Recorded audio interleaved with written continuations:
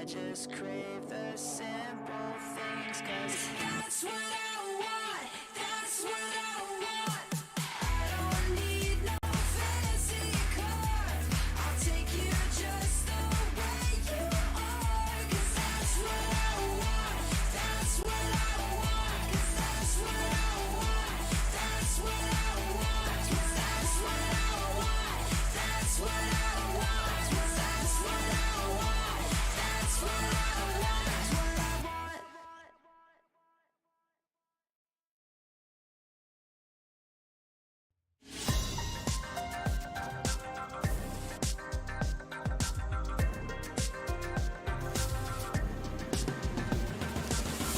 Moving forward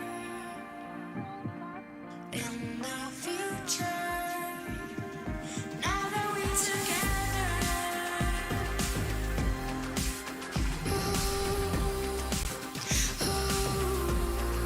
now that we're together,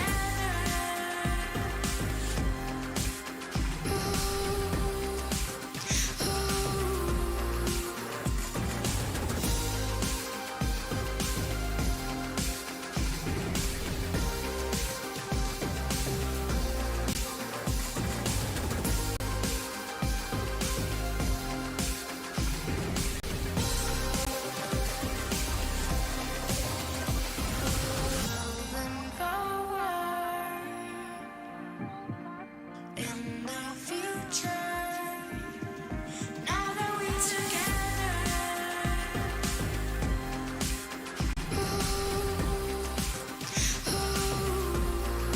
now that we're together,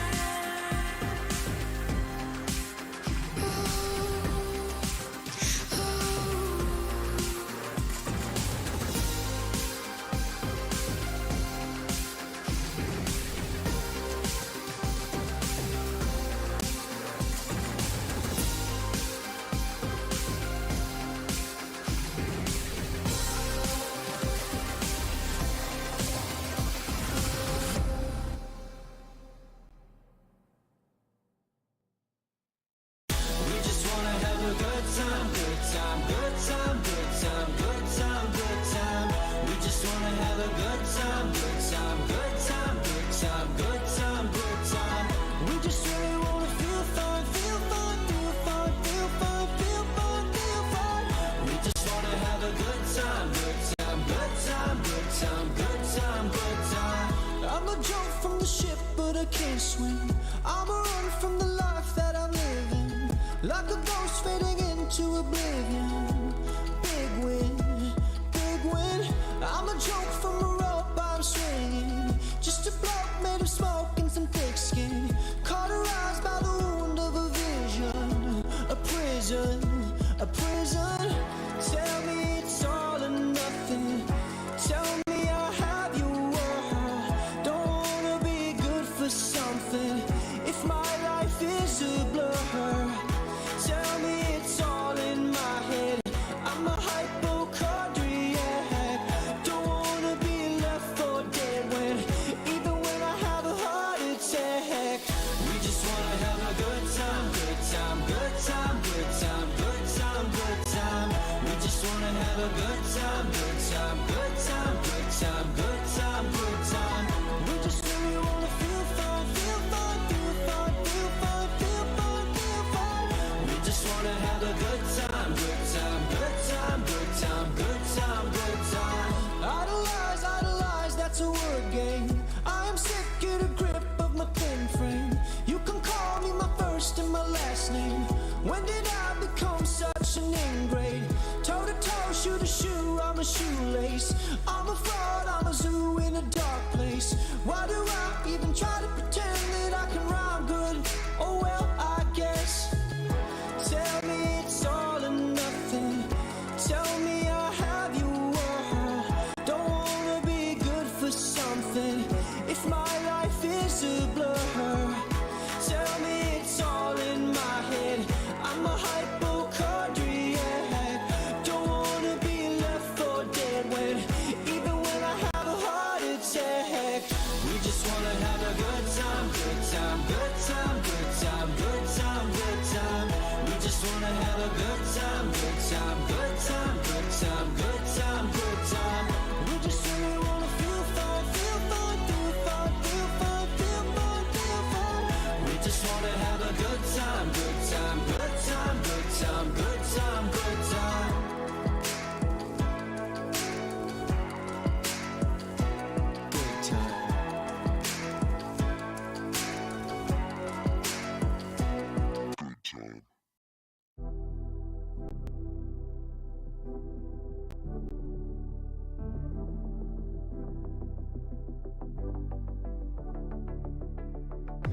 Don't you wanna tell me about the time that we felt fake? Turn your eye on the halo that you give yourself daily. Give me a new ending, cause I'm running free tonight. Don't want regret our story, wanna love and live my life. Always talking about where we'll be, gonna move out of the city. Spending our time daydreaming, living our life like a movie. I'm the only one who can make me whole. Pick me up, I'm the only one. Gonna ride this feeling and write a new beginning. I don't wanna pretend that everything I wanted was gone in the end. And I don't wanna pretend again. And I don't need to pretend I'm living in this moment, I'm living my best. Cause I don't need to pretend.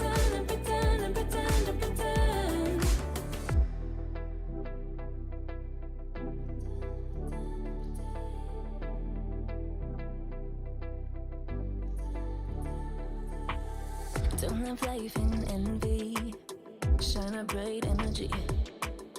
With the waves I'm making, gotta make sure I'm happy. I'm the only one who can make me whole. Pick me up, I'm the only one. I'm gonna ride this feeling and write a new beginning. And I don't wanna pretend that everything I wanted was gone in the end. And I don't wanna pretend again.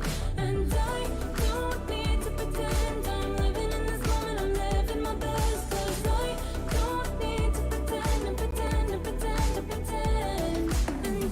don't wanna pretend that everything I wanted was gone in the end. And I don't wanna pretend again.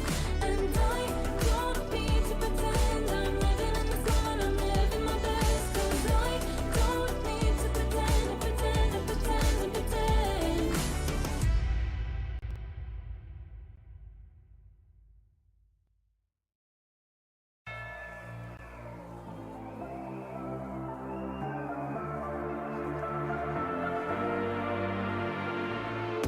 Ooh, this that cute, and a drama only venom when I get my dues. Respect, I'm the next tycoon. Got a pad full of greens, couple M's my soon. Unbeliever, do you see the confidence? Got some people waiting for me on the fence. I live ever, never see me on the fence. Best believe that when I win, it's common sense. I'm designed to fly, defeat all demise. The best me, no fear, no compromise. 100 degrees, I breathe more to life. You should disconnect and throw in the wires. And the hand that's in this. Gotta back it up a high percentage. Got a heart in my sleeve, non-stop. Stepping up to the sea, more shots. Getting those. I'm alive, unleashed in the fire. Out in the wild, you can never stop me. Watch me dive and free, and it's my time. Up in the stars, you'll never forget me. But not holding back on the side. Only get better with time. Ready to own what is mine tonight. I'm alive, unleashed in the fire. Out in the wild, you can never stop me. Yeah, I never wait up. Flowers say so they coming on the way up. A true fighter's what they always been afraid of. Cards had it close on my circle when I lay up. Switch the game every quarter like a time zone. Aim for the bus, tryna build up to this mind zone. Pave the way with only items that I might own. Imagine what I'm about to do, be an icon. Ain't a problem, just the haters that I might know. It's a night show, the way I'm about to make a movie with these lights. Know the one they be like me, they can try. All gold, everything when I write. Can repeat it, every legend gotta fight. A new world, when I flip, make it tight. Ain't nobody doing minutes how I like. Seat buckled up, going up like a bike. I'm alive, unleashed in the fire. Out in the wild, up in the sky, into the light. Watch me dive and free, and it's my time. Up in the stars, with every stride, our future's bright.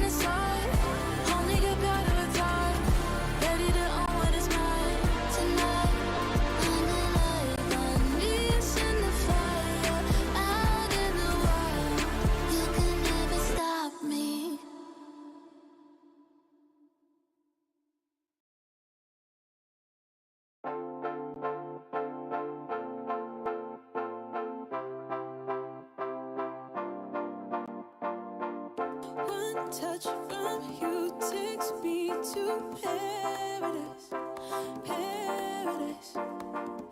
One look from you and I fall in your arms, in your arms.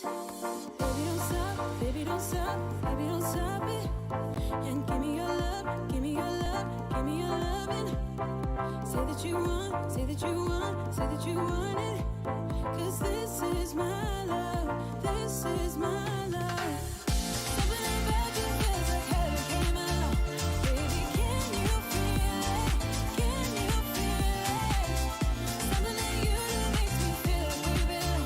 Baby, can you feel it? Can you feel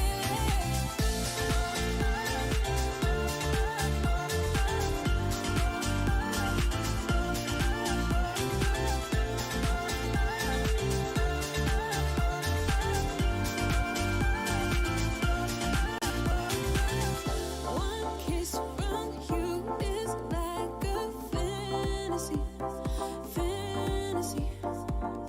It's like you go beyond my wildest dream, wildest dream. Baby, don't stop, baby, don't stop, baby, don't stop it. And give me your love, give me your love, give me your loving. Say that you want, say that you want, say that you want it. 'Cause this is my love, this is my love. Something about you feels like heaven came along. Baby, can you feel it? Can you feel it? Something that you do makes me feel like we belong. Baby, can you feel it? Can you feel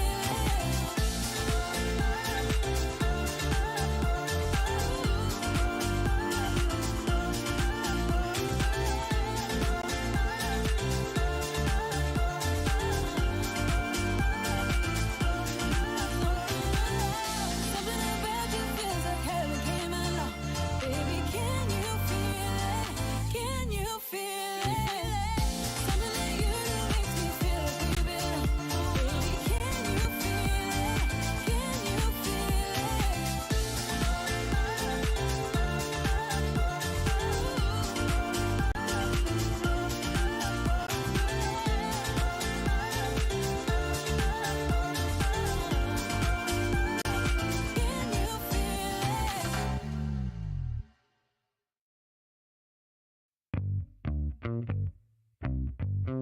Give it to me now. Damn, you're sexy, but you keep controlling my mind. Yeah. I've been thinking of reasons, but I can't deny. Yeah. 'Cause baby, you are not a girl, and you wanna punish me. Sugar, you got a hold, so come on, do what you please. My mind is saying no, but you're bringing me to my knees. I cannot deny you're looking so tasty, yeah. Damn, you're tasty. Ooh, you're looking so tasty, yeah. Damn, you're tasty. Ooh, so baby, lick your lips and take a bite. Baby, I'm all yours tonight. You're looking so tasty, yeah. Damn, you're tasty. Ooh, yeah. What kind of magic got control of me? Oh, what kind of magic you got over me? Yeah. Ooh, 'cause baby, you are not a girl, and you wanna punish me. Sugar, you got a hold, so come on, do what you please. My mind is saying no, but you're bringing me to my knees, yeah. I cannot deny you're looking so tasty, yeah. Damn, you're tasty. Oh, you're looking so tasty, yeah. Damn, you're tasty. Oh, so baby, lick your lips and take a bite.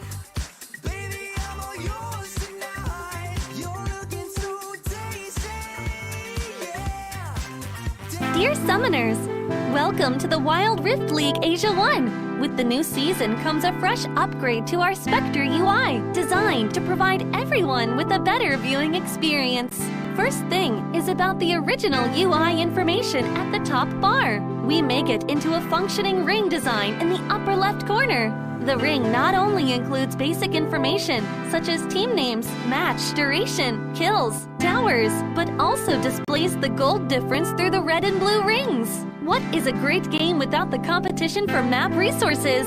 When a team takes down the elemental dragons and gets the buffs, the stunning special effects not only make the acquisition of resources more ceremonious, but the elemental dragon's specific color-coded buff energy blocks will also be intuitively embedded in the corresponding red and blue sides. Whether a team speeds up the match tempo by getting Rift Herald, expanding their lead by killing Baron Nashor, or stealing the Elder Drake for the final victory, the countdown timer special effects and the resource-specific color coding will help summoners watching the game to quickly understand what is going on in the game and capture the critical information. Additionally, we will display the whole in-game map on the top right corner. When the elemental dragons, Rift Herald, or Baron Nashor is about to spawn, the corresponding resources exclusive countdown will appear in the top left corner of the map in real time, providing clearer information on team tactics and map resources. The new UI will introduce 4 panel modes: the landing phase mode, pre-team flight mode, team fight mode, and post-team fight mode, a combination of 4 refined panel modes to ensure that the most important real-time data in the game is presented more intuitively and comprehensively than ever before. In the landing phase mode, in addition to the real-time images of the players,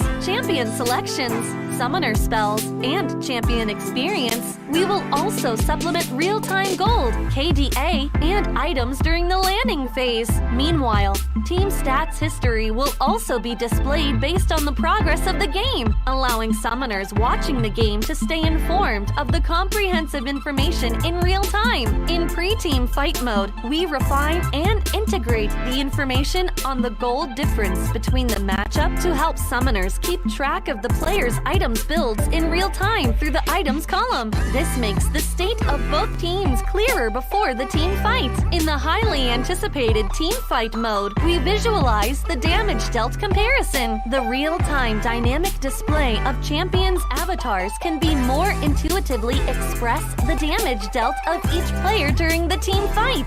The closer to the red-blue intersection, the damage is higher. We maximize the screen space for exciting team fights and gameplays. After the fierce team fight, we integrate the damage comparison of each champion to help summoners quickly understand the damage difference between the champions in each matchup during the team fight. Depending on the different game situations, there are more diverse UI combinations waiting for summoners to unlock. Our comprehensive, intuitive, and comfortable UI design aims to provide summoners with a better, more informative, and higher quality viewing experience. The exciting first season of Wild Rift League Asia is waiting for you. Summoners, we'll see you in the Rift.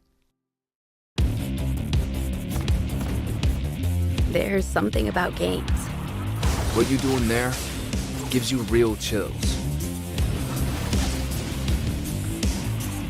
There is one thing that can't be stopped.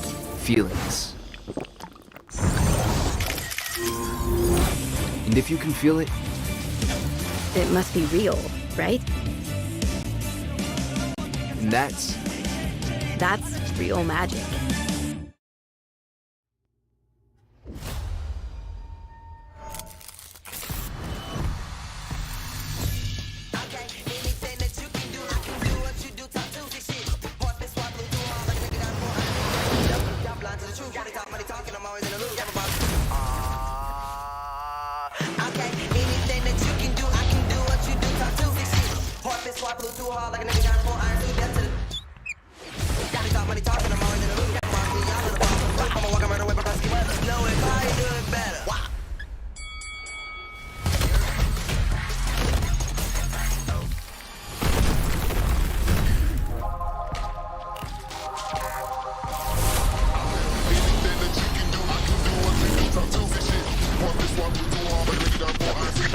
Shit, y'all blind to the truth.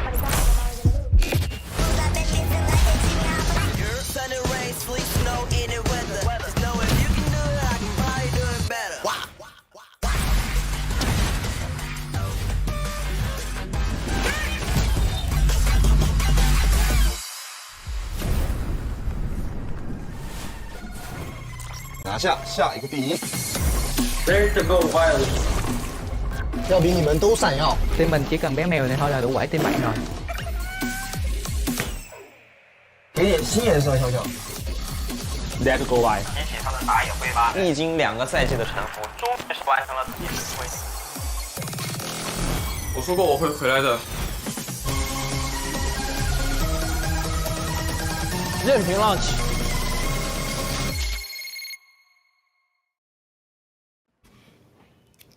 Welcome, welcome, welcome, summoners, one and all. Welcome to the Wild Rift League Asia, day number 3. I think it is. My name is G10 coming at you. With me is Guillaume. We'll be your shotcasters for today. And we have a doozy of matches for you today, don't we, Guillaume? Yeah, we have 3 sets of game just in store for you guys. 3 APAC teams gonna be battling it out here for today's schedule. And well, we have seen a lot of surprises and also a lot of action over the course of the weekend. Last time, Saturday and Sunday, as we saw a couple of teams rising up, a couple of those big teams having their first blow in their scoreline. And now, as we get introduced into more sets of batches here of our 20 teams, we are going to be seeing some of those teams who have participated as well in our Saturday and Sunday matches have their second chance right now, particularly KBG and Thundertalk. Though our first series is going to be very interesting because another PH team is going to come in our way. Of course, that's going to be NAOS Esports, but of course, let's let you guys in on how the format is actually. So we have the regular stage of the competition going in from April 8th to June the 11th. That is the round robin stage, and then after that we got playoffs June 21st to July 9th, and after that the finals, the big final the big final round where the best teams, yes, the showdown of the best teams in Wild Rift League Asia. So yeah, there have been 20 teams that have been split into 4 groups. You see 12 from China and 8 from APAC, and you know, it says it right there, teams from the same region playing in the single round robin, and teams from different regions will be playing against one group from another region once. So that means that China will be playing against other Chinese teams in the single round robin, while the APAC teams will be playing against each other, but only against another region's team in one, once basically in one group. So before each regular season match and before the finals, every team should go into a side selection game where they'll be able to select the side of their side on the actual match. So it's kind of like a warm-up for the teams, and it's a little prepper instead of the usual rock paper scissors that we have at esports tournaments. It's going to be a little bit more involved. It's going to be an actual game of Wild Rift. And we have seen a lot of those fun fight for side matches coming our way, and we do see a couple of teams or a couple of representatives for the teams, picking up interesting champions as well. Here are the standings, by the way, of all our, CN Confidence teams. So far, we do see JDG, JT, and EDG, and Nova Esports, and WHG getting their first win so far. And on the other side, we do see Trace Esports, Thundertalk, Best Gaming, FPX, and Weibo Gaming having to secure their first loss in yesterday's game. So it's going to be an interesting run for them, especially KBG, as they do have a scheduled match today against Thundertalk as well. Exactly. And yeah, TT and KBG, they're going to be coming in for blood, while the rest of our APAC teams, the 8 of them, will be coming on pretty strong today. So of course, KT.RY will be, or so for KT.RY, or you can call them KT Rollster. They have already gotten 1 loss, but they're going to try to make that up against Cerberus Esports later on. But Nigma Galaxy from that's not Passe, it's Passe. It's only a single S, but they do have 1 win. While the other team from the Philippines, NAOS Esports, is going to be going up against Rare Adam. A tough matchup for the APAC hometown heroes here. Oh, definitely. I mean, this is the first time we are going to be seeing them as well match up for today. I mean, it's their first game in this WRL 2023 season number 1. We have seen KBG and Thunder Talk in their first matchup yesterday against Nova Esports and WHG respectively. KT roster as well had their struggle against J Team during our Saturday match, and they will have their second chance this time against Cerberus Esports in their first match of the days. In terms of momentum, we do see them, kind of testing the water a little bit. It is going to be a 10-week long regular season, so a lot of chances to, get your groove going, set the tempo up for your team. But again, still, since the points are integrated in here, you have the responsibility to earn your points along the way to secure your spot in the next stage, because by the end it is just going to be top 2 in the CN conference and top 2 in the APAC region, and that is a big pressure. Yeah, and that's only 4 teams out of the 20 that we have going to be going into those playoffs. So without further ado, this match, let's check out the lineups of NAOS Esports and Rare Atom. So with Rare Atom first, of course, we got Zweem.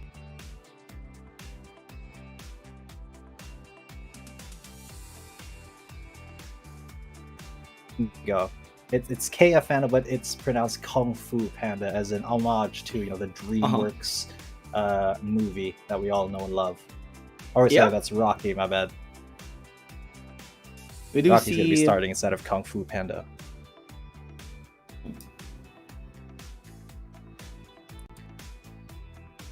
Actually, that is a little weird also, because it does say on the roster that Rocky is a solo laner and Kung Fu Panda is their mid, but I think Rocky's gonna be taking that mid position today, so that'd be pretty interesting to see. Oh, absolutely. And in here, we do see their highlights on the screen. These are their highlights, the things that they've been able to accomplish 7th and 8th in both the Snapdragon Pro Series 2022 China Masters and Ionia Cup 2022. Now that's nothing to sneeze at, actually. Even if it's 7th to 8th place, they were still able to make it to the top 8 of those tournaments with very stiff competition. So very storied team, kind of a storied team, but definitely going to be a big match for NAOS Esports. Yeah, definitely. And Rare Atom, not only are they have struggled in the recent tournaments, but they did prove themselves in roughly last year. Doing a really good job, sitting, I believe, 2nd place in the WRL Challengers 2022 season number 1 against Team 4 Champion, the team of KG, Weiba, Yu, and Win. Now going on various teams, but it is a big feat that they actually pulled through over the course of that year. And now going against NAOS Esports, a relatively NAOS Esports here. We got team Tom, as well, Zhao but P, the members Mitsura, they are Mirmo, veterans and right now. Raph. Tom, Zhao P, Mitsura, Mirmo, and Rafi have incredible and vast amount of experience in the League of Legends. Rafe. Wild Drift. So, fun fact, and they Mirmo have come their way securing top spots in various tournaments as well. But he is pretty old. Sorry, yeah, I think you cut out there for quite a bit. I was just explaining to them, NAOS Esports. All right. Well, yeah. Particularly Mitsura. Mirmo was a very kind of an old player in the Philippine esports scene. When I was a League of Legends team manager, he was actually one of my players. He was the ADC, so good to see him having some success here and making it into the Wild Rift League Asia. And for this iteration of the NAOS Wild Rift team, they did get a win in the Infinite X JCL tournament in 2022. And while they're looking for more accomplishments, as this team is relatively new in terms of being organized. The members are veterans and have come their way all throughout many tournaments over the course of their time. especially Mitsura, you know, one of the most talented mid laners that Philippines has ever produced. A young, talented player now being handled by NAOS Esports. They're going to be looking to fully utilize these players and, you know, make more highlights for them. It is going to be a big start of them as well. So, big responsibility. But I'm really excited on how they are going to be performing, especially on these CN confidence teams. Yeah, it was definitely an exciting prospect for the Manila team, because going up against some of the best talent in China is, you know, something that they haven't been able to really do yet. So it's going to be very cool to see how, you know, our personal hometown heroes stack up against, you know, boys up in CN. That's going to be coming up next with Rare Atom. So, you know, while this is a top tier Philippine Wild Rift team, they're still going up against you know, a region that historically has been so much better at both League of Legends and Wild Rift. So it remains to be seen how their performance will actually be in the Wild Rift League Asia. But, you know, hopes up. Let's keep excited for this. And of course, big thanks to Coca-Cola. It's going to be an first time I came to the for sure. And well, we'll see their introduction. So can you guess what it is? What is this drawing? Is this a charger? Oh, It is all right. charger, because I like us to be always fully charged. Oh, that's good. Did you know? From Negma Galaxy, Draw actually drew a water for the matchup. That was his gift. Interesting. Against Trace Esports at that time. So this time it's going to be a charger. Very cool.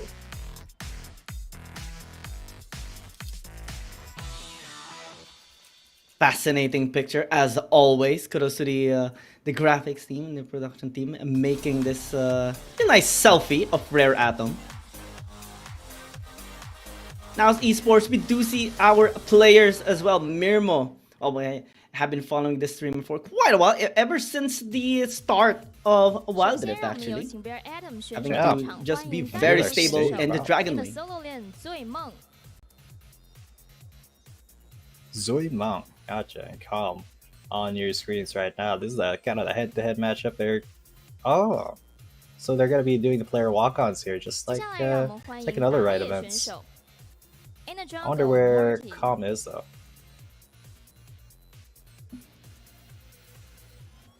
Or are they just doing, you know, like per team? I think that they're doing per team. That's a walk. Yeah. Unfortunately, you know, we're not gonna be seeing some of the APAC region teams here on the stage just yet. Just primarily CN confidence teams, so it's not gonna be a matchup walk. Head-to-head matchup. Maybe on the playoffs we will see them, as that's something to look forward to. Oh yeah, that's true.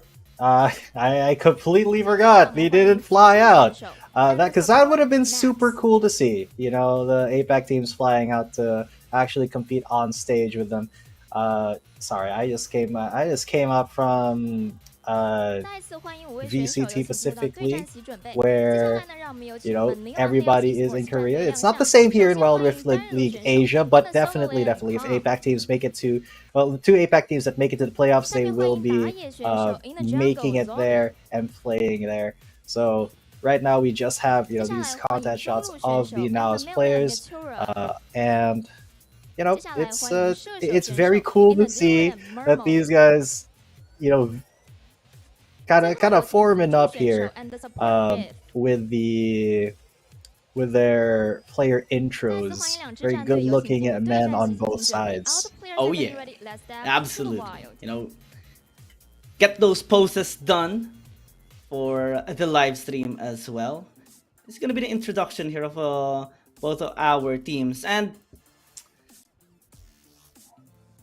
it's also interesting, you know, having to set up this tournament in a wide coverage. You know, we have teams in the China conference in their area. We have teams from Korea, from Vietnam, from the Philippines, and all of these regions coming together in just one big event. And it is a high pressure situation for sure, but it's also it's also nice to consider the fun that they are going to be having all throughout, especially the fight for side. It always has been, entertaining to see. We have seen a Teemo versus Teemo versus Yasuo. We have seen, really aggressive champions like Irelias and Ribbons, Darius as well.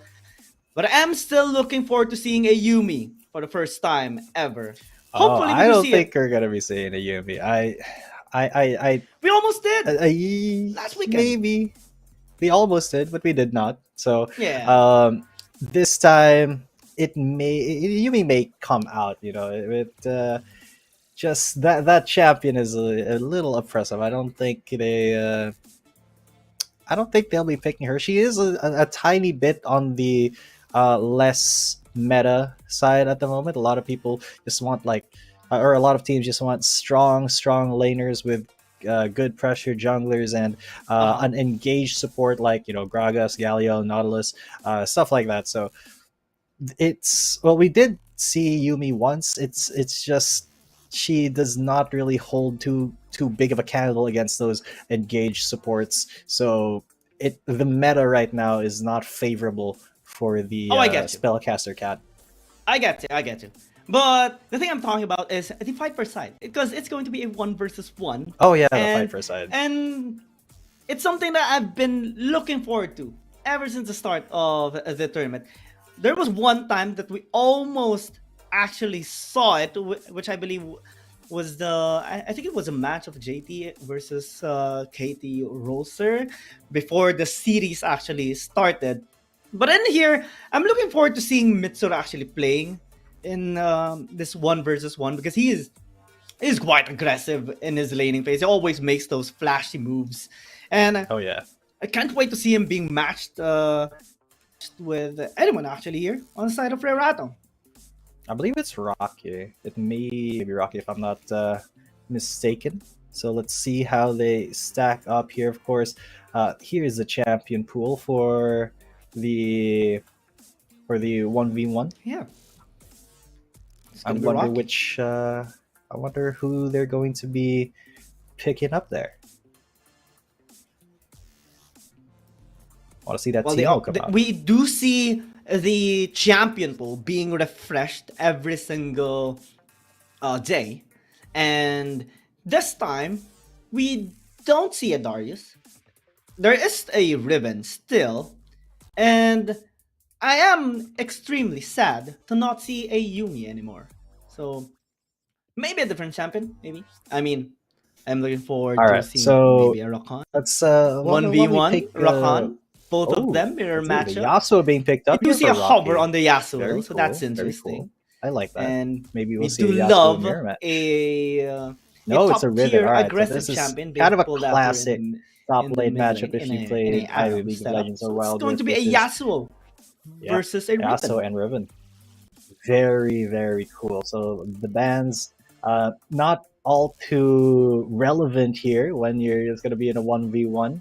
So it's definitely a skill matchup, that's for sure. Definitely a skill matchup, but this is going to be very fun to watch. A classic matchup between the two Wind Warriors. Yeah, absolutely. I will give the edge though towards the Ribbon simply because of its early game dominance capability.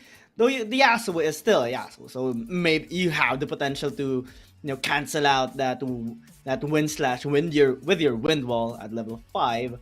Or maybe dodge a few of the attacks coming in his way. But this should give an edge towards NAOS Esports here. But it's a best 2 in terms of kills. You have to secure 2 kills before you actually win the fight for side, and it will give a momentum boost as well, because not only do you win in this game, it allows your team to be able to be the one to choose your side, whether in the blue side or in the red side in all the games. And it's also a fun activity. We do see the players or the teammates just having a good time here.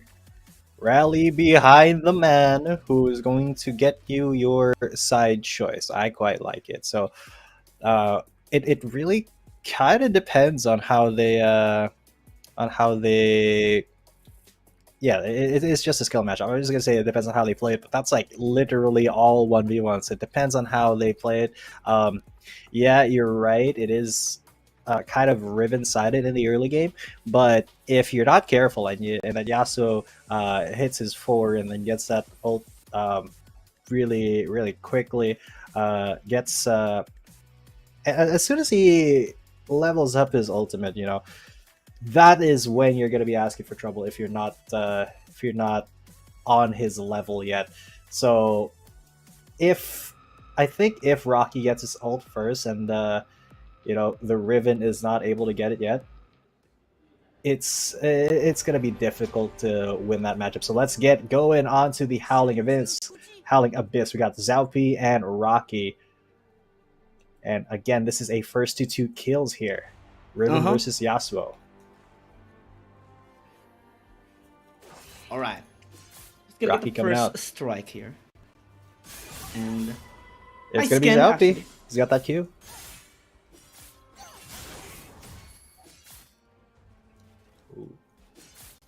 Did take a bit of damage there coming from Rocky. So it is just the start of the match, and the Steel Tempest can be a big hassle whenever it hits you. The Riven here, Zaupi, is more on the all-in nonetheless, so he will just pace himself, probably a level 2 or level 3 when he does have the shield and the extra stun. Yeah, he has to stop getting hit by those tornadoes, those Steel Tempest third strikes. But he did win that trade. Rocky down to about half health now. So if he has so much advantage, so much priority here, and the wave is pushing towards him, so he can freeze near his tower if he so wants to.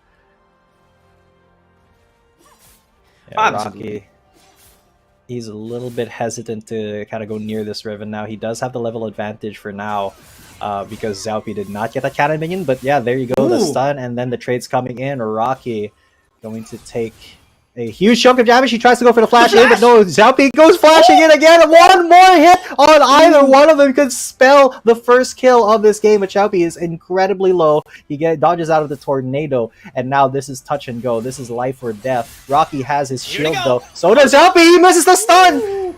Woo! Heart stopping because Rocky just took some damage there, but he's gonna regenerate shield, and now there's the heal coming in. Can Zaupi get in? Yes, he just barely missed out on the heal. Unfortunate. So now Rocky has so much priority. Well, both of them can go back to the base either way to, you know, maybe pick up an item or heal up a little bit. But this should give Rocky already a big edge. Not only did he get a heal, but the shield on his passive helps him so much actually in those trades. Especially that most of the time it does hit those tornadoes onto Zaupi. So now as they go and get their items, I'm kind of getting nervous onto Zaupi right now, especially that we do see a bit of a hesitation coming in here whenever he tries to close a distance, and most of the time it does get hit by the Steel Tempest. Yeah, Rocky is just very talented, very good at hitting those third tornadoes. But Zaupi very aggressively going in onto Rocky, did not go for the stun, does not want the whole trade.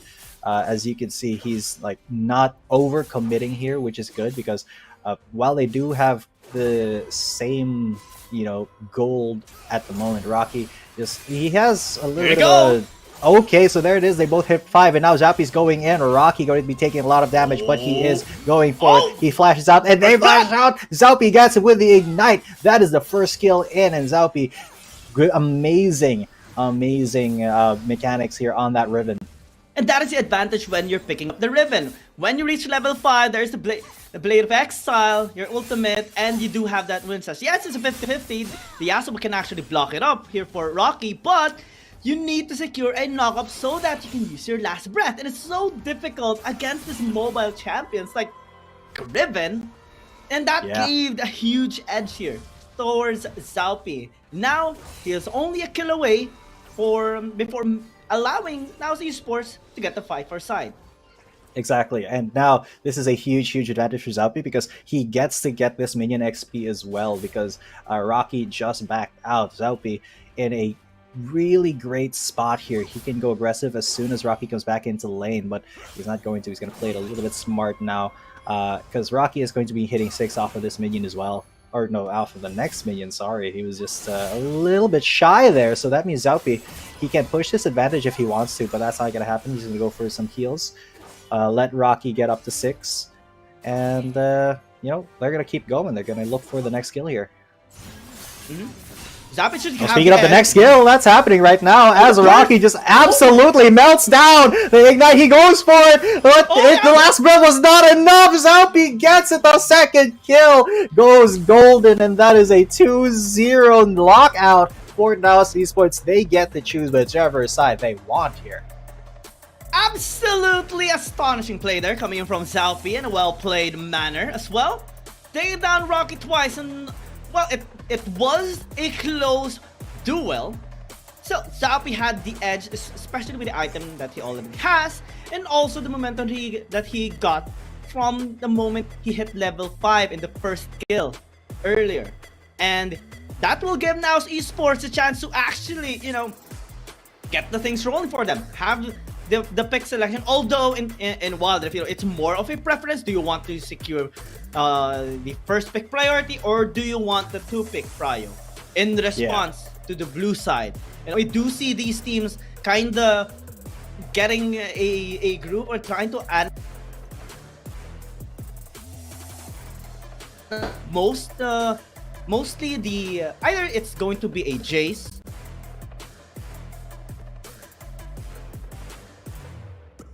These champions are actually banned. It gives a little bit of an edge towards the red side since you do have the option to pick up 2 champions, especially in response to the support pick off as well.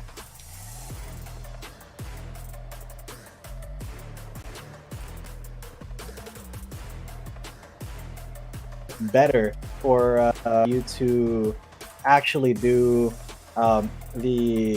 get the second pick instead, because that gives you 2 champions. That actually really depends on whether or not your composition revolves around, you know, denying your opponent their first champion, because that is something that a lot of teams can actually do. And ooh, very fancy, Mirmo getting fancy with a glass of wine there. That's kind of cool that they have a glass of wine just chilling. You can see NAOS very relaxed right now, especially after that side win by Zaupi. So NAOS Esports gonna be picking up red side here after the after they want the prioritizing more on the 2-pick preference. You know, having some information. What champion Rare Atom is going to be picking up? Will it be a priority? The Nautilus will be a priority on the Jays, and they will have an edge as well, picking up possibly a fighter or maybe a mage to counteract the pickings here of Rare Atom, plus a support. That has been the trend so far in the first 2 days that we have seen these CN and APAC regions competing against each other. Rare Atom, they have a bigger responsibility later on to kind of assess NAOS Esports as well, because NAOS Esports as a team, as an organization, despite being relatively fresh and new, they have a vast amount of experience already, and they are ready for this matchup against Rare Atom. Yeah, they are very ready, raring to go, and you can see a lot of top lane priority in the bans already. Aatrox, Fiora, and Shen taken out of the pool. What is going to be next for NAOS? Because, yeah, Camille, definitely a huge champion there to get out of the way right now. I think Gwen and the Renekton may be the next priority bans here, just because the Baron lane is such an impactful lane in Wild Rift, especially early on. Zoe, though, now Zoe, that may be a little bit of a respect ban here against Mitsura. Well, it has been the common ban actually in the CN conference, massively taken away in the first banning phase, In the APAC region, it's usually let out since there is more of a preference towards the Ziggs, Lux, and other mages. Actually, like the Karma, we do see the Senna being more respected here. And Rare Atom, they're going to be picking a risky champion here. The Jax early on, very risky. So far, we only have seen one game in which this Jax has won over the course of the tournament, and 3 losses. Actually, that is a relatively low, but we do see the reason why. Late game scaling is still prominent on this champion. Dueling is essential for split pushing, and when you unlock it and when you pave a way for your Baron laner to actually have space to go around pushing the side lanes, that is going to be a big win. Exactly. But also, I love the AR on this stage. That is amazing. I love that Riot Games has kind of stepped up the budget for that and gotten the technology for that in most of their esports. We've seen it in League of Legends, Valorant, and now Wild Rift. That is Olaf coming out swinging. I absolutely love that. Speaking of Olaf, he's going to be the jungler for Rare Atom, while NAOS, they prioritize the Jace. I can flex that or top. While the Gragas, I'm pretty certain that's going to be a support Gragas just because he's so good in that support role. Mirmo going to be going on the Ashe. Now that is a really decent pick for ADC right now. Yubi looking to be banned out next. I love the Ashe pick coming in here from NAOS Esports. This is a taste of... This is like the flavor of the Philippine regions. They love pick-offs. They love getting vision across the map. And both of which are very much capable. When you pick up the Ashe, you have the Enchanted Crystal you can see, Arrow, like, the style and you have your that, when you can check an area as well for vision, having information where your enemy team will be there as well. But something is still, lacking on the side of NAOS Esports, and that is AoE damage. They might struggle on team fights wherein Rare Atom is gonna charge head-on against them, especially with the Olaf being able to negate most, if not all, the crowd controls gonna be thrown at him. And also the side lane is going to be quite crucial here on the side of NAOS Esports. Calm should be very much ready against Zuimeng in the side lane, especially that this Jax has the potential to be the one dictating the flow at around 15 to 20 minutes into the game. Yeah, so the rest of the band is going to be rounded out here. Kha'Zix taken out of rotation, Riven as well. So Rare Atom believes that Jace will be in the mid lane, and they might be right because Renekton is the next pick here for NAOS Esports. That's Calm on that Renekton. Definitely a good pick against a Jax early on, but if you're not able to get kills and kind of snowball that lane, then the Jax is able to farm up and actually scale up. That's going to be your game. However, Yushin, that Varus, definitely a great pick against that Ashe. 2 archers here in our Dragon lane. 2 archers with their engaged supports, Nautilus and Gragas. But that is what I love to see. The Lee Sin for Xiao Pi. That is going to be a big playmaking jungler right there. And if Rare Atom is not careful, if they don't ward right, if they're not able to call this Lee Sin out, then it's going to be a very, very good time for NAOS because they do love getting those ganks on. They want to get fed early. They want to keep that Jax behind. So I'm already seeing the game plan for both of these teams here. Yes, absolutely. Early game dominance is the path here of NAOS Esports. Trying to set the trend, trying to set the movers, and trying to control the whole map. Given that they have the Lee Sin, they have the Renekton, they have the Jace, all 3 champions are very, very aggressive and can definitely threaten the solo lanes. And since, Rare Atom has picked up the Jax, the Akali, Olaf, those 3 champions will actually have a conflicting situation on these aggressive pickoffs of NAOS Esports. They have to avoid the ganks, they have to avoid being picked off early on because it's going to be very difficult.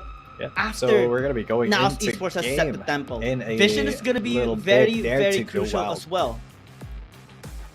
Yep, incredibly crucial here. Wild Rift League Asia, this is going to be the first game of the day. Day number 3, ladies and gentlemen. We're loading up onto the Rift here. This is NAOS Esports versus Rare Atom, China versus the Philippines.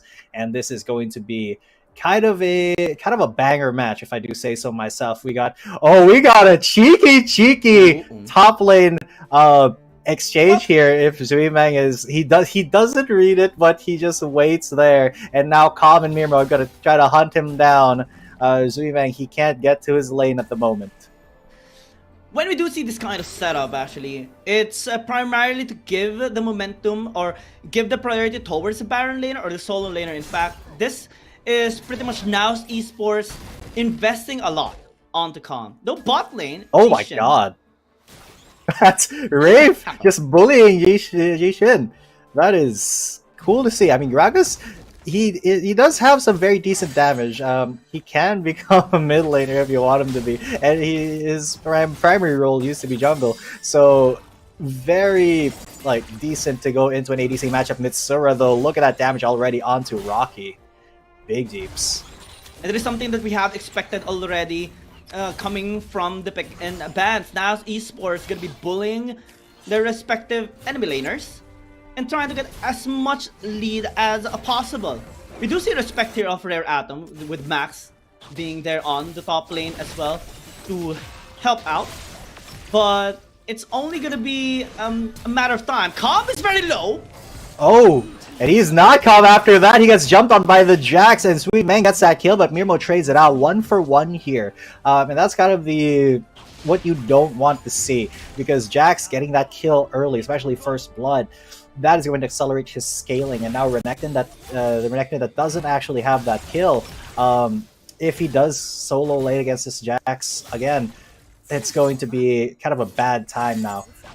However, he's going to be solo laning now. Unfortunately, that Jax is going to be having a really chill time. Oh yeah, now it's Esports, Rare Atom getting a kill each for themselves. So we do see a bit of a lead here in terms of goal of now Esports. This should be a bit of a pressuring situation for now Esports. Morty is here. Yeah, NAOS is gonna get jumped on. Morty is there to come in. He's gonna pop his Ragnarok and just take him out. He's gone. Mirmo gone.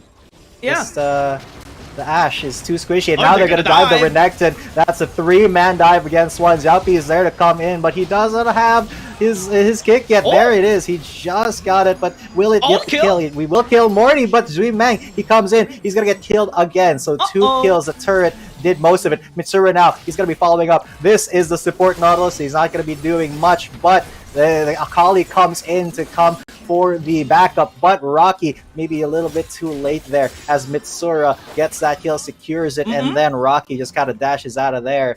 Overall, that I think came out in NAOS' favor, although it was a little bit even. It was 3-for-3, I believe.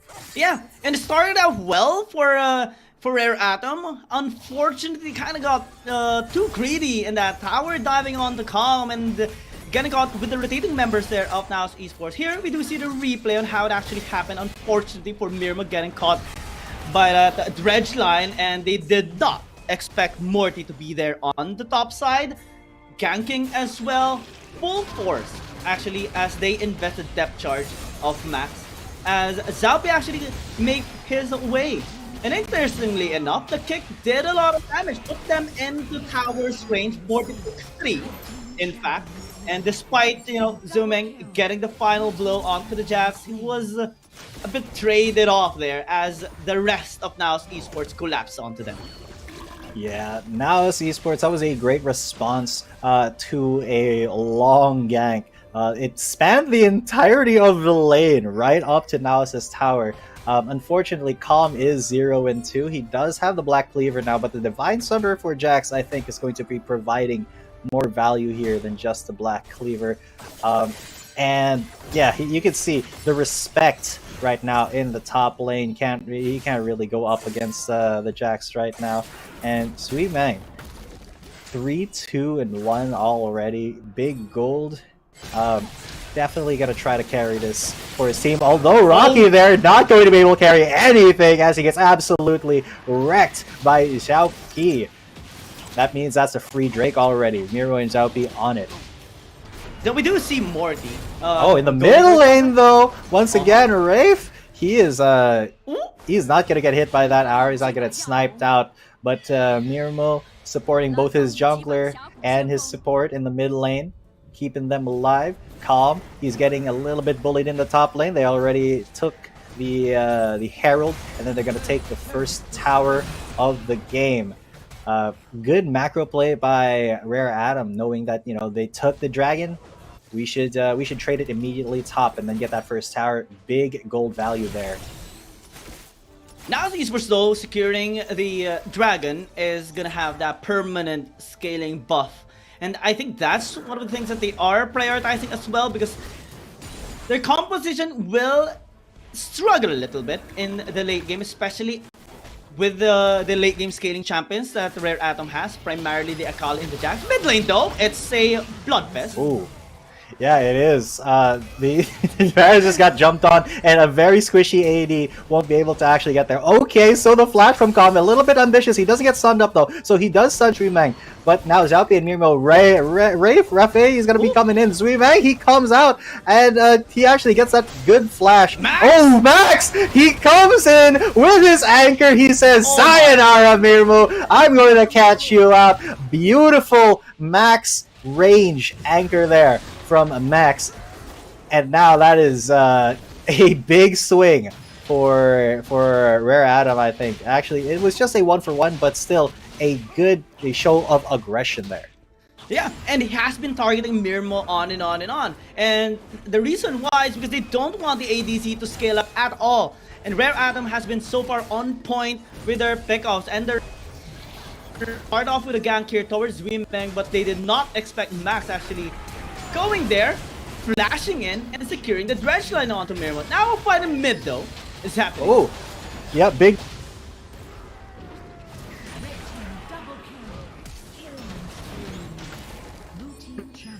From there, but the slow will keep them out. No chase here from NAOS. Just smartly going to go for more objectives here. Going to counter jungle a little bit and try to get some damage on the turret. Max is playing a very dangerous game. He's pretty low, but I don't think they're going to dive him. Unless Yishin is incredibly low. Gets a Sonic Wave, and that's really cool. No, he gets knocked up by the death charge, and he's out of there. Safeguards off onto Mirmu, but now Mitsuru is caught. Oh my god, he absolutely lives!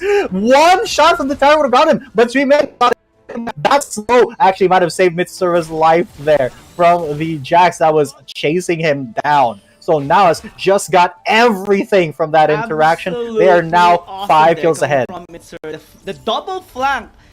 Rare Atom thought it would just be Xiaopi, but little did they know Mitsuru was also on that red side jungle of Morty, aiming to get those kills. And now we do see both of them actually sitting at the very top of the gold scoreboard. And arrow, not good at connecting. Good try.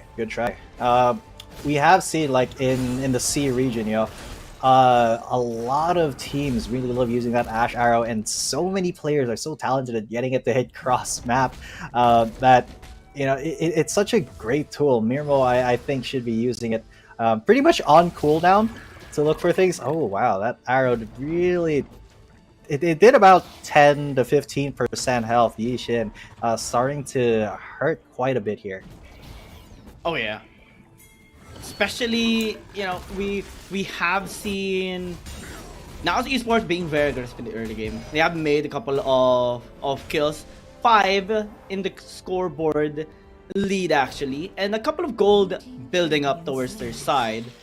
But we still see the scaling of Rare Atom pretty much massive, especially with the kills that Zwimeng has gotten over the past few minutes, 4 and 3. Oh, so that is a big catch there. Now Zwimeng, Xiaopi has to flash out, but everybody's flashing in as well. Mirmo may be the next one caught here, but the Renekton is there. He's a big tank now. 1-for-1 so far, but the Jax is dead. And now they are going to go onto the Herald. Morty is there. He finishes desperately. He does get it, but that 1-for-1 gives the pressure over to NAOS Esports, because now they can go over to the mid lane.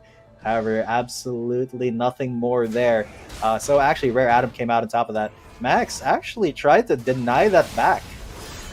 But there, a great catch. A great catch here from Max. Actually got this in their bag.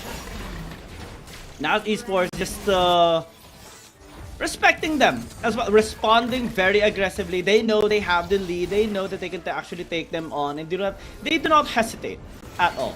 Look at though, being spawned here in the mid lane is a bit ambitious. It won't actually reach the tower for sure. Very ambitious. Just take it down. But the Dredgeline not hits again, and Rafe is the target, but he is pretty tanky. And now Xiaopi's gotten in with the Sonic Wave. He got the Dragon's Rage as well. Now Dreaming incredibly low. Max trying to fight back. Rocky's there as well, but the team fight is separated for RA. How can NAOS get here? Oh my god, Calm is in the middle of everybody. They already got the first kill, and now they're chasing away Rare Atom. Mitsuru flashes in. He goes to the skies, but he doesn't get the kill yet. He gets Dredgeline and maybe in a bit of damage, in a bit of danger, sorry, but Morty does get taken out before Dreaming is able to actually come in. Yishin is so low that Arrow Barrage could have actually taken him out, but no, they're getting chased down by Rafe. There's a vision onto them from Mirmu, and oh my god, it hits! Whoa. From across the map, he flashed right into it and channeled Crystal Arrow for that kill. Dreaming now fighting back. He's not dying, but Mirmo's not killing. Dreaming, he gets the stun. Will it be enough? Yes, it will. Oh. Two incredibly low health champions on Rare Atom were able to turn that around and actually kept it even. It started off really nice actually for NAOS Esports. It got a little bit too greedy at the very end, and that stasis play coming in from Max was just 1000 IQ. Pinning them and baiting them right is all it got. That enchanted crystal arrow, absolutely beautiful. But this is the part wherein they got a little bit greedy. Swimming was already really. Oh god, that Dredgeline though, and that stasis play. Look at the heal. Oh my gosh, the grass, definitely has the Blade of the Ruin King and the Divine Sunder for sure, and that helped them so much. Look at the damage and that he actually dealt into a team fight. Just incredible. Yeah. Absolutely. Oh my god, that enchanted crystal. That's what I was saying when I said that Mirmu should be using it on cooldown to catch people out. He just popped that Ragnarok on his own. He immediately got the Ragnarok after that enchanted crystal arrow, so now they know that that's not on the table for RA at the moment, so they're going to be ganking the Jax. They have already gotten the flash, but then the Sonic Wave to follow it up. Dreaming, he is going to be able to queue over onto Morty though, so that just barely saved his life. His teammates coming in clutch. Rare Atom right now still trying to make some ways here in this game. 13 minutes in. Dreaming scaling up constantly as well as a Rocky. NAOS Esports still pinning them down constantly. Split push though is enabled now for Rare Atom, and we do see Rocky and Dreaming being on the side lane as they try to stall the pushes from NAOS Esports. Here is the gold difference over the course of time, and we do see still NAOS Esports being very stable, but we're already almost at the point wherein Rare Atom would be able to match them in terms of damage in the late game. Dreaming! Oh my god, Dreaming gets caught by that through the map enchanted crystal arrow, but there wasn't enough CC from Calm and Mitsuru to actually lock him down for any good amount of time. But Xiaopi's come in. If he hits the Sonic Wave, he doesn't even hit the Sonic Wave, he just goes for the Dragon's Rage from the safeguard. But now everything is coming out as Dreaming goes down. Max is going to get taken low, but Yishin with the ultimate, the Varus Chains of Corruption, going to be taking one down. But there you go, the Q, the piercing arrow right through the heart will take one member of NAOS down, but it is still a 1 for 2, sorry, in favor of NAOS. That enchanted crystal arrow lands again, and Yishin is going to fall. Max is next, although he delays it for a little bit with stasis. Calm, he is tanking turret, and he will actually not die to turret because he got stasis. The zone you play, Morty, the last man standing for Rare Atom. NAOS has just been catching Rare Atom left, right, and center here. Now is the time we do see NAOS Esports wrecking on the members of Rare Atom. They do not hesitate. Even if there is a response coming in from Rare Atom, they will continue to march forward. Beautiful. And Mirmo, with the enchanted crystal arrows, always on point, homing missiles on these arrows, always connecting onto the best possible targets. And that was very scary. That was good. When they came. Yeah. You see that safeguard into Dragon's Rage because he didn't want to get stunned after that, so he didn't want to use his Sonic Wave to get in. He wanted to use the safeguard and then bait out the counter strike, get the Dragon's Rage, get out of there, walk back, and deny the stun from the Jax, and then Sonic Wave back in. But then the rest of RA came in, and you know, Xiaomi did get clapped, but that led into the rest of NAOS securing all of these other kills. That was a 4-for-1, and that means that, you know, they are now up 8,000 gold. That came from a 3,500 gold. So this time they're creating more space for them, a bigger space against Rare Atom, and it's causing them to be a little bit. Causing Rare Atom to be a little bit hesitant in contesting them in anything. Mortis should be the front alongside with Max, but given the pokes coming from NAOS Esports, they're chipping away most of their HPs. And swing and a miss. Field goal from the Enchanted Crystal Arrow, but with that Drake up right now, it's going to be a big risk if Rare Atom tries to start it, but they have to because they can't afford to give the soul over to NAOS. And NAOS already there and contesting. They know their limits here, and they know that Rare Atom can't afford to, you know, not start this. So that's going to be coming in, and Rave already goes incredibly low. He goes for the stasis buck from the back of Calm, absolutely shredding the health bars here, and the low health bars are going to start falling here for Rare Atom. Big damage here. Yishin gets caught by the Sonic Wave and gets followed up. Last man standing won't be standing for long. Rocky gets taken out, and that's an ace for absolutely nothing. So clean, NAOS, so good, and they're going to be barreling down the mid lane. They're gonna be ditching the dragon and go straight towards the base as they have won such a clean sweep team fights against Rare Atoms. The death timers are really low. Now Esports know what to do. They're gonna end the game and secure their first point in this series against Rare Atom. A commanding victory from NAOS Esports. They knew exactly when to go in hard. They knew exactly when to pull out. And you saw that. They just got hyped and then were told to sit down because they have another game coming. But that was incredibly clean. Amazing to see from a Philippine team against one of China's 12 teams. So well done on that first game. However, Rare Atom, this is a best of 3. They can still take it back. Oh yeah.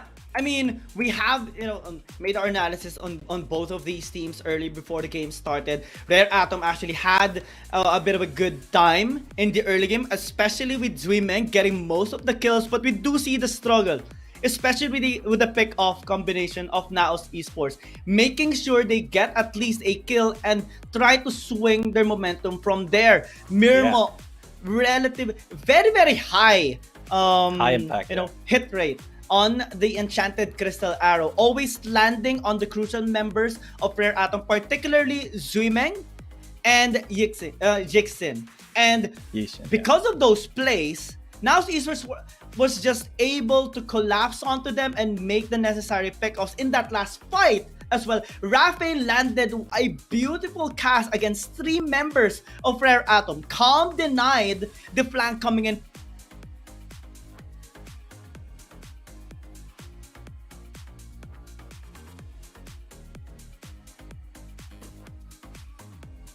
All right, so I do got to commend Zaupi as well because he had such a huge impact on that Lee Sin, getting Sonic Waves out of nowhere, and his patented guard against Rage, just to bait out the counter strike from the Jax. I think that is a matchup specific thing that top teams do have to be aware of, because if you land that Sonic Wave on the Jax, you don't take it, right? Because he's going to counter-strike and then you're going to be at a disadvantage. But if you safeguard into Dragon's Rage and then he activates counter-strike, you can run back a little bit and then hit the Sonic Wave. And then when you come back into it, he won't have counter-strike anymore, so you get full damage and your team gets to follow up. So big props to, Zaupi. He did have huge impact there. And overall, just a premium performance from NAOS Esports. Really showing Rare Atom that they're not to be underestimated here. Oh, absolutely. It's still just game number 1. It is a massive swing towards the APAC region, this Philippine region team, NAOS Esports, especially with this kind of combination. Definitely the meta in the Philippines, the APAC region. Highly aggressive and always looking for picks. Rare Atom, they suffered their first loss in the series already, primarily because of this double scaling, though they did have a really good strategy all throughout the map, responding to those gangs and also creating some opportunities for themselves. But I think it's already quite established that this double scaling, triple scaling will really struggle against these early aggressive champions that now Esports has gotten. So maybe a little bit of respect, maybe a different lineup of Rare Atom would allow them to push this to a game number 3, because their playmakings were also awesome. It's just that it was really a struggle for them, especially because of those pickoffs in the early game. They're just not ready to pop off just yet. Absolutely. And I didn't even notice that that Mitsura had such a huge impact, 9-1-7 in that game, and he had the most damage. So, you know, a huge this guy is full of wonders. Exactly, to Mitsura. Just capitalize on absolutely everything he could. You know, that Jace damage is nothing to be scoffed at. So, you know, he may be drawing a respect ban over there. I do think he's going to be taking the MVP just because of the high number of kills that he got. However, Xiaopi did play a huge part as well. I think he was 5-2 or 5-1 in 12 with participating in 17 kills. So really high impact. And this is kind of how the Philippines likes to play. You know, as you said, they love to get picks, but they also love to you know, kind of orchestrate these situations where you're kind of afraid of venturing into your own jungle because they can be waiting, and that's kind of what they did. They controlled most of the map, and Xiaopi will be taking that MVP. Well done, 5-4-12. That Lee Sin absolutely fuzzy to this game for NAOS Esports. So I'm not surprised to see Xiaopi on this MVP board at all. Yeah, I mean, he has been consistent in making the plays all throughout the game. Ganking on the top lane, helping out Cam, ganking in the mid lane, helping out Mitsura, and pairing up, having a really nice synergy with Mirmo. So I'm very excited for next game, and definitely it's going to be an amazing one again. Yeah, speaking of next game, we will be getting to that game number 2 in just a little bit, but we'll be taking a very short break. Ladies and gentlemen, do not go anywhere. You're still watching the Wild Rift League Asia 2023 first season. It is still NAOS Esports versus Rare Atom, and we will be right back. I'm a joke from a rope I'm swinging, just a bloke made of smoke and some thick skin, cauterized by the wound of a vision, a prison. Tell me it's all or nothing. Tell me I'll have your world. Don't wanna be good for something if my life is a blur. Tell me it's all in my head. I'm a hypochondriac. Don't wanna be left for dead even when I have a heart attack. We just wanna have a good time. We just wanna have a good time. We just really wanna feel fun. We just wanna have a good time. Idolize, that's a word game. I am sick of the grip of my thin frame. You can call me my first and my last name. When did I become such an ingrate? Toe to toe, shoe to shoe, I'm a shoelace. I'm a fraud, I'm a zoo in a dark place. Why do I even try to pretend that I can rhyme good? Oh well, I guess. Tell me it's all or nothing. Tell me I'll have your world. Don't wanna be good for something if my life is a blur. Tell me it's all in my head. I'm a hypochondriac. Don't wanna be left for dead even when I have a heart attack. We just wanna have a good time. We just wanna have a good time. We just really wanna feel fun. We just wanna have a good time. Good time.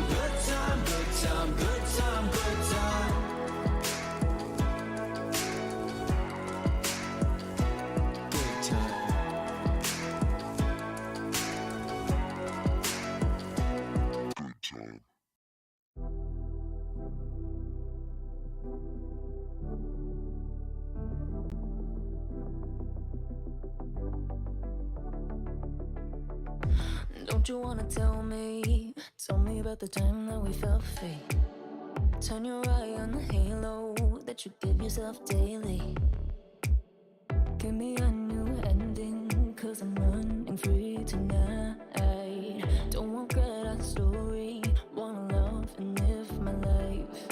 Always talking about where we'll be, gonna move out of the city.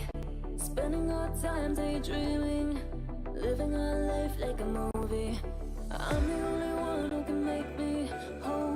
Pick me up, I'm the only one. Gonna ride this feeling and write a new beginning. I don't wanna pretend that everything I wanted was gone in the end. And I don't wanna pretend.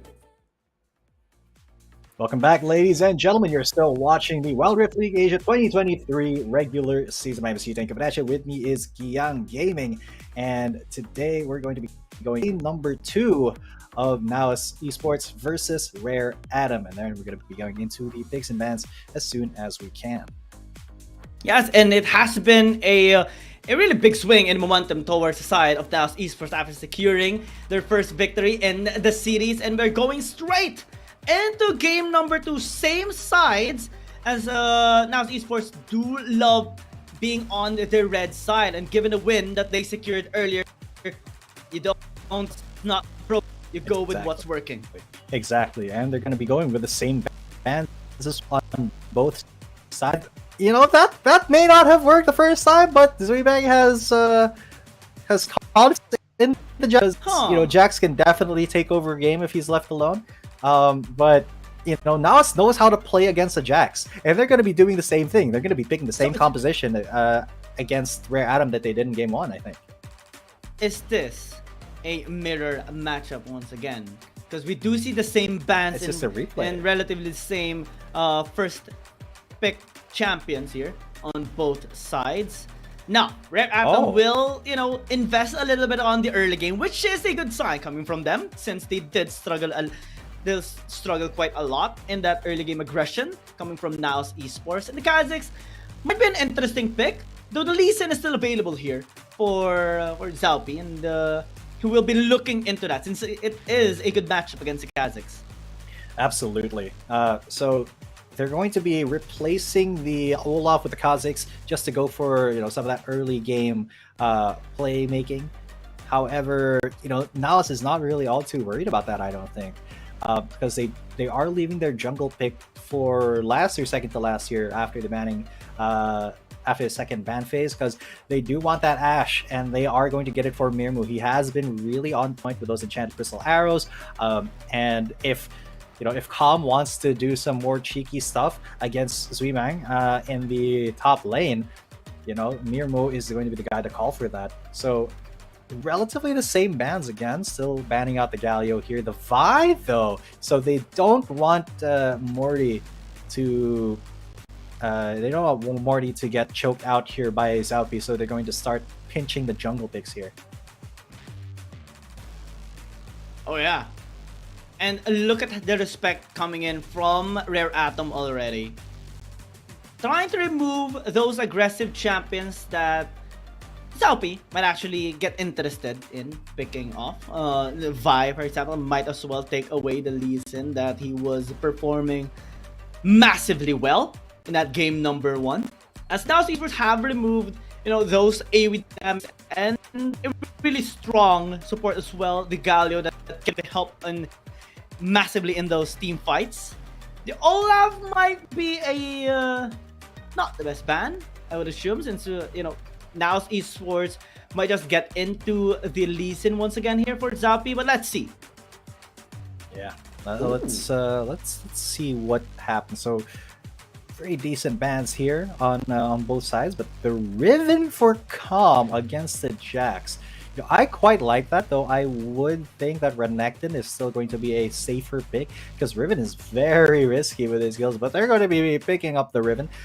Could be either for Calm, could be for Zhalpi as well, if he wants to be a little spicy with it.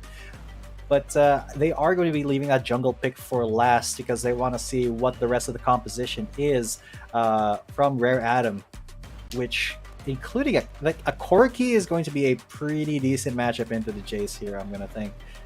So we'll see what their support pick is as well. Max, he did have some great support on that, great success on that Nautilus, but now he's gonna be going for the Rakan. Oh, definitely. Going for an anti-engage, a definite crowd control. Ooh. No way! Yo! What? Kassadin?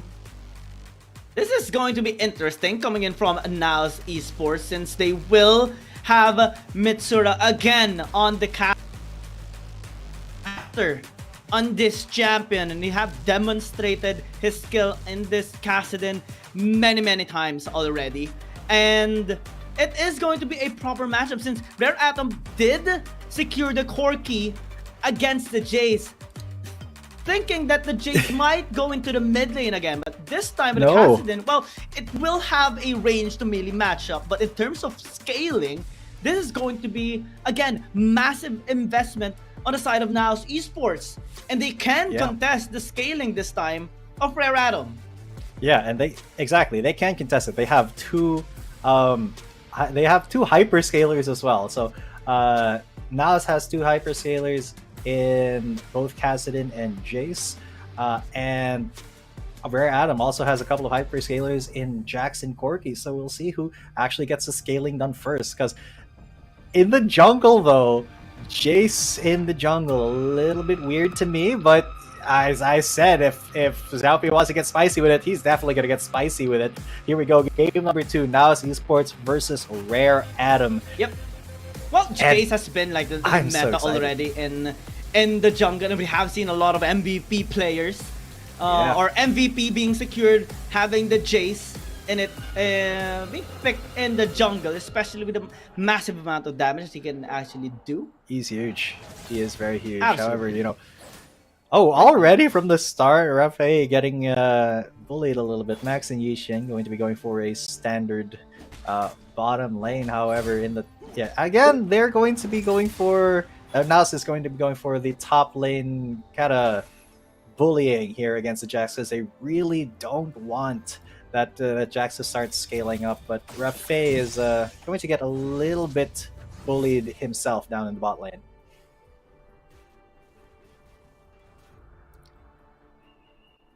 You know what's interesting about that Jace pick?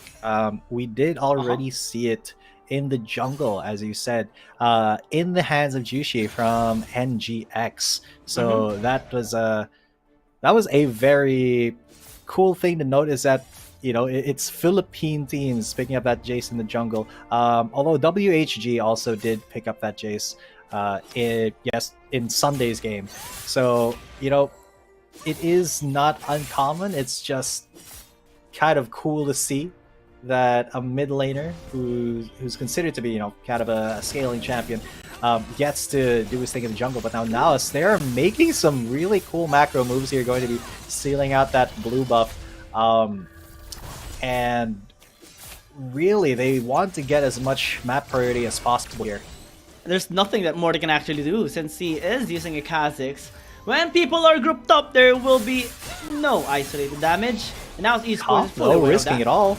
Ooh, Yeah, the counter-strike is not a good look for him. He gets jumped on. One more auto-attack will do it, and it's actually the Rakan who takes that kill.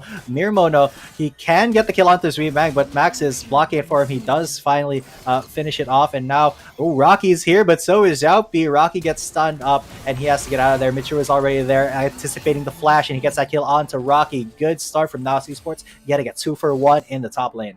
Yeah. Quick response, especially by Mirma. That was quite unfortunate for Comp to die in the top lane, being punished there by the CC chain. They were also there, to recover that instance for themselves. And now Esports will have a bit of a gold lead, rising up 1,000, in fact. And this is the kind of like a textbook play being done here by NAOS Esports. Quick engage though, coming in from Rare Atom, in which Calm was not respecting at the time. Yeah, he got CC chained himself there. First a knock-up from the Rakan into the Counter-Strike proc, and Mirma was not ready. And I mean, he's an Ashe. What can you really do against that? And Rocky kind of he did get stunned there by the Jace, and now Mitsuru, a very smart pathing decision to go into the jungle immediately because he knew that that flash was going to come out anyway. So now they are looking like they're thinking ahead here. Xiaopi, though, he hasn't spotted out. Max came in, but the Enchanted Crystal Arrow doesn't care about all that as Xiaopi comes into the skies, takes that kill against the Jax, and that, you know, they know what they have to do here, Giang. They know that they have to keep that Jax behind, and that's exactly what they're doing. They're camping this lane. They're setting up a tent in the Baron lane. Oh, absolutely. Absolutely. Now Esports really loves having those aggressive plays, making those ganks, and making sure they bully what they have to bully in order for them to fully dictate the flow of the game. And Rare Atom is just having a bit of a struggle in this early game. Jax pick normally does struggle in the early game as well. Oh, Rave! Oh! He's almost down. He gets the heal, though, from his passive, and lives against Yishin. So that was a lot of mana committed, as well as the big one committed there from Yishin. Not getting that kill isn't going to cost him much, but it's just unfortunate because NAOS is making moves in the top lane, and they can't. Rare Atom can't really match it down the bot lane.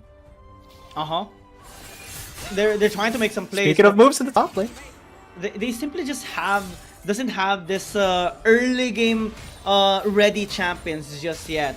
Yeah, you do see Max helping out Zimeng quite a lot in top lane, trying to negate those pokes coming in from Calm and Mirmo a while ago, but it's just not the time for them just yet. Simply because they still have the same setup. You know, 3 scaling champions is quite difficult to actually enable. Yeah. Especially if 2 of them are melee and you're up against, you know, a Jace and an Ashe. And to some degrees, a Kassadin, because he can just dance in and out of the team fight with his Rift Walk. It's going to be a difficult path forward for Rare Atom as well now, because the Rods of Aegis being built for both Kassadin and the Gragas, but they have spotted out this Rift Herald. Are they going to try to defend it? No, because that is Max flashing out, running for his life. He has to get out of there. He can't be in the team fight. But Weemang has jumped onto Wraith, and they wow, they actually get the steal on the Rift Herald. Good stuff there. Good smite by Morty. And Rocky is going to be chasing down Wraith. He does get that kill right now. Now it's nowhere to be found there. They did retreat into the top half of the jungle. As Xiaopi, he may be going down here. Rocky, he lands that onto Mirmo, that E. But that's not going to stop now. That was a big blunder from them, getting that Rift Herald stolen, though. Yeah, they wanted to commit onto the Rift Herald, but Rare Atom was able to take it away from them and transition it into a massive objective. Taking the mid-tier 1 tower down at this stage of the game will enable your side lane control. And that is something that Rare Atom has been wanting for quite a while now. Given the bullying that NAOS Esports has been doing to them over the past few minutes, the mid lane turret down, the rotations would be a little bit delayed given the lack of vision in this area in the next few minutes. And Rare Atom are slowly catching up. Rocky is sitting on the top gold chart at the moment, just over Mitsura and Xiaopi, which Mitsura is still doing a really good job. No, it is still a Kassadin, one of the strongest champions in the late game. But it is nice to see Rare Atom, fighting back as much as possible here. Yeah, Rare Atom, they are... Oh my god, that hit! And Calm is going to get more stuns here. The stun train is coming in, but Rocky, he will live with a sliver of health. Morty was there, and the isolation damage was there as well. But now Mitsura onto Zweemang. Xiaopi tried to go for some help there as well, but the Jax was able to flash out of that. And a Rare Atom is... they are starting to get back. Oh, that is just such a big blunder there. Towards Calm, I thought he had it, especially with the Enchanted Crystal Arrow coming from Mirmo. Now Rare Atom does have a chance. They are splitting up towards the top lane as well. And now Esports will just try to retaliate from that. The gold lead is now switching towards Rare Atom's side. which is a good sign coming from them, and a little bit nerve-wracking for NAOS Esports as they do struggle in some of their pick-offs that they want to take in most of the lanes. There is also a 1v1 in the bottom lane. Mitsura just backing off and keeping some space here for Zweiming. But they do secure top tier 1. Yeah, so all in all, gold is still pretty even. There is a very slight lead on NAOS' side, but that's not really enough to be all too much of a difference. I think it's more important to see where the gold is right now. Mitsura, look at that damage! Dreamman gets caught by the enchanted crystal arrow as well, and under the turret, he goes down. Mitsura, this is a huge opportunity. They're going to chase down Morty a little bit, but that tower still has 1100 health, so they're not going to commit all too much. Mirmo just absolutely sniping left and right here. Oh yeah, absolutely. You know, the moment Mirmo gets the enchanted crystal arrow on cooldown, he will cast it and will land it on the necessary targets up to the follow-up that they are betting into as of the moment. And Rare Atom, they're not at all fully safe just yet. Now Esports will continue to make those plays happen, especially with Mirmo going in from long range, always landing those enchanted crystal arrows. And it was also really nice coming in from them because the kill earlier was handed over to Mitsura, which will help him scale up much better. Yeah, Mitsura getting that kill was pretty key because up the lane he didn't have a single kill. Now he has one. He's 1-0-1, so that will help. That will help the Cassidy out coming into this. Although Column is already starting it, but the rest of NAOS, they are pretty far away, and the positioning advantage is over on Rare Atom's side. Can they re-steal this? Unless the Enchanted Crystal Arrow hits, and then the explosive cast! They take that kill right away! Oh my lord, Rafe was just like, you know what? No, you are not coming anywhere near me! And that is NAOS just really keeping the space advantage to themselves here. So well played.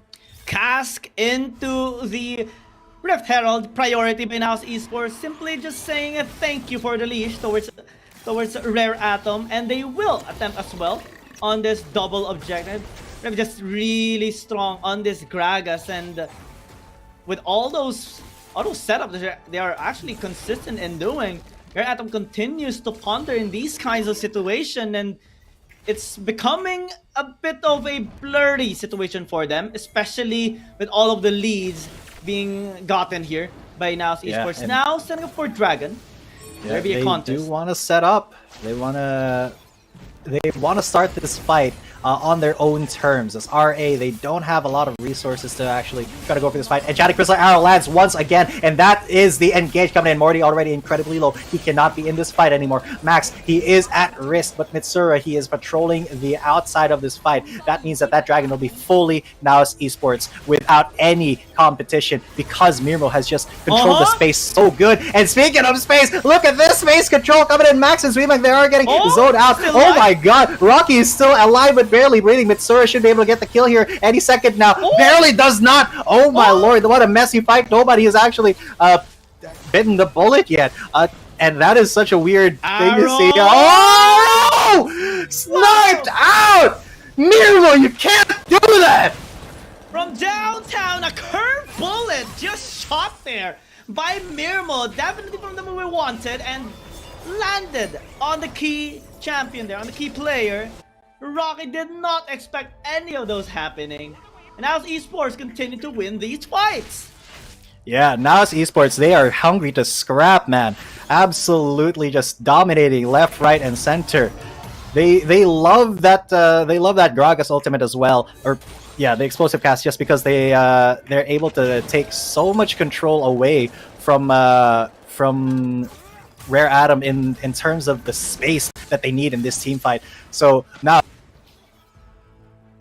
lead as of now. So we'll see if they can actually deny those enchanted crystal arrows and that Cassadin from getting into that team fight. Let's see. As NAOS Esports continue to strengthen their grip against Rare Atom, continue to pressure them in this particular game. We haven't seen a pinnacle fight by Rare Atom, orchestrated by them in attempt to come back in this game. And now Esports is taking the opportunity to start this Baron. And Rare Atom, they have to sense this right now. They're being zoned away, and the Baron is just gonna be taken for free. Yeah, absolutely no competition here. NAOS is just really good at controlling the space where they want to play, and yet there's absolutely nothing that RA can really do there. Morty is underfed, he doesn't do all too much damage, and more importantly, NAOS is not letting themselves get isolated here. They're not giving any opportunities to Morty to actually try to get in on them, because they play as a team, and whatever they do, like, it's so calculated almost that there's not much that Rare Atom can try here against NAOS that won't carry significant risk. And it's becoming much more of a risky time here for a Rare Atom. With the Baron taken here by NAOS Esports, the push is going to be much simpler, much easier. You do see them splitting up across the map, and this is not where Rare Atom wants to be. 1v1 situations do not suit their matchups right now. Mitsura though getting chased away, but I mean it's a Kassadin, just ripped off from a mile away. And an arrow connecting. They're gonna dive. Uh-oh. That is a big kill that they have gotten to a very, very overextending Max. Yep. And nothing they Max can do. is... And that just means that NAOS is going to slowly stranglehold here over on Rare Atom. And, well, I wish I could say more, but my screen is just frozen.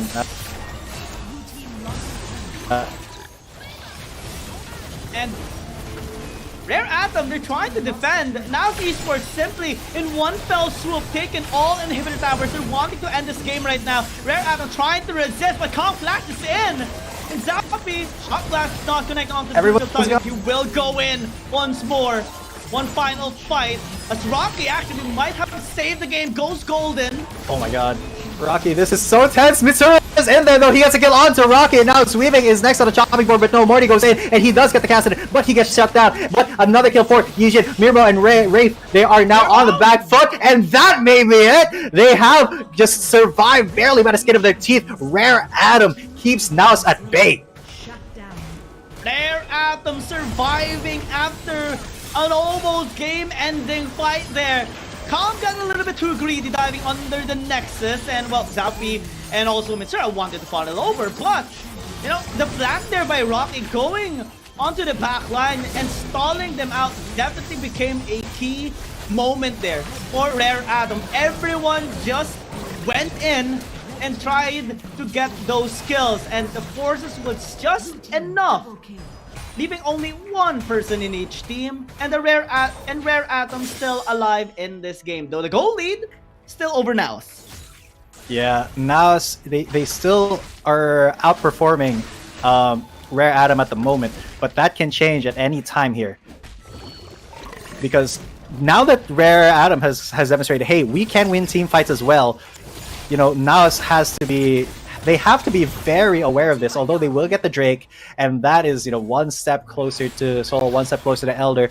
What can Rare Atom do? Because they have no more inhibitor turrets. They have to wait, man. They have to keep NAOS at bay for so much longer before they can actually find a way to turn this around. There is a way, but it's very dim right now. I mean, curtains are basically closing here in this game for them. Now Esports having to take all the inhibitor towers is key for possibly another Baron here for them. 3 minutes in, there will be an Elder Dragon, but I think we won't even reach at that point unless Rare Atom finds another miracle of a fight. They're setting up for a Death Brush. They have vision. Arrow connects! And I wish I could see it. Keep going. And that's just too amazing to see. I mean, it forces them to a little bit back. And now, Mitsura landing the kill onto Rocky was just pinnacle. They will turn onto them, and just a massacre, a bloodbath here by now. Rocky's down. Esports, he goes golden. Giving them an inch of able to escape. Mitsura, he's on the chase. Walk to get close to oh my god, Yushindo, look at the damage. Try to fight. Wraith is there. Another arrow from Mirmo will just land, and now Esports now is the time to jumpstart this tournament. A 2-0 sweep against Rare Atom. Absolutely amazing by NAOS Esports. What a brilliant command of space in the Rift. Their macro was absolutely flawless here against Rare Atom. And that, I gotta say, what a strong start for the 8-pack teams here. That was such a good performance on that Kassadin, that Jace jungle as well. From Champ Select, they were running the mind games on Rare Atom. So I really gotta commend NAOS Esports to show them what the Philippines has got here in the Wild Rift League Asia. So, a 2-0 start, and both games were incredibly dominating. What more could you want here from a perfect start? Absolutely. It's an amazing feat that NAOS Esports has gotten for today's game. Their first game in this tournament, a massive sweep, a dominating 2-0 against Rare Atom, a really strong team in the CN Conference. Take note, they landed second place in the WRL 2022. Just becoming WRL Challengers season 1 in 2022. Just reaching towards the grand finals. Just being second place below Team 4 champion. This is a team that has a strong and a well-established foundation, but it's not enough to stop the forces from NAOS Esports. Definitely, well, now's the time. Now's the time to shine as a team. And definitely, those people, the Philippine region, is very much happy with the win today. Absolutely. And we're going to get into the stats in a little bit, but I got to say, that was just beautiful. A premier performance coming in from one of the Philippines' best teams. You gotta be proud of that performance as well. Against Rare Atom, they're no slouch either, man. We saw that they had the right ideas, but they, I think, just overcommitted to the Jax idea a little bit and didn't consider that they were just a little bit too greedy there, trying to get that hyper scaling on. So let's take a look. Yeah, Zuimeng did get a lot of damage in, but it was Yixin who had the most. And Xiaofi and Mitsuru actually competing for most damage here, with Mitsuru just barely edging him out. Tells you all you need to know about NAOS and how they love to play their game. Oh, definitely. And it's not only the stats, the damage here, it's the setups that they have made all throughout the game. Mirmo and Rafi just making sure that they will just lay it out for everybody to follow up. And when the game gets rolling onto them, they do not let go of their grip. And definitely a fantastic performance, a great start in this tournament. To think that well, we talked about this early before the match even started. This is a relatively new organization, but filled with strong veterans with such deep foundation in this game. Just definitely showcasing their talent and making sure everybody gets shocked with their performance. Yeah, and everybody is shocked. I mean, look at how NAOS has performed here. And nobody can deny that this is some top tier talent coming out from an APAC team going up against a Chinese team. So I can't wait for more. We do have, I think, 2 APAC teams coming up, but first we do have, 2 Chinese, a Chinese and an APAC team coming up as well in the next one. So I hope you guys are, or is that 2 Chinese teams? Coming up in the next against KBG, both from the CN Conference, will be battling again, as KBG will have their second game, and Thunder Talk second game as well in this tournament so far, after both of them lost in their last match during the weekends. And after that, we will have an APAC actually versus APAC. Cerberus Esports versus KT.RY will be meeting again today, as KT.RY will be looking to an attempt to tie up the score that they had after they lost their first match just this weekend.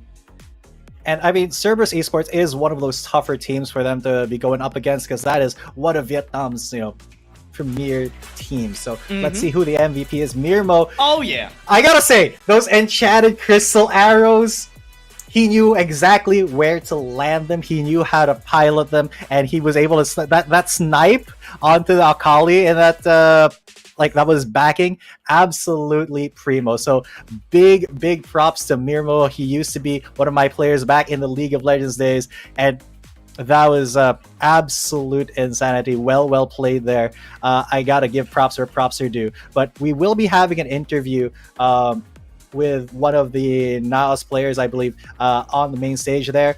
I think they're gonna be on call, and I hope you guys are excited for that as well. Yeah, absolutely. I mean, they did win a 2-0, and well, they do deserve an interview. And this is going to be a really exciting thing to see as they get the spotlight and explain how. I mean, what are their thoughts, how are they feeling, and so on, just for their fans to see as well. Yeah. So they do got a lot of fans, and I gotta say, it is a huge honor to be a team from APAC that has been competitive and actually dominated a Chinese team. So a huge chip on their shoulder has been unlocked here for NAOS Esports, and I can't wait to see what else they have in the future. And I gotta say, I'm impressed with the APAC team so far right now, Guillaume.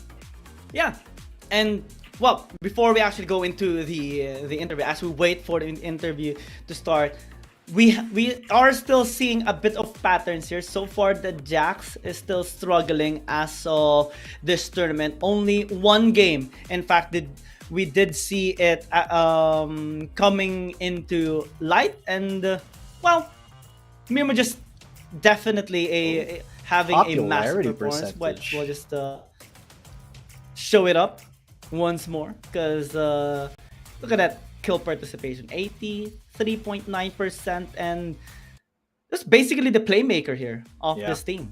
Yeah, most definitely, Mirmo. He knows how to lead a team. I think he is one of the older players there, so he definitely has more things to prove, I believe. So being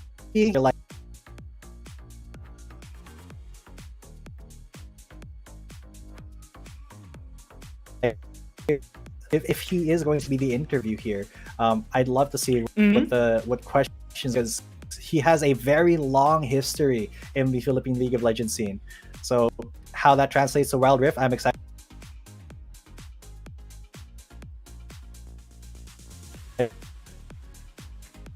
Oh yeah, I'm excited as well. I mean, I think it is going to be the first interview that we are going to be seeing on an APAC team as well. Most of the time we do see, the spotlight being pointed at the CN conference, since the stage is there on very own regions, in our places, of course, and it is also a big achievement. So far, all our PH teams have won their games. Not only won their games, but also in a 2-0 fashion. So it is a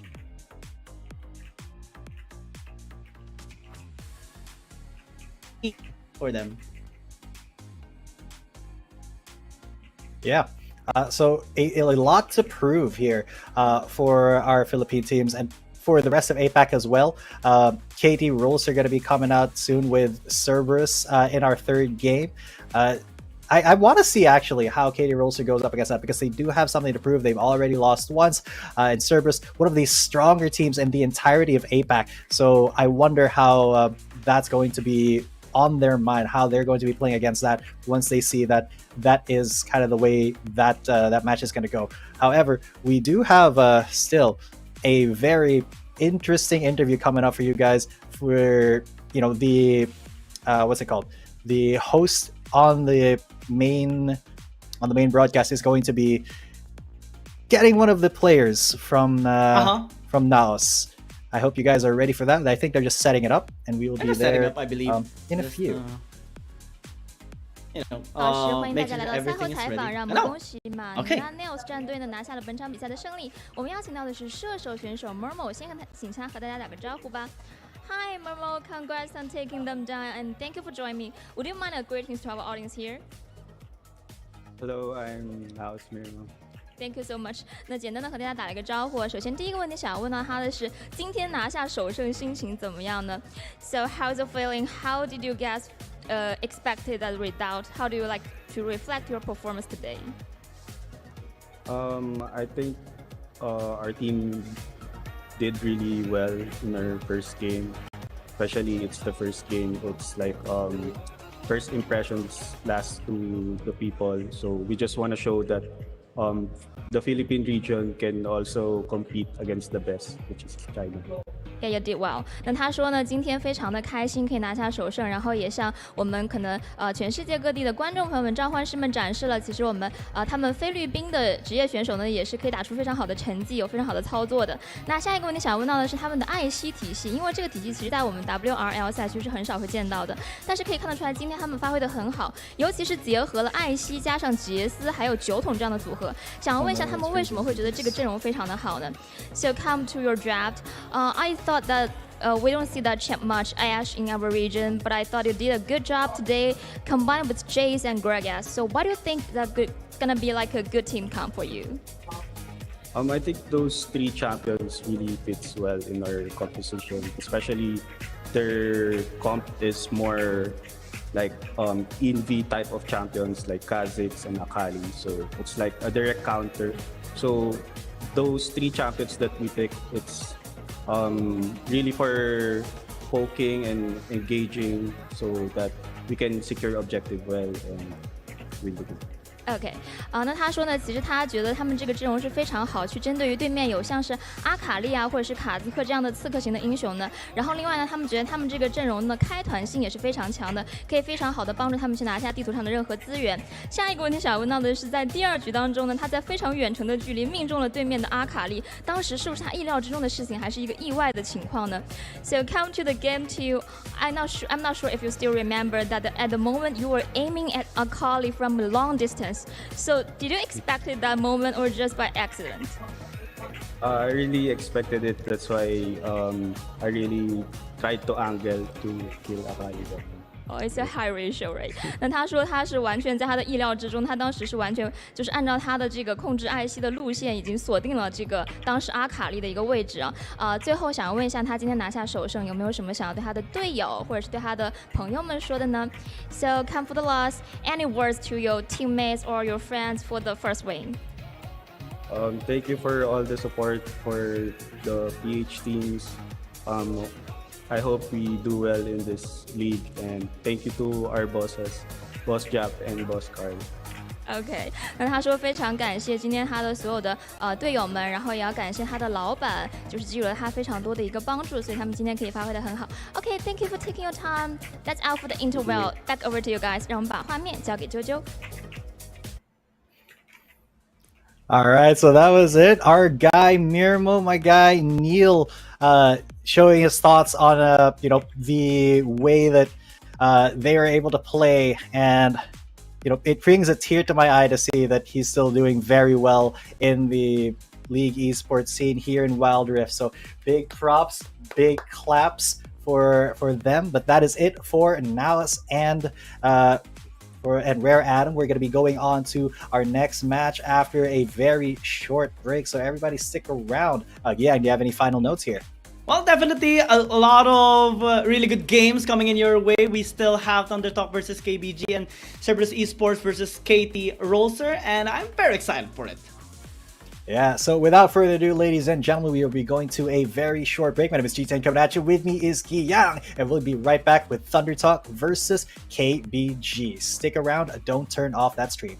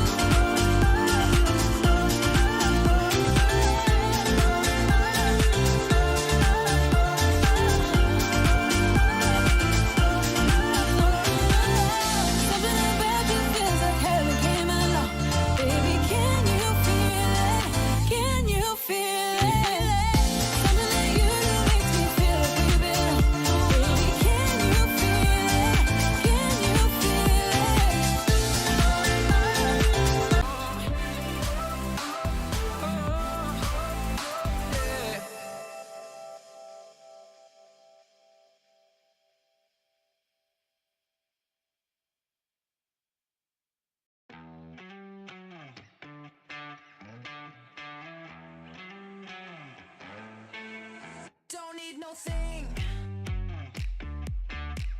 Ain't into bling. Just use enough. You fill me up. I don't care for diamond rings. I just crave the simple things, 'cause that's what I want. That's what I want.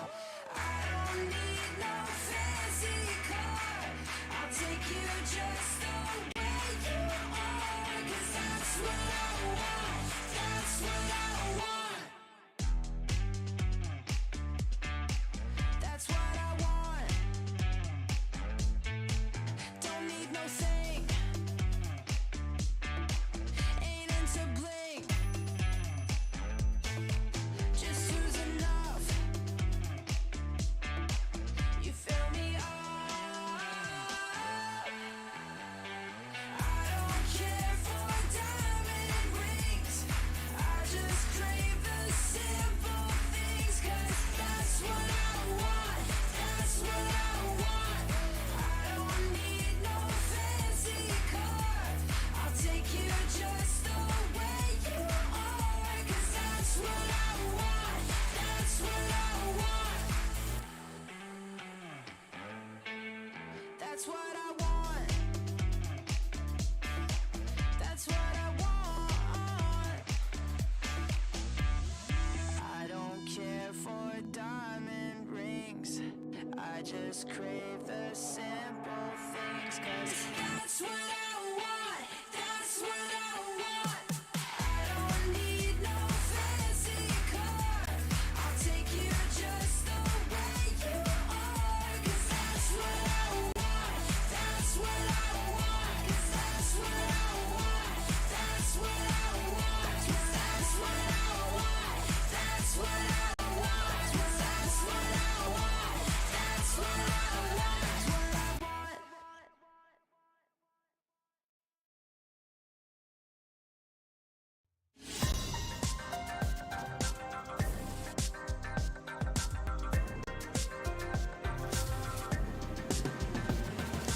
Moving forward in the future. Now that we're together.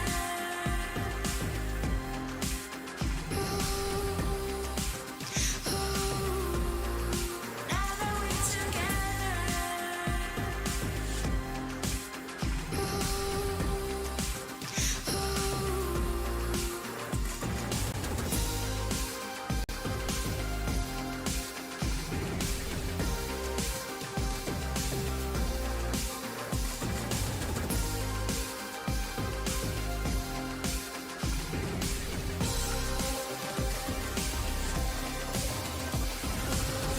Moving forward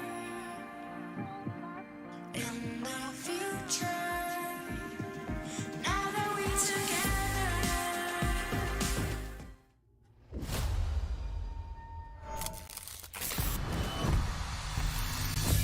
Okay, anything that you can do, I can do what you do. Talk to this shit.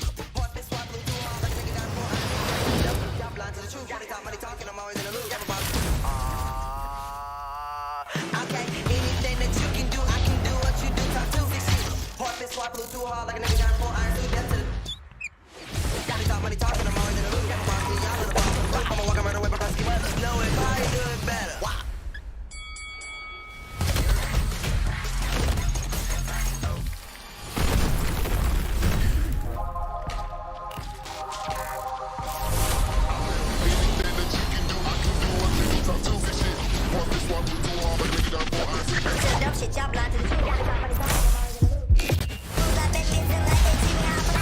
Sun and rain, sleet, snow, any weather. Just know if you can do it, I can probably do it better. Wow.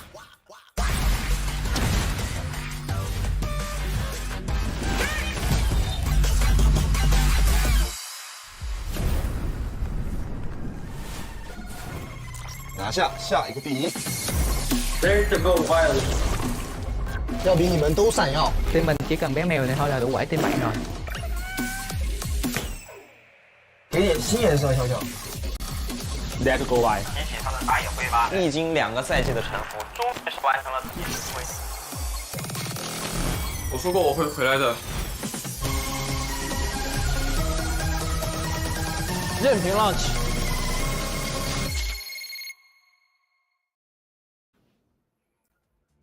Welcome back, ladies and gentlemen. You are still watching the Wild Rift League Asia 2023. My name is KT.RY. With me is Gyang Gaming, and we just came off of a very dominant 2-0 performance by NAOS Gaming to take down their opponents in Rare Atom. But tonight, this next match is going to be 2 Chinese teams, and we have TT versus KBG.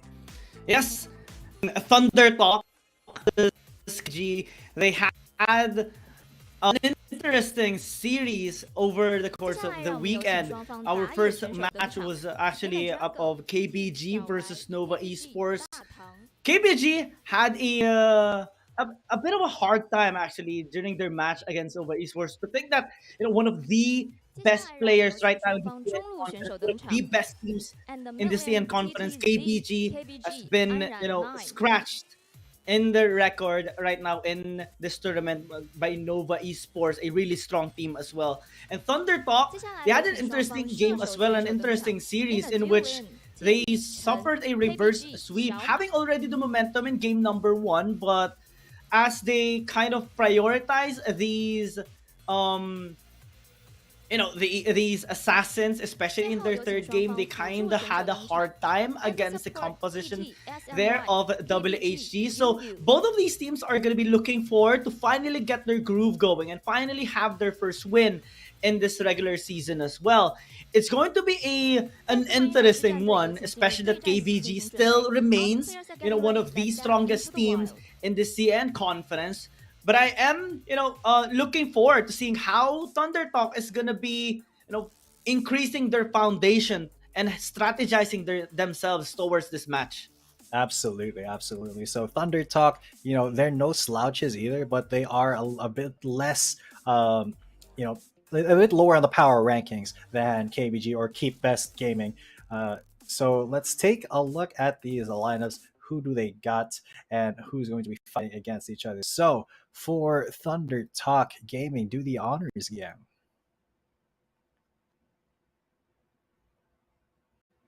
Shenbai, Z, Chin, and SMY.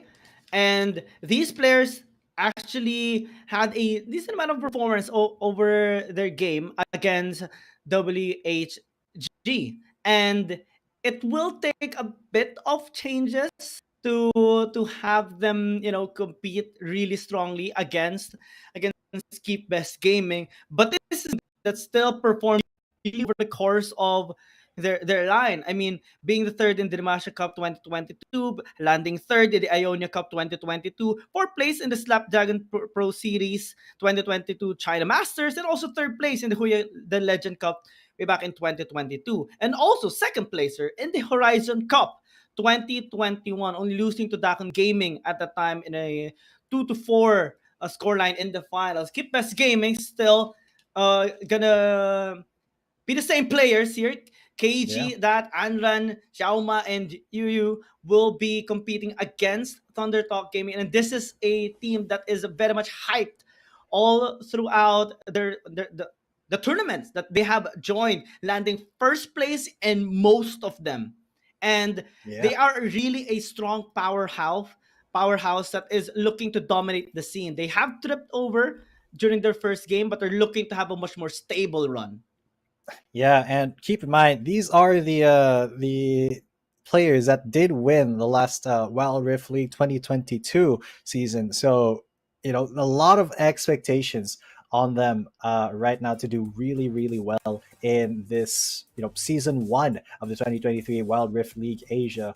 But as you said, they have been taken down a notch already, but that doesn't mean that, they're going to be giving up the ghost here. That doesn't mean that they're going to be easy pickings here. So we do have our first 2 players coming in here for the 1v1 to pick their sides.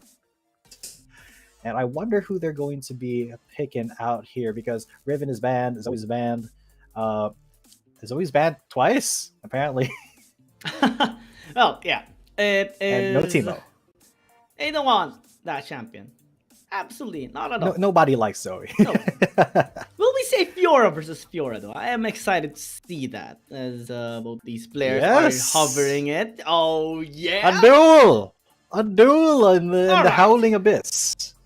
We have seen a Riven versus Riven during the weekend, and another mirror matchup is gonna come up.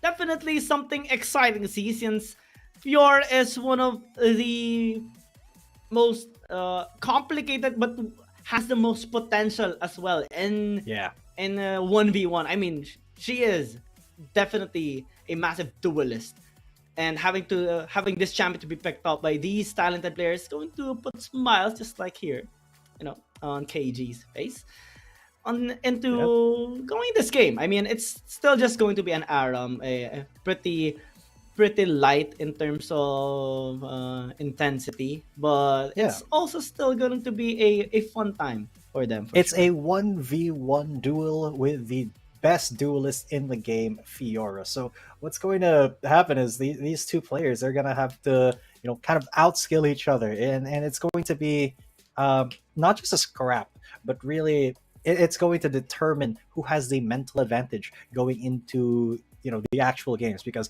of course, with the same character, with the same champion, you only win if you are better. If you can capitalize on your opponent's mistakes better, and if you don't make mistakes yourself, then that's your win condition. So yep, the winner of this 1v1 will give their team the priority in the side selection. So KG and Sin, a lot are riding on them. KG, of course, he wants to get that first advantage for his team, for KBG, while Sin, a lot to prove, and gets the first poke there actually, and gets much more damage than KG did, because he did proc that vital. Oh yeah, I mean, both of them. Oh wow, look at that. They are gonna start going for it. KG though, they are proccing vitals left and right. Zin did come out a little bit on the back end of that, because he took more minion aggro, but overall pretty even so far. The vital positions are going to be a crucial thing here for both of these players. A while ago, it was a little bit more beneficial towards KG. The timings on the lunges as well are pretty important. KG might suffer a bit, especially with one vital being in front of him. Yeah, KG and Sin, I think if either one of them decides to go for this next vital, it could be the end of this life, of this one kill. Oh, KG tried to go for it. All right. Very spicy, because they are both very low, but neither wants to back right now. KG just being very patient by his tower, and Zin, trying to push that down, push it and get that level advantage, get that XP advantage, and then go back and then get his items, and then force KG to back at a later time here.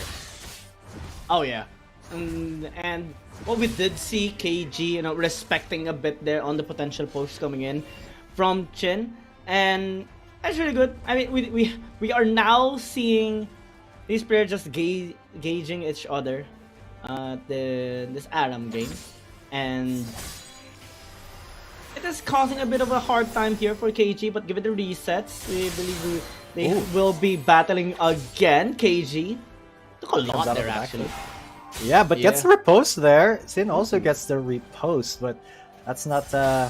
It is KG who's taking more damage right now, and he Shin has so much more. He props the shield though, and that shield just barely saved him. Neither of them have their ultimate, the grand challenge yet, but KG, he is so low. He is playing with fire here, and the minions are going to be pushing in. Shin definitely not wanting to go for a dive right there. That would be absolutely foolish. So they're just going to reset here maybe, because KG cannot stay in this lane.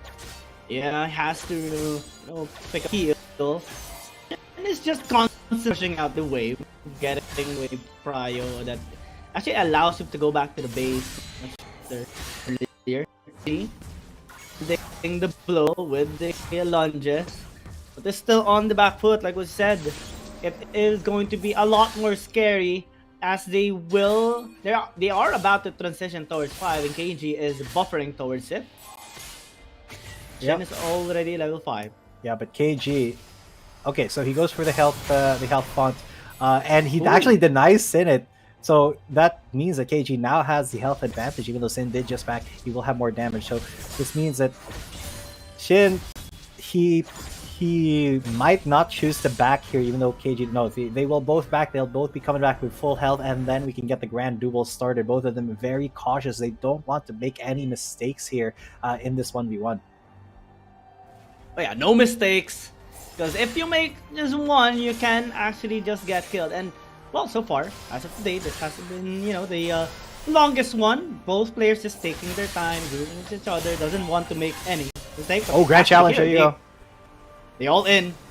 But KG doesn't commit to it, unfortunate, because Sin now, that means that he has the advantage on when to go for a duel, because now he has the grand challenge up still. But KG, he is being very aggressive. He's still getting that health lead up. He's pushing down the minions. Oh, that was a free vital for Sin.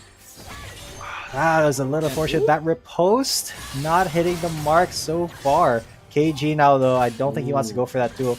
Shin, though, a bit low on mana, so if he pops the grand challenge, he won't be able to lunge after that. He did pick up a heal. KG will try to zone him once again. Yep, but there's a health font. Okay. Woo, ignite right off the bat. A little bit late on the ignite. Very ballsy, very ballsy.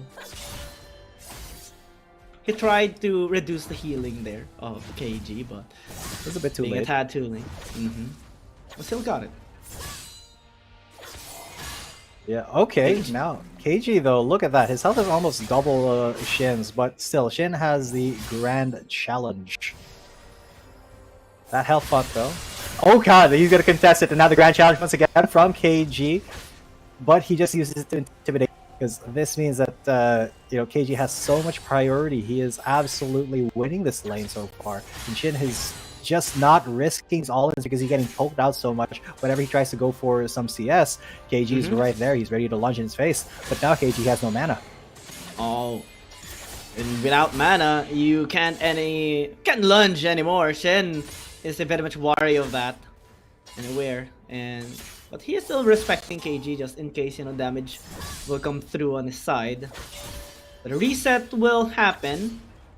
There will be no cancellation from Shin, as he is. Oh, it's not a reset. Wanting... It's a bit. Okay, sorry.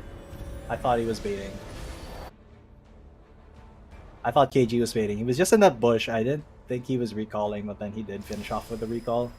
That would have been a big brain play, just to, like, you know, let Shin back and then push the lane, get some turret damage, just before backing. But no, that's a little bit too big brain here. Now KG, yeah, he's just mitigating all of that damage with the riposte, and he does come out on top of that a little bit. That health font though being contested, the ignite going on to Shin does reduce his healing a bit, but KG still going up off of the back foot there because his health is lower. Oh, nice riposte. Oh, see that riposte timing and then the grand challenge. There you go. KG gets 2 vitals, but like all of them, and Shin has not popped his grand challenge at all. It's a very cautious player, this Shin. Oh yeah. Oh, see, look at that. KG just with the instant repost, but now, yeah, the grand challenge has been popped onto Shin. Now KG, all he needs to do is get those vitals, but no, the healing field has actually been popped, and Shin comes out on top of that, tells KG to stuff it and go back to his turret. Oh yeah, that was a bit of an overextension there by KG. Almost got taken down, but still is relatively alive. Will poke right back onto Shin as well. Does he possess the Divine Sunder already for the poke? I'm not so sure. I do want to check their items if we are gonna be able to, but oh ignite, no mana. And Shin has no mana. KG barely has any mana himself, and Shin just comes away with a sliver of health. KG risked that. He maybe could have gotten the kill, but he had no mana, and the turret was right there. Didn't want to risk getting the turret shots, and you know, this is getting pretty far for, you know, just one kill. They're already level 9. Yeah, they're level 9. Can this be the first game that we will see a late game 1v1 Aaron? Maybe. Or they could take down the turret. That is another option, and they can. This could be one. They're just pushing the lanes and not getting a single kill, but you look at that, yeah. The fire is coming. The ring is coming to hurt them back, and it's going to get smaller and smaller until somebody gives, until they are forced into a clash. And Shin, getting a little bit spicy there. He did time that lunge right to get the damage onto KG after the riposte. It is still, an even time here for both of them. They are really pacing themselves here in this game. Circleist. Look at that, the Grand Challenge being popped on both sides. Who's going to get it first? Nobody, because they both back away. Shin and KG, even though KG had more health there, just goes back to get his health. Sudden death. So he can go back coming their way. The circle fire and closing onto them. Shin will have a bit of an edge given the heal that he is going to be getting in the second time. Will KG be there in time? No. No, he doesn't. So this is going to be the final fight. This should be it. Yeah, the ring is closing. It is almost to that tier 2 turret, and that was a good poke by Shen KG. He is a little bit on the back foot here. I want to come out on top because this circle, it's not good.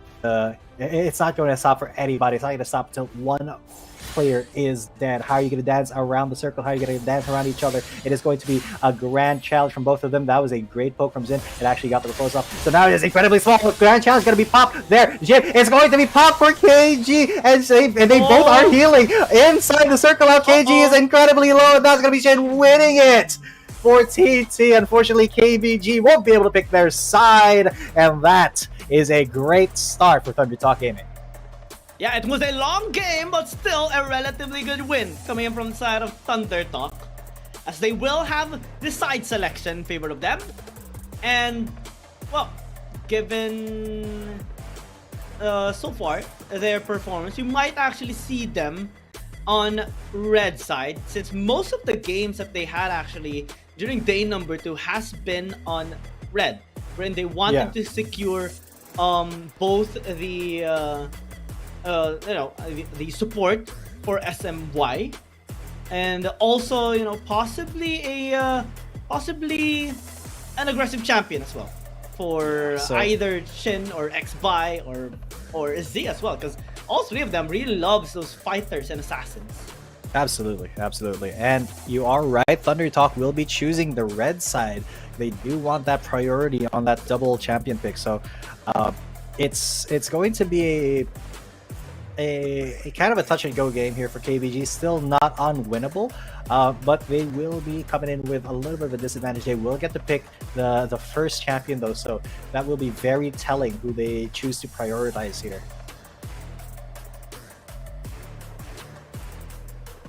Yeah. So we will be getting into the picks and bans in just a second, ladies and gentlemen, and we're going to see what KBG is going to be picking up first and what Thunder Talk will respond to, because they did choose the red side. They will have priority on that double pick in the first round, but it's all up to execution in the game.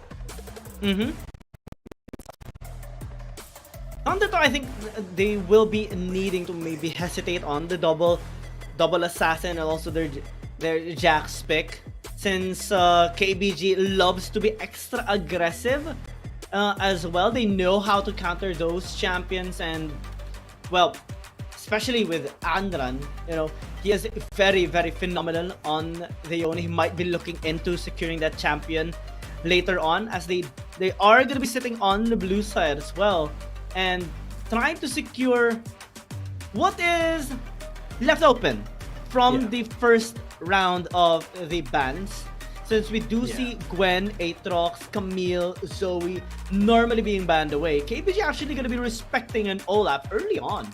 This is a refreshing view from them.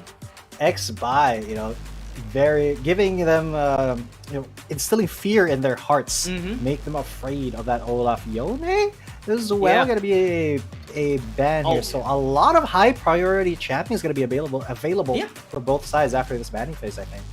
Also, good respect bans. I mean, KT.RY is so good on this champion. His Olaf during their match against WHG actually allowed them to secure that game. Given the Yone ban too, maybe KBG has a different route towards this game. since the Gwen, the Zoe so far hasn't been banned away, same as the Camille. Maybe they're trying to open some of those champions so that they can pick it up first, given that they are on blue side. So that gives a big responsibility and a pressure here towards Thundertop. Yeah, huge pressure onto Thundertalk to choose, like, you know, the there's so many high priority champions open in the first round, Giang. So many, so many. I wonder what they're gonna pick, because, like, you know, Zoe is open. Zoe, definitely, it's 100%. Yeah, 100% Zoe. Adram, you wanna? Oh, wait, Senna? No, not a Zoe. Okay. But a Senna. Interesting. Okay, so TT will definitely be going with that Zoe. I think almost definitely, because possibly they are gonna be picking up Zoe and Camille here, since they do have it, or maybe secure a support along the way. A lot of champions are available. I believe the Aatrox was left out open as well. Yep. For the taking, Aatrox. Gwen too. And I think that might actually be the path here of KBG, having sustained champions like the Senna. With a Gwen.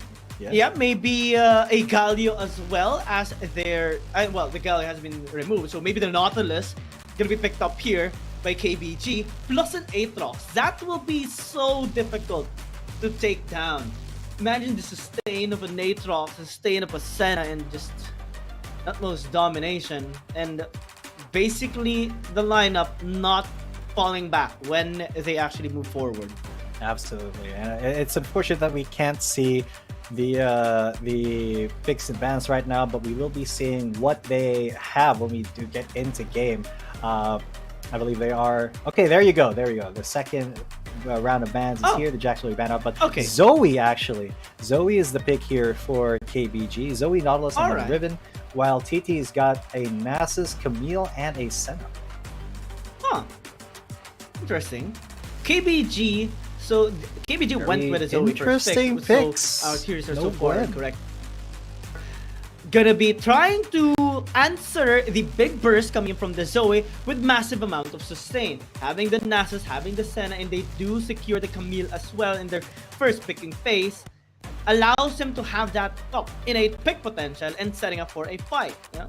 Having a lot of mobility as well will provide them that extra safety navigating through the map and also avoiding some threats in the laning phase, perhaps. But I do like the response here by KBG. You know, since the Aatrox been allowed open, nobody picked it up. Well, might as well did away. Might pick it up in the second picking phase. Removing also the Lee Sin mitigates the pressure here of X-Buy in the jungle, but Whoa, no Katarina? way. No way. Absolutely. No Absolutely way! not! Hello? A Katarina! The first Katarina I've seen in Wild Rift personally, and the first we've seen in this league. Absolutely. Now this is an interesting turn of events. I don't think I have seen a Katarina.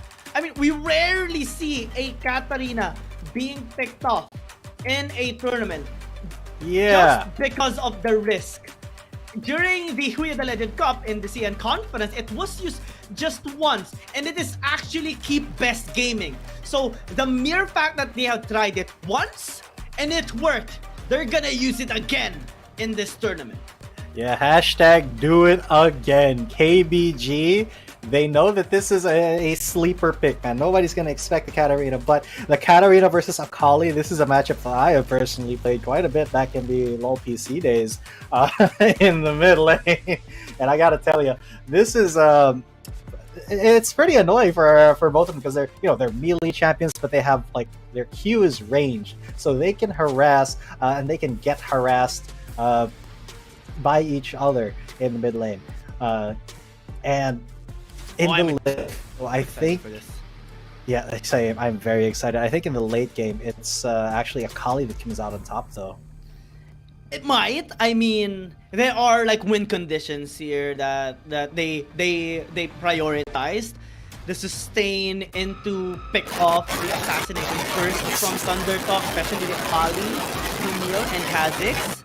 The Senna Nasus will just be, toward game and the late game, but Keeplet's Gaming are banking so much on damage.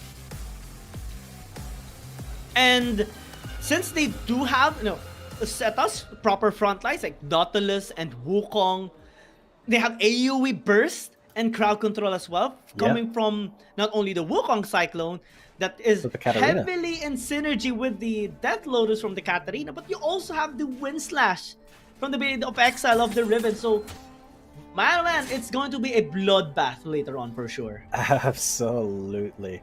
Now, Anoran, he's gonna have to, he's gonna have to keep on his toes against Z here.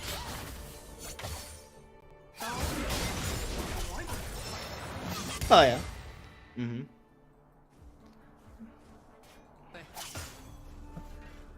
Coming up to the top lane in the battle lane against Shin, while Chin and Z in this mid lane, they are going to start bullying KBG here because TT is all about the early game dominance here. I think with that Kha'Zix pick, they want to keep KBG behind early, set up for some good macros, some good dragon takes, some good herald takes, and then get their scaling off of an early game presence here. Yeah, as Anoran is getting pushed down to his tower. Top lane though, we are seeing KG making some works against the Nasus. Just trying to win the trades and force SMY to fall back. Top side, might see again. As Shen is just too low in. Able to secure a couple of plates here to help Xiaoma get a couple of gold. Yeah, and they will just barely get that turret plate. Z and Chin getting there a bit late to save that turret plate, but it's completely fine because no kills have been given up yet. They haven't been really scrapping as much as we thought they would. Both bot lanes, there are two members of each team in the Baron lane right now, and I think that's pretty.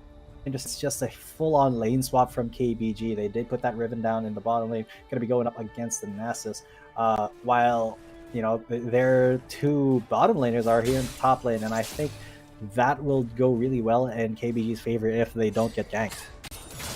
KBG is trying to have a farming time in the early game since the composition mostly strives in the mid to late game when they do get their items and when they actually group up in terms of securing objectives. And Thundertalk is just going to be looking for picks here. They have been rotating and also trying to delay the scaling of Andran in the mid lane earlier. And we are going to be looking at X-Buy for sure, majority of the time, as well as Uyu and Shin as well, because those are the key playmaking champions later on that will be looking for picks, maybe looking for initiations against each other.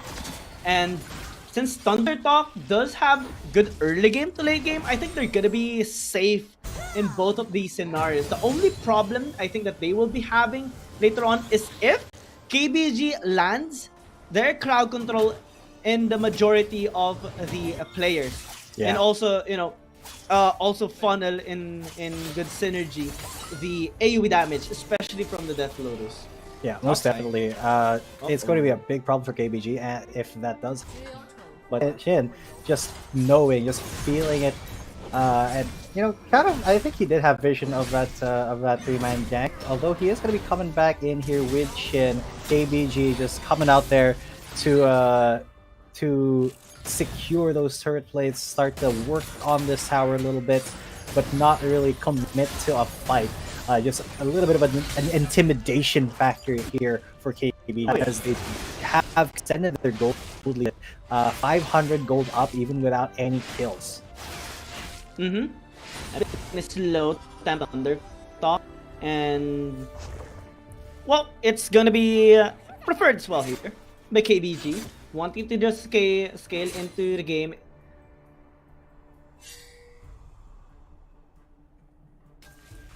On the side of KBG, so he has a big responsibility later on to try and be safe. But yeah, it'll be fine. It's a Zoe. Yeah. How do you catch a Zoe? You can't. Adran though getting aggressed on by Z a little bit. Some decent damage, but you can see even with just one item, that damage is going to start to hurt later on, because right now it kind of tickles a little bit. It's not too bad, but if you get into an extended fight with the with either assassin, it's not gonna end up good for you. I love this though. Thundertalk just having superiority and having get priority as well here in the dragon, but they have to be very careful since most of them are level 5, 6, 7, 8. Yeah, and the rest of KBG are not in a position to actually fight this aggro. It's actually KBG who steals that dragon away, as well as a kill onto the Nasus. A huge, huge moment.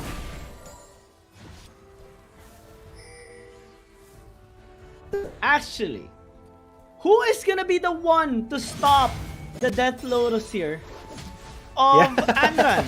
That's true. I mean, I just want to ask that question right now. Camille is the only way. I mean, a hook shot.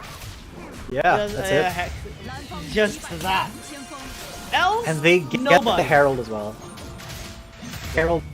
So that means that KBG just absolutely accurately Thundertalk in the early stages of this game. So very well done. Dad gonna be coming in. Gonna be popping the Shelly right down there in the mid lane. Gotta get a charge off. Gotta get some. Oh, Ara though, incredibly low. Oh, flashes out just in time to avoid the second Q from Zizakali. So well done there, keeping himself alive, not falling into that assassin. Although this is another assassin here, KG versus XBY, but XBY has bitten off a little bit more than he can chew. That ribbon is not gonna be going down to fight. Oh yeah, I mean, you may be a Kha'Zix, but a ribbon, I don't think KG will fall back in a 1 versus 1, especially that he is using a ribbon, one of the most aggressive champions here in the League of Legends Wild Rift. And I think it's still not the time here for Thundertalk, though. I think they're the ones who are supposedly making the plays in the early game. This is gonna be alarming, knowing that Datan, the Wukong, is sitting at the very top. The Wukong is like a 50-50 champion. You know? If you get your farm, you will deal massive amount of damage, and you will be able to endure taking damage as well. But when you're behind, you'll basically just be a secondary support. Exactly. And right now, Datan is the first one. He is fed as of the moment, and he is gonna hurt when he goes in. Yeah, Datan is going to oh god, speaking of, it is Yu who's going to get ganked here, absolutely fallen on by 4 members of Thundertalk. Really nothing he could do there as Nautilus as a support, but Datan is going to be here to defend Anran, but Chalmaz as well is there. SMY going to be taking a lot of damage, but he is an ass, so he's just going to pop his big boy form, his big dog, and get out of there.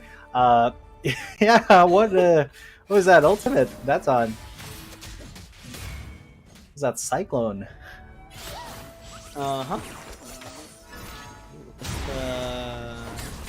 Okay, Adran, this is going to be a little bit difficult for him. He does get some damage onto Z, but Shin getting that soul shot on him. Going to be doing a lot of damage at Katarina. It actually seems like Thundertalk is holding their own, even though they are behind in gold, even though they are behind in terms of macro and the Drake. They are still kind of holding their own against KBG, and Datan is going to be coming in here to perhaps get a dive on the Shin, but nah, that's a bit too aggressive, a bit too ambitious with the ribbon being that low. Oh yeah, I mean, the Camille is one of those champions that is heavily turning tides in a laning phase simply because of the adaptive defenses, and also, you know, her Q, and just dealing massive damage in the entirety of the trade, especially in those short trades. And since Chen is also here, that is gonna be a tower down in the top lane. And KBG, I think they're gonna be fine giving it up for the meantime, since basically it's already 10 minutes into the game. They have farmed up pretty much a majority of the 10-minute time, and they're just waiting for the next objective. 13 seconds in, we are going to be seeing a rift held, and we're already seeing as well KBG grouping up there in preparation for the Infernal Drake. Absolutely. And KBG, they're playing a pretty dangerous game here in the mid lane. Oh god, you actually caught that dredge line. Well done. Shama though did take a lot of damage, and now here it is. That's on. He's got it. He's got the cycle. He knocked up just SMY though, so that is a lot of ultimates for one member that they weren't even able to kill. That setup keeping SMY alive and healthy, and that means that KBG will be on the back foot going into this Infernal Drake. So TT, they have a lot of leeway to start this Infernal Drake already. Although Yu is trying to chase down Shin. SMY is there in the bush. I don't know what a Nasus is going to do to catch people, but that dredge line may have been a bad thing for KBG because it did get the Hextech Ultimatum from Shin. But you know, this dragon fight is starting to go a little bit sideways for Thunder Talk because SMY is getting pretty low. Shama is up in there, but that Zoe is pretty dang low. That's all. He's in the pit. He's gonna try to steal here. He's gonna try to steal against Chin. They have left him alone. Although the smite still goes over to the way of Thunder Talk, and that is a pretty decent kill. The Nasus is down. That's Han though. He may be going up next. KG is trying to keep all of them alive. That's Han just barely life seals it away, but he is going to get sniped out. He's taken out by the Kazakhs, and Chin keeps them all alive. It was a 4-1 in favor of Thunder Talk Gaming. Yeah, plus a dragon secured by Thunder Talk, and it was well orchestrated how they strategized there in that fight. Because now they will have a chance to secure a tower in the mid lane and even a Baron as a bonus. And it's just fascinating to see. Shin, take a look at Shin and Z, both on other ends, just basically cutting down the forces here of KBG. And the perfect execution basically removed the burst damage there from KBG, and without the Zoe and without anymore the ultimate coming in from the Katarina, KBG's damage just basically falls to the ground. Yep. Datan is not fed enough to actually be super threatening with a Cyclone, so all of the damage is kind of on the hands of the as well as Zoe, but the sword already at the start of the team fight was incredibly low. It was not the smooth fighting. So, you know, a little bit of an oopsie there from KBG. That does mean that the gold lead has swung considerably in favor of Thunder Talk Gaming in this game. 3,000 gold leads so far as they look to continue scaling up in this game, and KBG continue to find their strong suit. What's complicated though right now in their lineup is that since they built up a teamfight based composition, side lane control might be a bit challenging for them. They actually go in. This is a little bit challenging itself. That's all. I'm gonna get ganked there by Z, but Yu had to go golden there to avoid getting killed. But there it is, the re-engage here from KBG from the back. There is shit from the back. The Akali, the Camille in the Hextech Ultimatum with KG, but Anran there, he is going to be coming in for some big damages. Unfortunately, no kills yet, as TT has that setup to keep them all healthy. But oh my god, the big risk from Shama. He gets caught out and then immediately taken down by the Akali. Another kill in the side of Thunder Talk Gaming. 4,000 gold up now. Well placed timing there by Chin, getting the last embrace towards Xiaoma. I think he did not anticipate that. He just wanted to clear the way before. Yeah, most definitely did not think that was going to happen. KBG will lose one more. Yeah, that was a little bit that was unfortunate. There. Yeah, second death of the game, but you know, still picking up the necessary items to deal that massive amount of damage. It's still gonna be good for him since they are still, you know, trying to scale up. Looking at the items here of KBG, they want some stability side lane side lane. So right now, KG and that are for those, armor stations, anti-healing, and also those divine suns, so that they can maximize abilities as well as their anti-healings. Make sure that they win the trades against their opponent.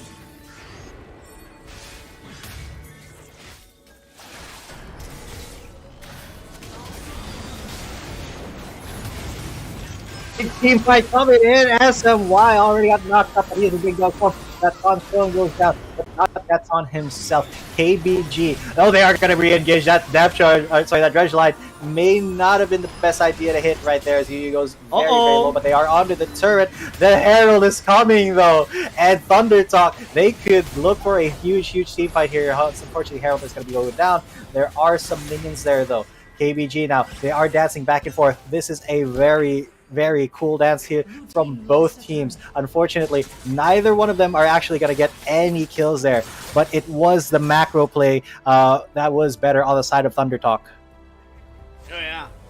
Thunder Talk basically having their strong suits much more prominent in this game, and I don't think we have seen Anran pop off just yet in those engages. Most of the time he actually gets zoned away given Thunder Talk's positioning. Yeah, you have the dagger inside in short proximity against everyone, but still speed to go. And now Thunder Talk are zoning them away.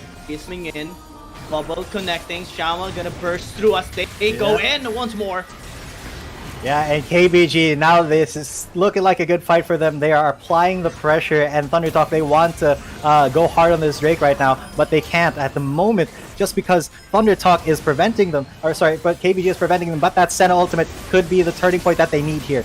Unfortunately, look at this, just in the back, he is going to be coming in strong. He's going to be keeping the rest of KBG from actually getting into that pit, and Thunder Talk will be getting that. They are now chasing down Daton. They are chasing down the rest of KBG, but they're not getting their skills. Yes. Oh my god. Look at this. Finally, they have gotten one.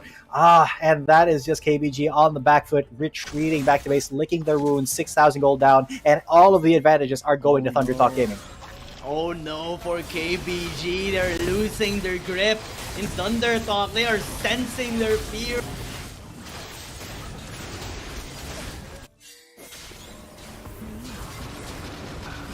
No. Oh, this Baron is going to be big as there's a huge team fight erupting already. No Zoe steal. Is down. No steal whatsoever. It does go to Thunder Talk, and KBG is falling one after the other. The pieces are falling down here for the lauded Chinese team. That was a huge ace. Very clean. Nobody died on the side of Thunder Talk Gaming and KBG. This may be it. This may be the first game done. Game done, 18 minutes in. It's only Daton remaining alive, but what can you do when you're the only monk here in this phase? Thunder Talk secures the first win in this series. What a commanding win as well. The final score was 2-10, a clean ace.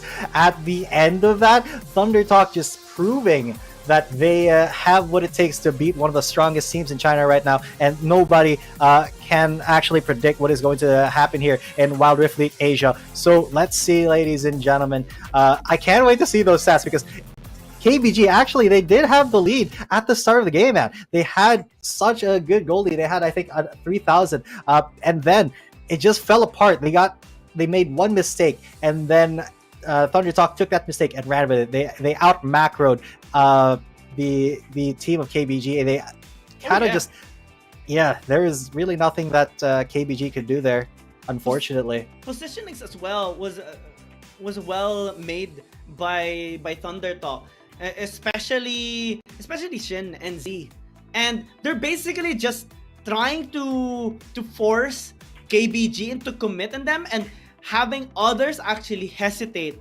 particularly Xiaoma, splitting them apart. It's basically a divide and conquer strategy that the Thunder Talk is doing onto them, and it definitely worked despite them having almost no one capable of stopping the Death Lotus. It's not a problem for them. Simply because they are able to zone away and run anyway. It didn't matter in this game. Their damage is massive, their sustain is massive, and when SMY gets someone slowed, it's basically game over for that particular person. And a well-played game as well. Thunder Talk, their match point in this game. Absolutely. What a massive game. Yeah, it doesn't matter if you can't slow down a Katarina if the Katarina can't actually deal damage to begin with. So it was just a masterclass coming in from Thunder Talk of how to keep the pressure on champions that are high risk, high reward. And yeah, 0-2-2 versus 3-0-4. Thunder Talk, they had so much more going for them than KBG in this game. So KBG, they did try a very risky strategy with the Katarina. It didn't work out. Very unfortunate, but they can still bring it back in the next 2 games. Oh yeah, I mean, it's still very much possible. They have tried out the Katarina, which worked for them last time, the Hui the Legend Cup 2023 Season 3. And, well, they did have a different lineup at that time. They actually had the Shen in that particular game. But in here, it's just so difficult to pull off, especially with how Thunder Talk is maneuvering every team fight that they come across KBG. And we even saw Thunder Talk securing most, if not all, the objectives, like Rift Herald and also the Dragon. That's how clean their execution has been, especially I think every time they win a team fight. Yeah, I think only one Dragon went to the side of KBG, and yeah, you're right. Their macro and their objective fighting was absolutely unparalleled here on the side of Thunder Talk. So definitely do deserve that win. Definitely proved that KBG have a lot to fear. It is a new season, and it is a whole new Thunder Talk gaming. Oh yeah. Thunder Talk definitely is one step away from recovering from their loss last weekend. MVP, SMY, definitely. I love it. 100% I love it. Participation. Yeah, he, like all of the fights. He was in all the fights, and he was Godly just being slows. a huge tank. Yeah, godly slows, the soul fire as well. He's doing ass things. He's doing big dog things, and the fact that he was just absolutely intimidating the rest of KBG because they set out to heal him back up. They had absolutely no way of stopping that Nasus. Deserves that MVP. Yeah, and I believe we are going to be seeing more of that action going on. Let's see if KBG will be able to finally find their groove, because Thunder Talk is one win away from giving them such a dominating series, and game number 1 has been really nice. We will be seeing them more later on as we head down to a short break, but when we come back, it's game number 2 time.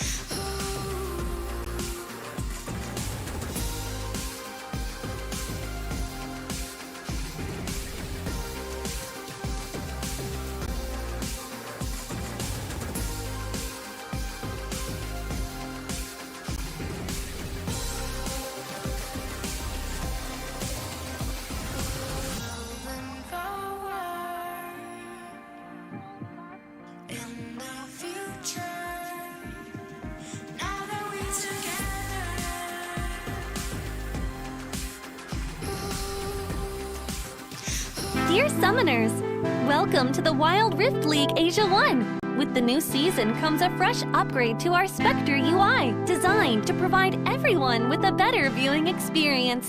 First thing is about the original UI information at the top bar. We make it into a functioning ring design in the upper left corner.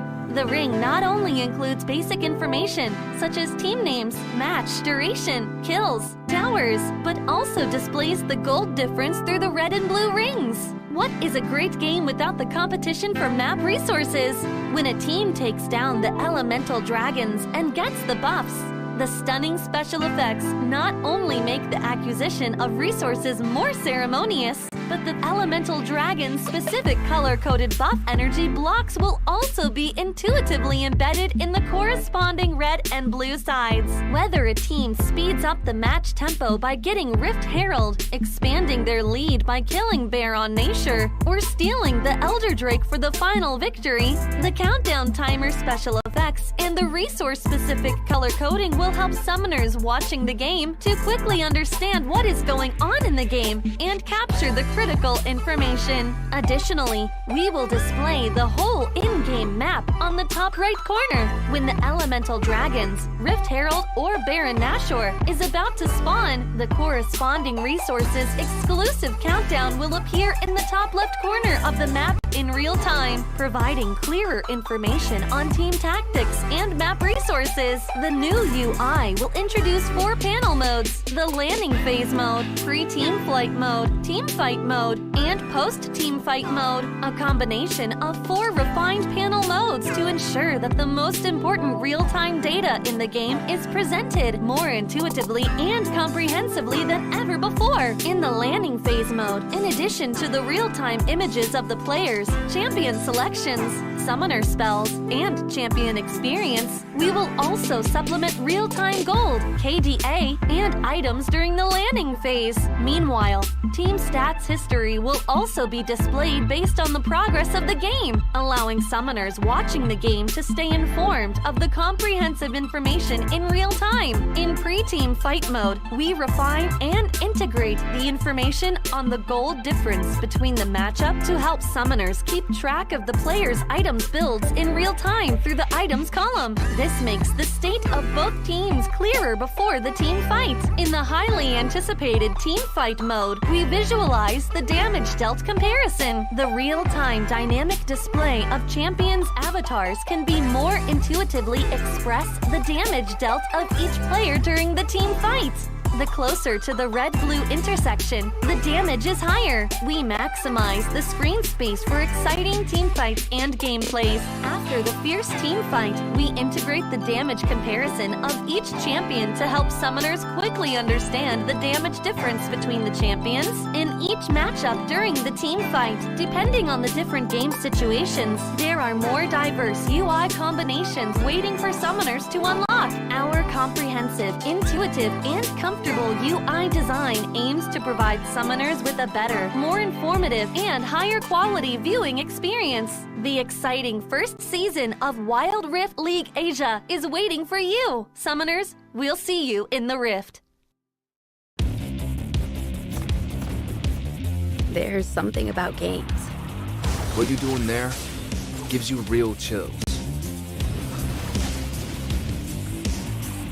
There is one thing that can't be stopped. Feelings. And if you can feel it, it must be real, right?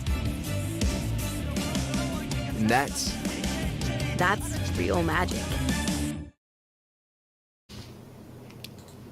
Welcome back, ladies and gentlemen. You're still watching the Wild Rift League Asia 2023 regular season. My name is G10. Coming at you, with me is Giyang, and we just saw Thunder Talk Gaming take one game off of Keep Best Gaming here. And KBG, they were the favorites going into this because they are one of the stronger teams in the CN region. However, Thunder Talk, they are proving to be quite a formidable opponent here. Yeah, it was also a relatively fast game a while ago. 18 minutes in, a little over 18 minutes, Thundertalk was able to close the game. And it was also interesting how they were able to basically out-team fight KBG, given the fear that they have implemented here towards Anran, especially in going in, and also the isolation they have made on both sides, thanks to Z and Shin. And now, as we go towards the second pick and ban phase, well, given the Camille that is open, KBG is actually going to be taking it. Aatrox, though, and Gwen are still up. and it can be taken here by ThunderTalk or KBG, since ThunderTalk, they are going to be prioritizing the Akali again here for Z, and the Senna again too. Yeah, so Akali and Senna here for Thunder Talk. If it ain't broke, don't fix it. But KBG going to be going for a little bit of a safer composition. That Camille definitely should be able to get better results than a Riven, just because Camille such an oppressive champion, a very powerful champion to pick into pretty much any top laner. I don't think she has, a super bad matchup, just kind of evens and then advantages. But the Ziggs here for Anran. Anran or Xiaoma could be either, because we did see Xiaoma on that Zoe earlier. I think this could be a pretty good pick if they can keep that Akali away from the Ziggs. Oh yeah, I mean, zoning of the Galio is pretty massive as always, and I think it's also important that ThunderTalk has taken away this champion, given the Nautilus can be put in the jungle here for KBG, and there is also a chance for KBG to pick up this Galio, given the high synergy of this champion to the Camille and the Ziggs, and you don't want that if you're on the side of ThunderTalk. And now as we transition towards the second banning phase, some aggressive champions like the possibly the Gwen as well gonna be taken, since KBG working on front line one. What's been strange, is that we've been talking so much. Haven't seen Gwen banned once, and we haven't seen Gwen picked once. So I'm kind of wondering, is Gwen a little bit overrated now, or are teams just kind of not wanting to first pick that Gwen just because they know that she is not infallible? You can counter pick into her, you can build a comp that counters what Gwen can do. It's just that we kind of value her as being a very good champion in either the jungle or the top lane. So it does make me wonder, does the Chinese region not value Gwen as highly? I think in this instance, we are going to be seeing KBG and ThunderTalk having more priority on other champions. It's kind of new to see Aatrox and Gwen being open, and especially with those champions as well, usually being taken away in the first picking phase. So they're trying to change the trend now.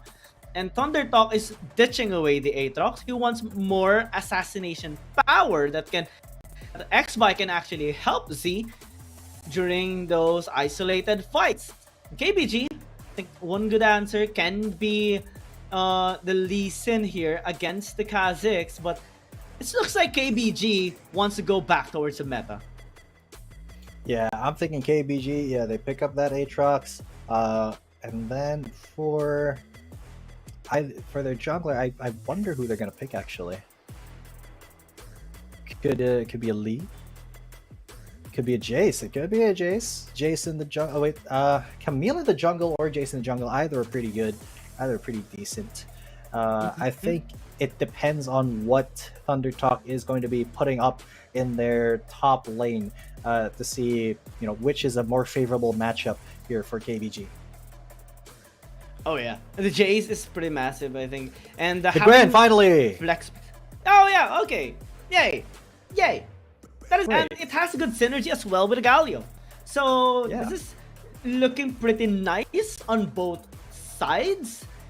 I would say KBG has a scary lineup for team fighting, but ThunderTalk has tools to negate that. Having protection with the Galio and the Senna, having that burst assassination power with the Kazakhs and Akali, plus having a stable front line too with a Gwen able to just penetrate against anyone that crosses her path, and is also capable of avoiding that Mega Inferno bomb from Xiaoma. So the tools are set in play here for everyone. Let's see who's gonna be getting the first momentum in this game, at least. Since it is already match point for ThunderTalk, KBG wants to push this to a game 3. Absolutely. KBG, they definitely can this to that game 3. I think if they're able to, survive assassinations and get into team fights really well, they don't really have all too much of a problem in the late game. Because of the the Aatrox Jace, the Camille, they have so many ways to either deny these assassins their assassination attempts, or just to kind of tag through them. With the Ziggs as well in the back, I think Xiaoma is going to have to be very careful, because we did see on his Zoe, he wasn't all too careful. He was a little bit risky with the Bisky here. So KBG, they do have to keep Xiaoma behind them so that he can actually contribute to these team fights. I mean, it is. This is gonna be the goal here again, since this composition of Thunder Talk is relatively similar to their first one, and at most they just want to create more space for themselves, zone away the members of KBG, and try to prevent the Aatrox actually from popping off. I think Xiaoma is gonna be one of the biggest problems in the late game, given the high sustain of this champion. Plus, since they do have a lot of engaged champions like the Camille and the Nautilus, gap closing of KBG is not gonna be difficult for sure. Yeah. Thunder Talk, they need to, I think, avoid a couple of fights in the early game for now. Yeah, most definitely. Thunder Talk, they do need to get their scaling up, because while they do have an early game champion in the Kha'Zix, Akali and Gwen, they don't really do all too much damage in the early stages of the game, and they won't really be able to duel, say, Jace and Camille early on. And look at this, Yuyu and Daton actually try to bully XBY out of his jungle, and that does bring Chin over. That does relieve some of the pressure from from the bot lane of KBG, and they are taking these Krugs as well. Yeah, and invade starting here by KBG, and they're being very... 4 men on the top lane turret. They're gonna go for the dive here. Shin is gonna get taken to half health, but he's gonna be pulled back, and he's gonna get first blooded by the Aatrox. But now Yuyu, he's gonna be running away. He's gonna be actually successful in that, getting away from XBY. Z though, he's gonna be following up. Will it be enough damage? So Adaran is out of there. KG is out of there, and Daton, can he get out of there as well? And they are out. KBG secure the first kill, the first blood, and without losing any of them. That's pretty big for KBG, especially when they're trying to get back into a game number 3.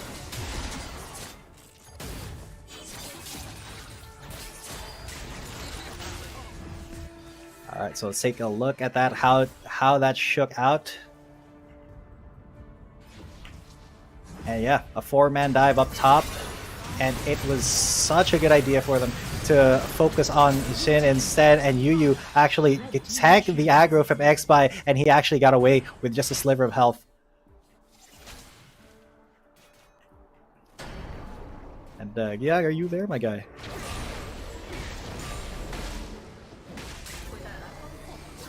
Oh no, so I guess it's just me now. KG right there, you're gonna be going up against Sim. There you are, welcome back. Yeah, I kind of got zoned away there.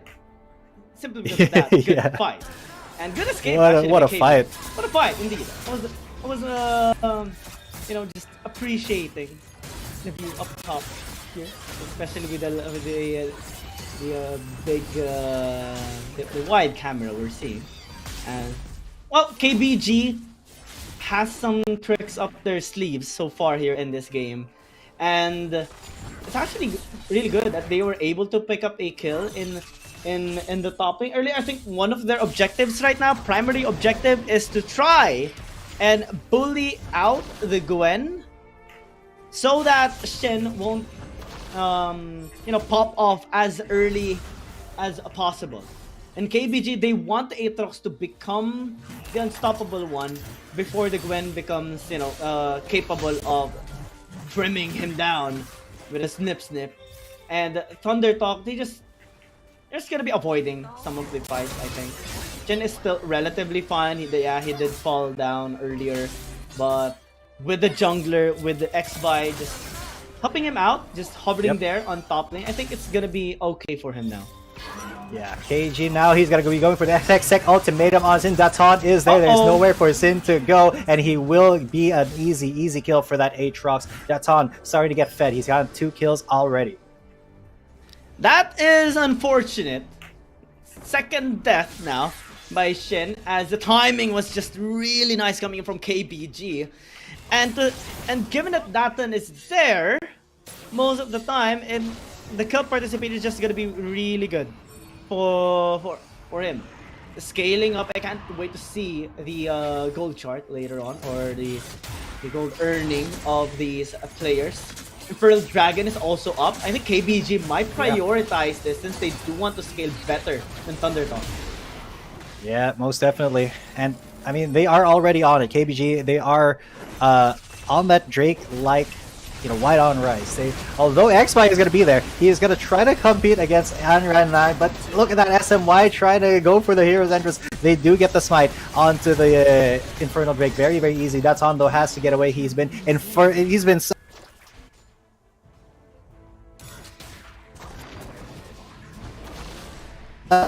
good Infernal Drake take still, but not, you know, a kill for KBG, unfortunately. I mean, it is still gonna be KBG, you know, dictating flow. ThunderTalk though wants to secure this RH, a contest, Hextech. Yu is there. He is distracting SMY. Tomato did do quite a bit there, but now KG has nowhere to keep XY here except for killing him outright. It is going to be 2 kills for KBG now, and Zin is going to be running for his life. That's on. Popped the Yomus, but was not fast enough to get the Camille there. Ooh. So good stuff here. Okay, Anran, I see you. He's almost gotten Z, but won't risk much. He is gonna get... Oh! Able to recall back to the base. Yeah. I want to see the interaction. That's on in KG though. They're going to be taking this turret down. Nobody can stop them. And resources being funneled here onto the Aatrox, definitely. Now 5,000 gold lead. We're already seeing Datan going really close towards that Black Cleaver. Again, for the bomb also will deny that push in the mid lane, so no chance for ThunderTalk to take this tier 1 tower down. And it is, you know, kind of eminent to see the situation of ThunderTalk, especially because of the bullying that happened there onto Shin. It will take some time for these champions like Gwen, the Akali, and the Senna to pop off. So even if they have the Kazakhs on XY, they're gonna be banking on late game here, trying to stall the game out as much as possible and try to swing it from there. Yeah, but now a dive is going to be happening here. KG and Datan, they are under the turret, but Chin is there with the Senna ultimate to keep him close, to keep him healthy. They did get the turret, but no kill. They just wanted the objective, but they did commit a lot of resources to that. So did ThunderTalk, so that actually came out really well for KBG. And that's what they only want. Take the tower down, but they go for round 2. KBG, Yu is going to get caught out here. He's very, very low. He gets smoted out. That is a great kill over onto ThunderTalk. Kali getting that kill, or being gifted that kill, is actually really good there. Yep. They're trying to get something, trying to get some scraps of what's happening as of the moment. And KBG, they're aware of that gang coming through in the mid lane, and ThunderTalk just wants to get a couple of gold for themselves as much as possible. And if we look at the items being purchased right now, given the first items picked up by ThunderTalk, we do see a lot of sustain. Anti-healing as well is present on Shin. Same goes for KBG here. So they're almost at the point wherein they're buying very useful utility items for team fights. And that's when... Oh, never mind. ThunderTalk. Oh, yeah, there's a team fight right there. And ThunderTalk, they've already lost a member. Their Galio is gone. And what can they do now? Because KBG, they are on the warpath. What is the goal here? ThunderTalk, okay, they are still living. But that turret is going to be under pressure right now. Yeah, I thought they would try to stall the game out for the meantime. But they keep getting caught here by KBG. Especially with Yu. Always landing those dredge lines. They're getting zoned away for now. Shin throws the needles. I was actually getting scary of that situation. That turn being hit by the Shuriken. Z will not push through. And KBG, they're still able to farm out. Yeah. Thundertalk, though, is starting to fight back. This is a good sign coming from them. KBG, they might need to go on the side lanes for the meantime. I don't know. Yep. I mean, KBG, I mean, they can just go for.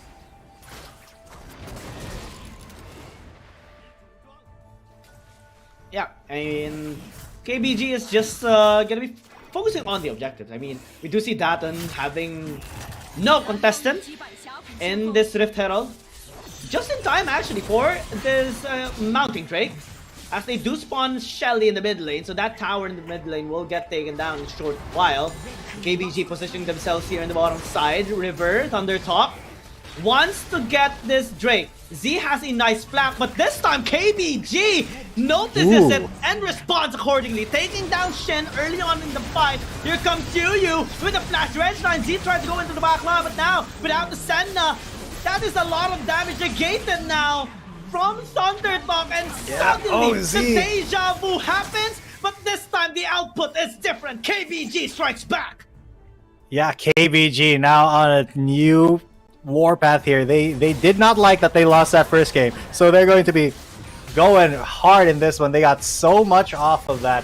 3 kills, I believe it was, versus for nothing there. And let's take a look at how that fight shook out. Of course, Sid, he got caught first. And then, yep, the Hextech Ultimatum. Where do you go from there, and during a dragon fight as well? So there is like nothing that Thundertalk can actually do there with one less member. So they just got bullied there, and the dragon got stolen. And well, KBG, they are, you know, they're looking like they want to go to a game 3 here. And to think that that was the same position they lost in the previous game shows growth here on the side of KBG. Same strat. You know, Shen was on the blue side, camp, as Z was on the red camp there of KBG, and the rest of the members there of Thundertalk was trying to bait KBG into committing onto the ban so that they can you know, fence her in. But no, this time KBG did not let that happen. They turned into the Gwen, and because of that, they're just swinging really hard in this game. 10,000 gold lead and a massive amount of pressure towards Thundertalk. This is basically the point where in the Aatrox is almost unkillable, given the gold lead, and the Ziggs can just put anyone into half health with just one Inferno bomb. Absolutely, just with it is so close here for both teams at the moment. And KBG, though, they are looking like if they want to close this out, it is possible that they won't even let Thundertalk get it over into the late game, because that's what the win condition here is right now for Thundertalk. They have to get into that late game, they have to scale up, but KBG is just not letting them. That Aatrox is nearly impossible to actually kill now. Oh yeah, I mean, there is even a meta before wherein you pick up the Aatrox and you pick up a Yuumi. That equals a definitely unkillable Aatrox. A god, a demon in the shadow. Speaking of Aatrox, not in shadow. It's gonna be used there. Big attempt there by KBG, and they did get some really good stuff there. However, it is not all over yet for Thundertalk. They're still going. They're still living right now. That is taking so much damage and just regenning himself with just one kill or one auto attack. They did not get a kill there. They just got some objective damage, and they are still running away with this. Huge split push potential online as well now for KBG. A while ago I was kind of nervous with it because of the lineup of Thundertalk, but now they're just able to counter any sort of strategy Thundertalk might actually have. The only way to come back from this, have the shot on that, maybe try to track him down and immediately pile onto him, but that's still, given the lineup that that they do have, their lineup is pretty much going to work only if KBG goes in onto them and they counter effectively and efficiently, and have Z and Shin work on the back lines again, alongside this time with KT.RY. Yeah, and look at this. Thundertalk, they're setting up for a death rush. They know that nobody knows. Will KG actually fall for it? Who knows? He is just going to push up, and they're just going to chase KG down. And it's going to be a Camille who gets actually out of there. That's on, though! He's looking for Chin! Here he is! The World Ender! What is he going to end? Whose life is next? Chin? No! It is going to be SY. No! He goes golden, but for not much longer as he gets secured by the Ziggs. And that's on just was the biggest boy there, the biggest Aatrox you can see. He just absolutely intimidated everybody from Thundertalk.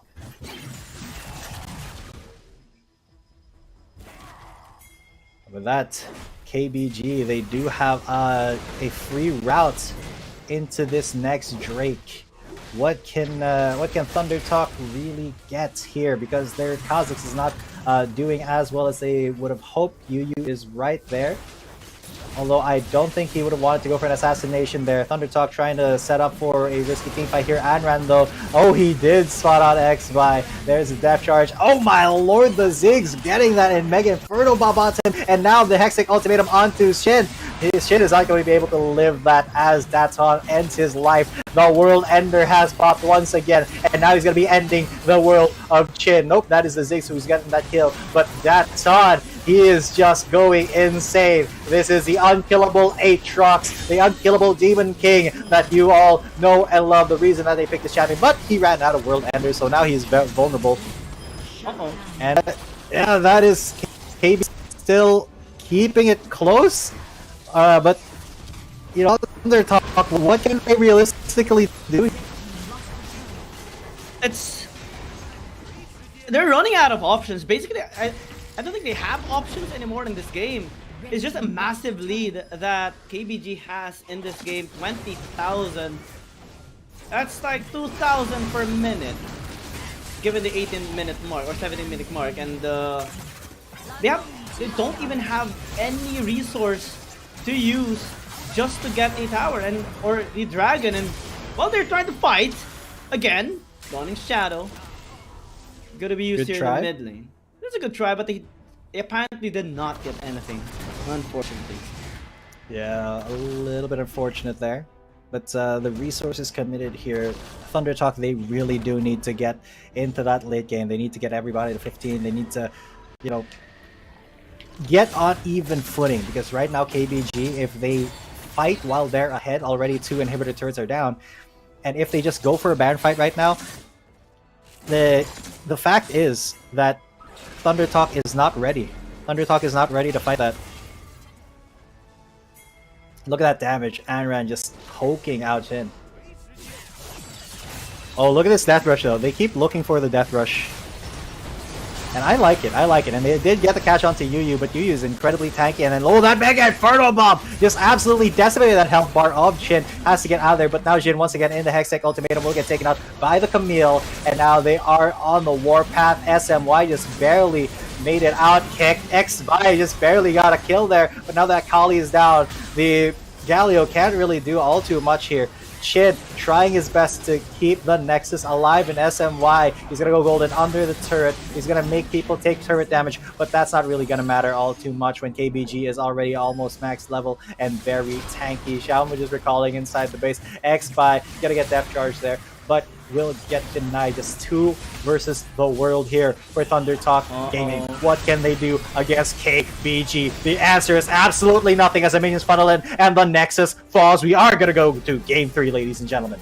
Yeah, KBG this time getting the groove, getting what's working for them, and denying Thundertalk from securing a 2-0 sweep against them. They will push through a game number 3 and have momentum this time in the series. This has been a good development in their performance after, you know, I would say it was a bit of a questionable game number 1, especially the hesitations that they had in team fights, Andra not popping up this time with the draft that they have, and also the same amount of pressure being thrown out there by ThunderTalk this time was completely negated.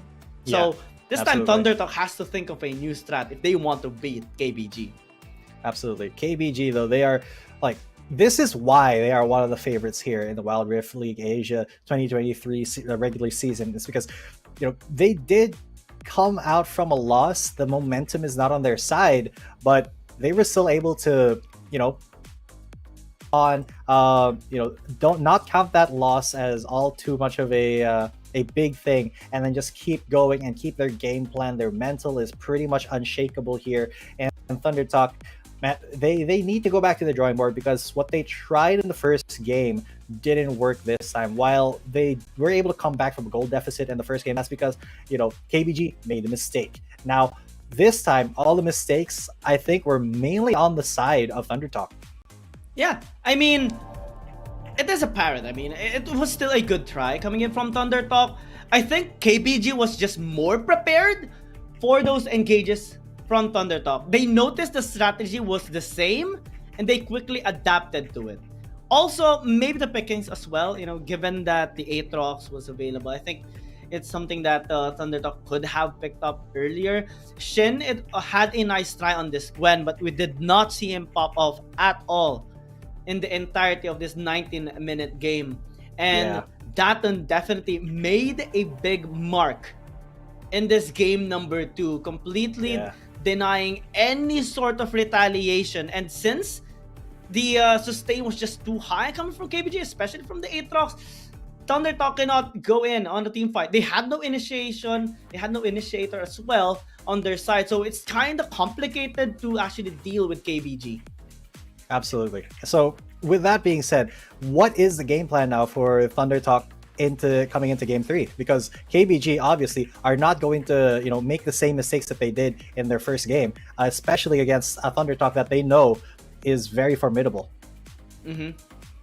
I mean, they still have a chance. They still have a chance here. I think ThunderTalk still has some good strengths left in them, and also strategies that they can actually. I think they just tried to use the same strat in game number 2 simply because it worked in game number 1, and a little bit over zealous on that, since it is KBG. It is a team that can defy expectation, and they have stayed at the very top in the CN conference for quite a while, and have a dominating performance in the entirety of 2022. So having that now tested out, or having the theory of ThunderTalk falling off, they just have to improve it once more. And maybe in the third game, we will see them having a better run. Maybe pick up a more aggressive chance. Maybe have XBY get the Lee Sin instead, or maybe a Vi if it's not banned away by KBG. Maybe pick up a Riven here for Shin instead of a Gwen. It might be better for them. Yeah, definitely. I think Riven could be a really good pick. But yes, Daton deserve that MVP.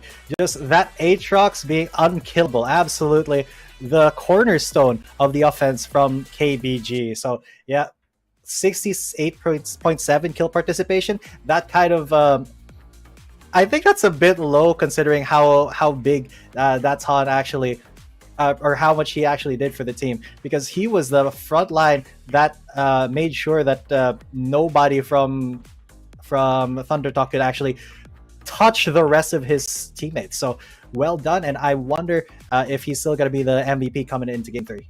Definitely one thing is to be expected here. Gwen Aatrox going to be denied for game number 3 for sure, hopefully. But let's see as we hop right into a very, very short break. We are your casters, Giyang and G10, and game number 3 will come in your way after this short break. One touch from you takes me to paradise, paradise. One look from you and I fall in your arms, in your arms. Baby don't stop, baby don't stop, baby don't stop it. And give me your love, give me your love, give me your loving. Say that you want, say that you want, say that you want it.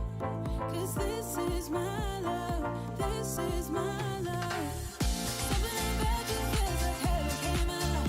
Baby, can you feel it? Can you feel it? Something that you do makes me feel like we belong. Baby, can you feel it? Can you feel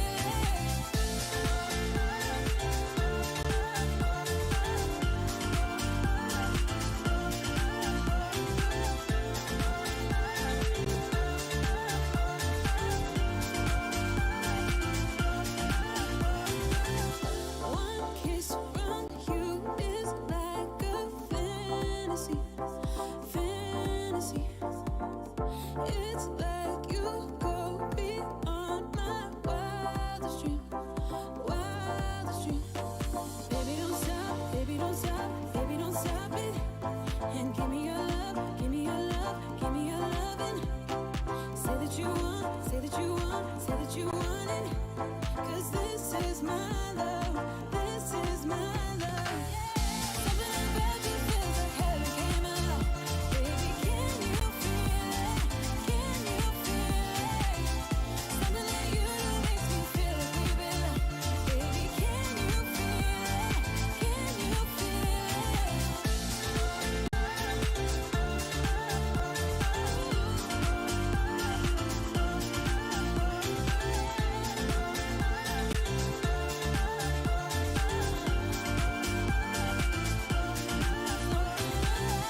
Something about you feels like heaven came along.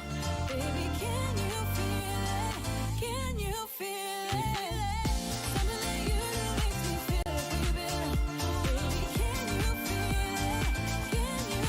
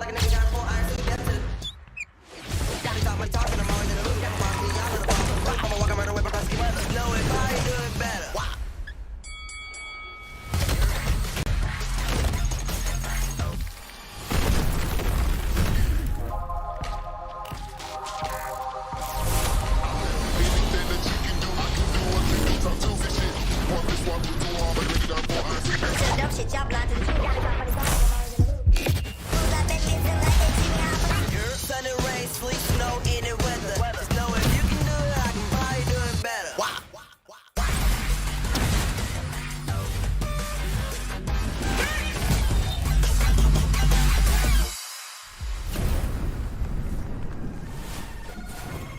拿下下一个第一。 There's the goal violet. 要比你们都闪耀。 Team mình chỉ cần bé mèo này thôi là đủ quẩy team bạn rồi. 给点新颜色，小小。Let go by。提起他的打野挥发，历经2个赛季的沉浮，终于是完成了自己的归属。我说过我会回来的。任凭浪起。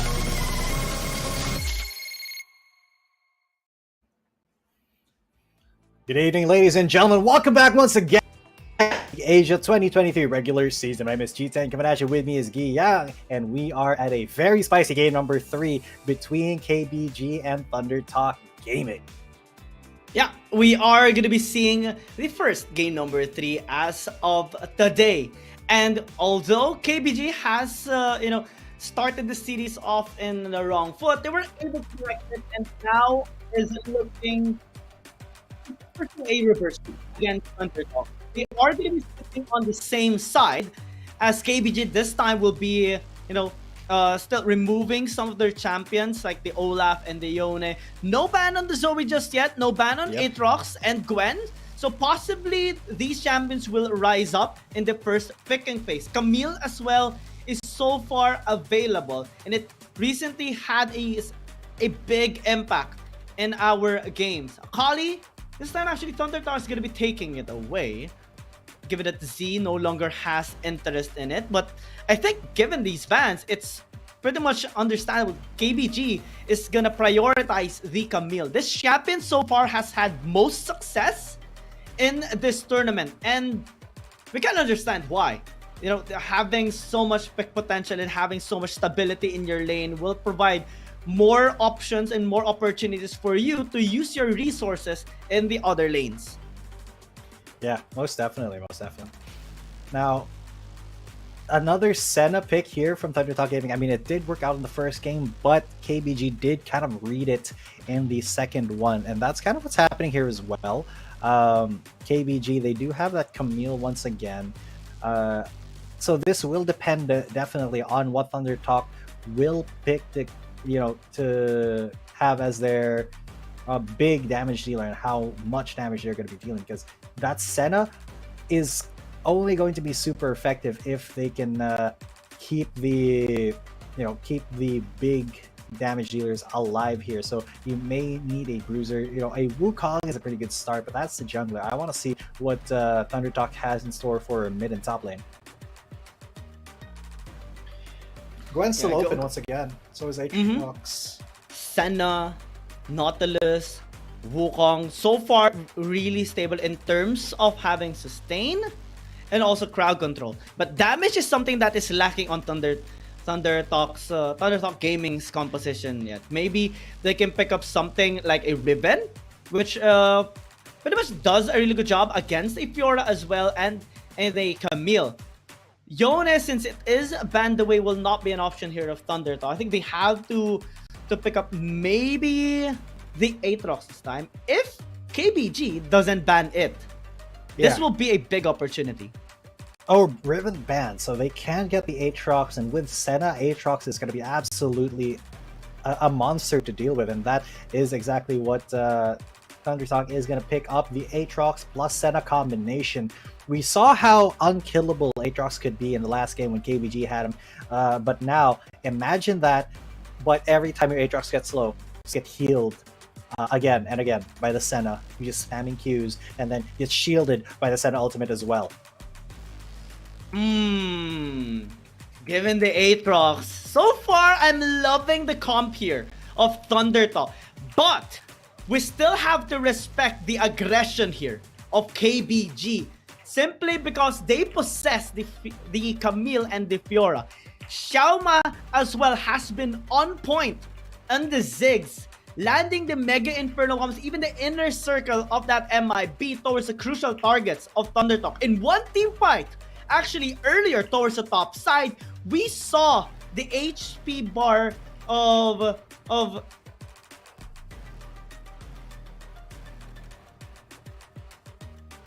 10% just on one skill. That is how massive the damage has been with these Ziggs.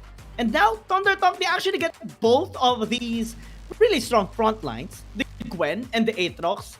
And maybe this is their chance. Maybe this is their chance that they can actually take KBG back.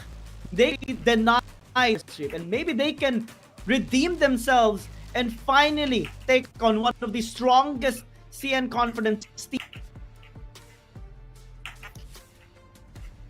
I mean, it is going to be an up, I think, on the side of G here, just trying to, you know, deal with that Aatrox, as well as trying to engage on you.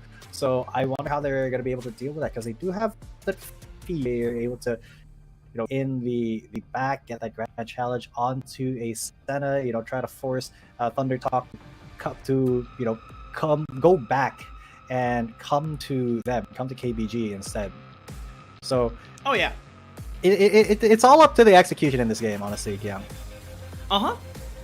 Execution definitely is a big factor here, but so is the draft. I mean, it kind of gives that exponential impact now of your execution based on the tool that you are using, and hopefully the tools that Thunder Talk has will be effective enough against KBG.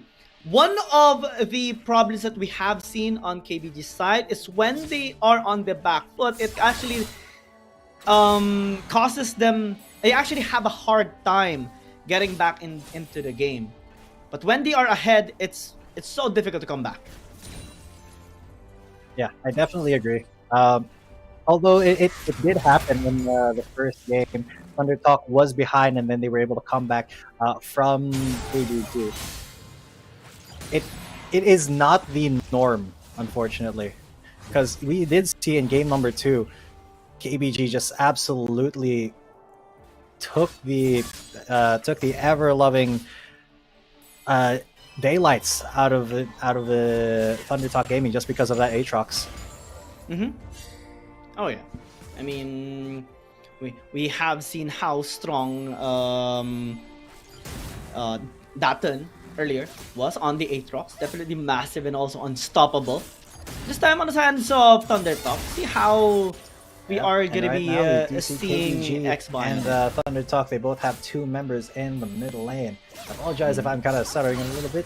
The feed is a bit choppy at the moment, but so far, both junglers just trying to keep it safe. Although Vi is a little bit of an early game jungler, should not be all too much of a problem to look for some ganks here. Oh, that's Han. Maybe getting invaded here. Chin a little bit aggressive there. Has to get away here. Will he flash out? No. The rest of Thunder Talk, all of them are there actually almost. Just the Nautilus in the bottom lane is not there. But a very aggressive start already for Thunder Talk. Just trying to gap Xiaoma here. Yeah, it was a really nice attempt here coming from Thunder Talk. We do see a quick rotation from most of their members, paying respect towards KBG's potential here. And though we do not see anyone dying, this still is the strength here of Thunder Talk. I think it's going to be a relatively slow early game for the meantime, as KBG will pace themselves. It won't be slow too much because X-By and Shin are here. They're trying to make things happen. They are trying to accelerate the pace of the game a little bit with the ganking. They don't want KBG to start scaling up. They don't want that Ziggs to start getting stronger. But Yu is doing a really good job of protecting Xiaoma, and Xiaoma a lot less risky than he was in game number 1. So definitely a good thing here for KBG. That's on though. You may be looking for something here in the mid lane with Anran and Z, but no, that's a little bit too ambitious. Ambitious for now. I think what the KBG should be doing for the meantime is just provide that safety for Xiaoma and have KG, Datun, and Andan actually work through the side lanes, since they're the ones who are mostly capable of actually getting kills for this early game alongside with Yu. It's just going to be quite difficult to catch the members of Thunder Talk, since Chen is actually doing a really good job in tracking them down.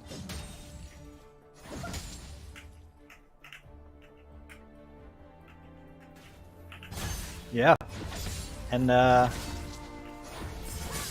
my god, this is not looking all too great for me, not for either of them, because it is still kind of the neutral in the game. It's just that my feed is a tiny bit unwatchable at the moment, but that's not on you guys. That's on the internet here, I think. But yeah, KBG and Thunder Talk, some really good starts here for both teams. And so far the pressure is on for Thunder Talk because they are a bit low on gold. They just 500 gold behind at the moment. I mean, they're pacing themselves. Thunder Talk can just work towards the first objective, which is about to spawn in the next 25 seconds. And we have seen Anran doing a really good job on this Fiora so far. Even in the mid lane, despite being rotated on by Thunder Talk, was able to dodge those engages, especially with the last embrace there of X-Spy and of Chin rather. And in this objective, I think we will see KBG again prioritizing this Ocean Drake. They have been very consistent in getting these elemental drakes, except for game number 1, wherein they had a bit of a hard time against Thunder Talk. They need to be very careful though. Actually, Yu goes in, usually goes out, but might need to play it out a little more safely, since the other members of KBG are quite far away from it. Yeah, KBG, they are definitely looking to make some plays now that they're in their 7s and their 8s. Yu being very slippery actually here.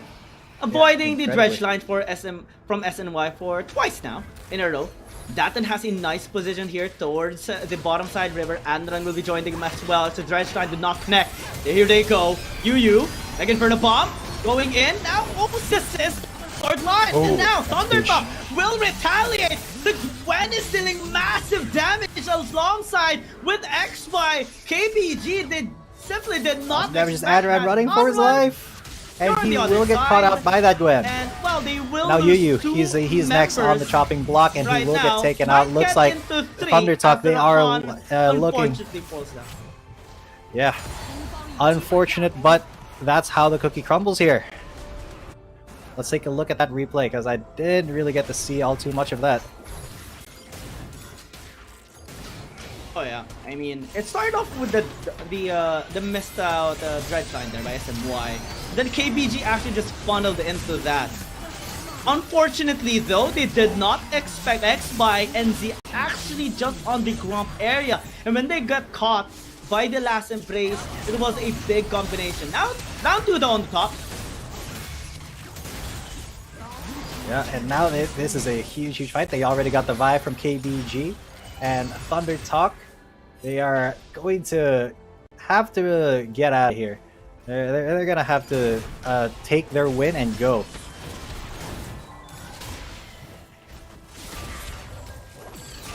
And oh no, it's froze for me, but SMY, he Spider-Man's out of there. Gets out of that bad situation. Chin as well. It's gonna be going down back to the bot lane, and Thundertalk, they will reset. They are very ahead in terms of kills, 4-1 so far. But KBG, 4-1. If they can hold on, because they do have hyperscalers here, it is still very possible for them to get their foot in the game, as long as they don't fall to KBG. Or sorry, if they don't fall to Thundertalk at the moment. They do have the Rift Herald. They're pushing down the mid lane. Easy push, especially with Shama on the 6. Thundertalk could not stop KT.RY anymore. So far, we do see a gold lead, a slight gold lead here by KBG. And Thundertalk, they are trying to retaliate here in the bottom lane. Again, for the bomb, clearing out the wave almost entirely. Thundertalk will not get an answer in this bot tier 1. Yeah, Thundertalk, they are still just pressuring the heck out of KBG, and Z almost pays for it with his life. Unfortunately, he does not go down for KBG, but that ton is going to be the first one to go. And the next one will be Anran, as he gets absolutely pressured. Yes, this unkillable Demon Aatrox, that is going to result in 3 kills here for Thundertalk. Oh yeah, and KBG are, well, they are still struggling here in this game, unfortunately. Thundertalk is just continuously punishing them. Every time they get a nice opening, especially coming from SMY or Chin, it almost always turns into a dead target. And then here we did see Datan trying to get into a nice first line, but Z unfortunately stayed alive. And after that, it was just a messy position for the members of KBG. XY was there, popping out World Ender, popping out Ghost as well, and no one can escape after that. Top side now, Needle's throwing in.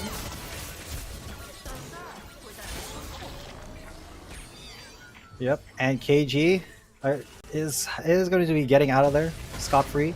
Although Yu and Datan are going to be there to keep him safe, because the members of Thundertalk are all coming towards him. Going.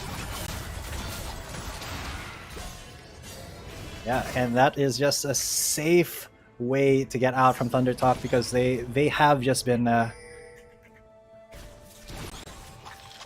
trying to keep the members of KBG at bay, trying to keep all of the pressure on them. So it really all depends on how KBG responds here. XBuy, of course, with all the gold, 8.7 thousand already on that Aatrox. He is so incredibly tanky. He's going to be very effective here in terms of combat. Oh yeah, X now at 9,000 gold. Massive on this 8. This is the thing. This is what's wrong in the sustain just too much damage. The age and also the crowd control is massive on the champion. KBG up prioritizing definitely is causing a bit of problem this game right now. Thunder Talk having full priority in this push in the mid lane. No way they can actually defend this. Going to MIB does some damage, but now as they do lose the Nautilus, Hanran cannot simply fight. Here, Shama is doing the work with the bombs. Here comes KG! There you go, Hextech Ultimatum coming in big. That's on is there as well. Goes for the Vault Breaker and breaks the life of that Wukong. X-By though here is going to get taken out. That is a great turnaround. KBG now on the front foot of that, and they have evened up the gold, even though the kill score is still in the favor of Thunder Talk. KBG, they have come back in a big way, and now they can definitely start this Drake with the jungler gone here for Thunder Talk. This is going to be free for KBG, and SMY trying to scout out will actually pay for it maybe with his life. No, he Spider-Man's out. KG almost actually took him out.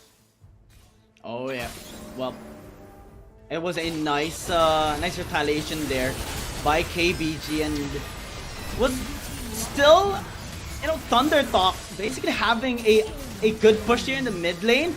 Good job by Xiaoma though, landing those bombs onto them, and I think they did not expected this flank coming in from the Camille, and that's where KBG actually had their strong suit. X-By had a big shutdown on gold on him, and that will give the opportunity for KBG to again bounce back in this game. Yeah, because now KBG, they are just less than 1,000 gold behind, and they do have more turrets here than their counterparts and Thunder Talk. So I think the gold is like on the right people as well. You can see that the Ziggs is ahead just barely of the Senna. The Camille on KBG's side is, you know, I think the most fed member of their team right now, and they could start to pressure Baron. They could start to position towards that upper half of the map, as Thunder Talk is going to be pigeonholed down over there. And yeah, now you can see KBG, they are just going into the jungle, no fear. SMY tried to go for a big dredge line there, but he does go for the depth charge instead. Just barely hits, that's on. But that's KBG just getting that red buff, stealing it away, and then leaving.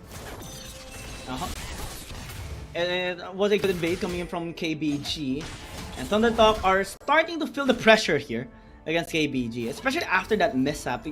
A good angle coming in from the flank there of the Camille, and if that happens again, it can be a big problem here for Thunder Talk. That can be Baron, or maybe that can spell out an inhibitor tower here from Thunder Talk. That's something that they do not want happening, especially that it's not still their prime time just yet on their scaling. Yeah. The shutdown goals has been really high as well. I think they have to be avoiding some of those fights. But in the meantime, fights that they are not ready, because a while ago they got too greedy in mid lane, and the punishment was just so massive. Yeah, and I think it kind of calls back to game one, where it was the same situation, but on the opposite side. You know, KBG had the lead early, and then they made, you know, one mistake, and Thunder Talk was able to swing it back and actually go back and win the game. And that's kind of what Thunder Talk that's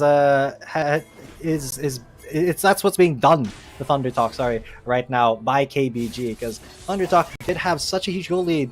Well, pretty decently huge, 2,300 at the peak of it.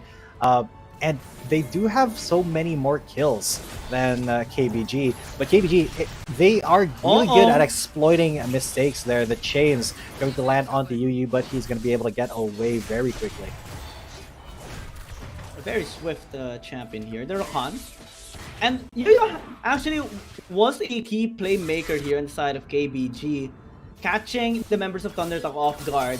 So he has to be extra safe whenever he actually gets a vision, because Thunder Talk will eventually try to catch him off guard. If that depth charge, or if that connects one time.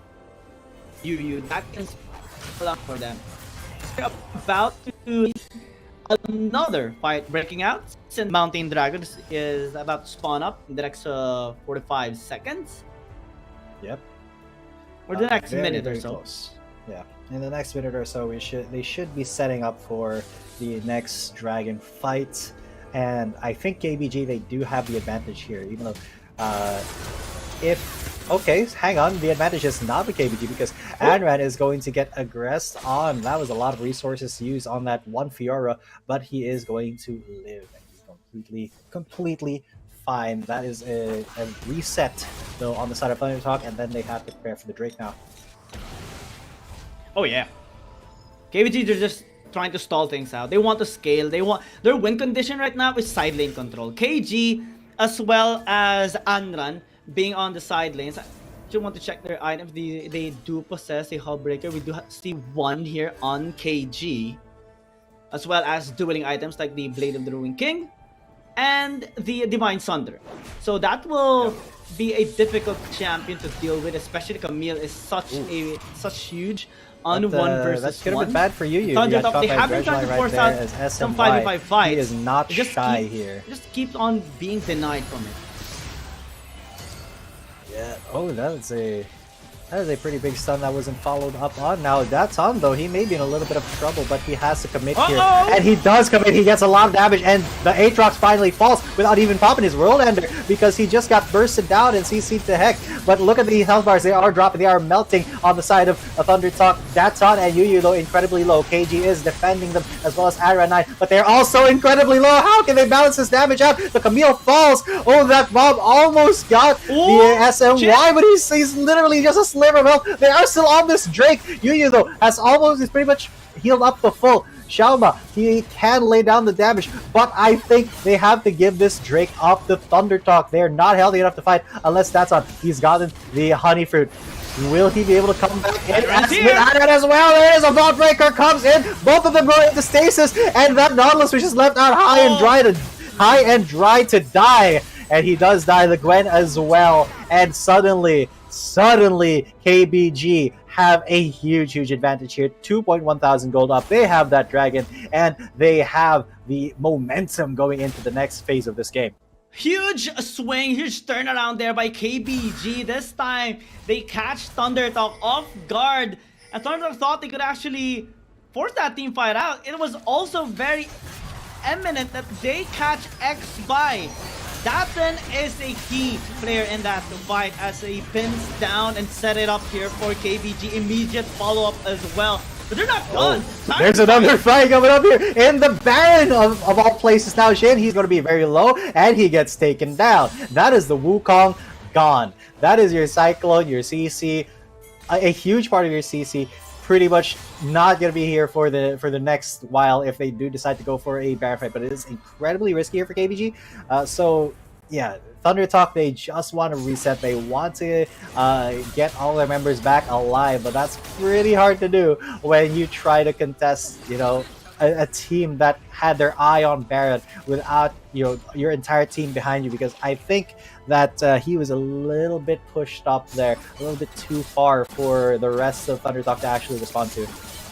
Yeah, I think Thunder Talk is a little bit scattered right now. Oh, they're doing KBG Baron right now. Sneaky Baron. Sneaky, very sneaky. They have good ward set up as well around the pit, so they would know if ever Thunder Talk will go here. Oh, Donny Shadow spots them out. Unfortunately, the timing was just so perfect. 10 more seconds on the next dragon, and this fight could decide. Yeah, it is the Elder. This fight could decide what team will be winning this match, because that Elder is going to be so much stronger for the side of KBG. I think they've gotten more Drakes this game so far. But look at this, they've already gotten an engage onto Yu, but he's able to get away. Just recon stuff, dash over to the teammate, dash away.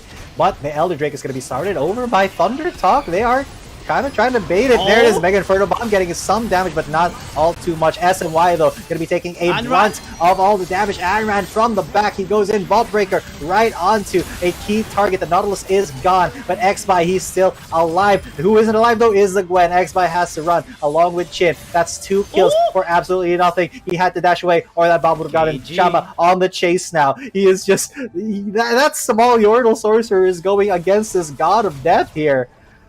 And he's just chasing him down. That Elder Drake is going to be free for KBG, though, as Daton and Anran did stay there to take it. Daton, though, he has to be a little bit careful with his health. He's a tiny bit low. And if he messes up his shield timing, he could die here. But no, that's completely fine. He smites it out and gets that Elder Drake. That next team fight for KBG could be it. That turn by KBG is just so massive. Going on to the Nautilus there. Onto SMY, and then the flank of Anran going straight onto XBY.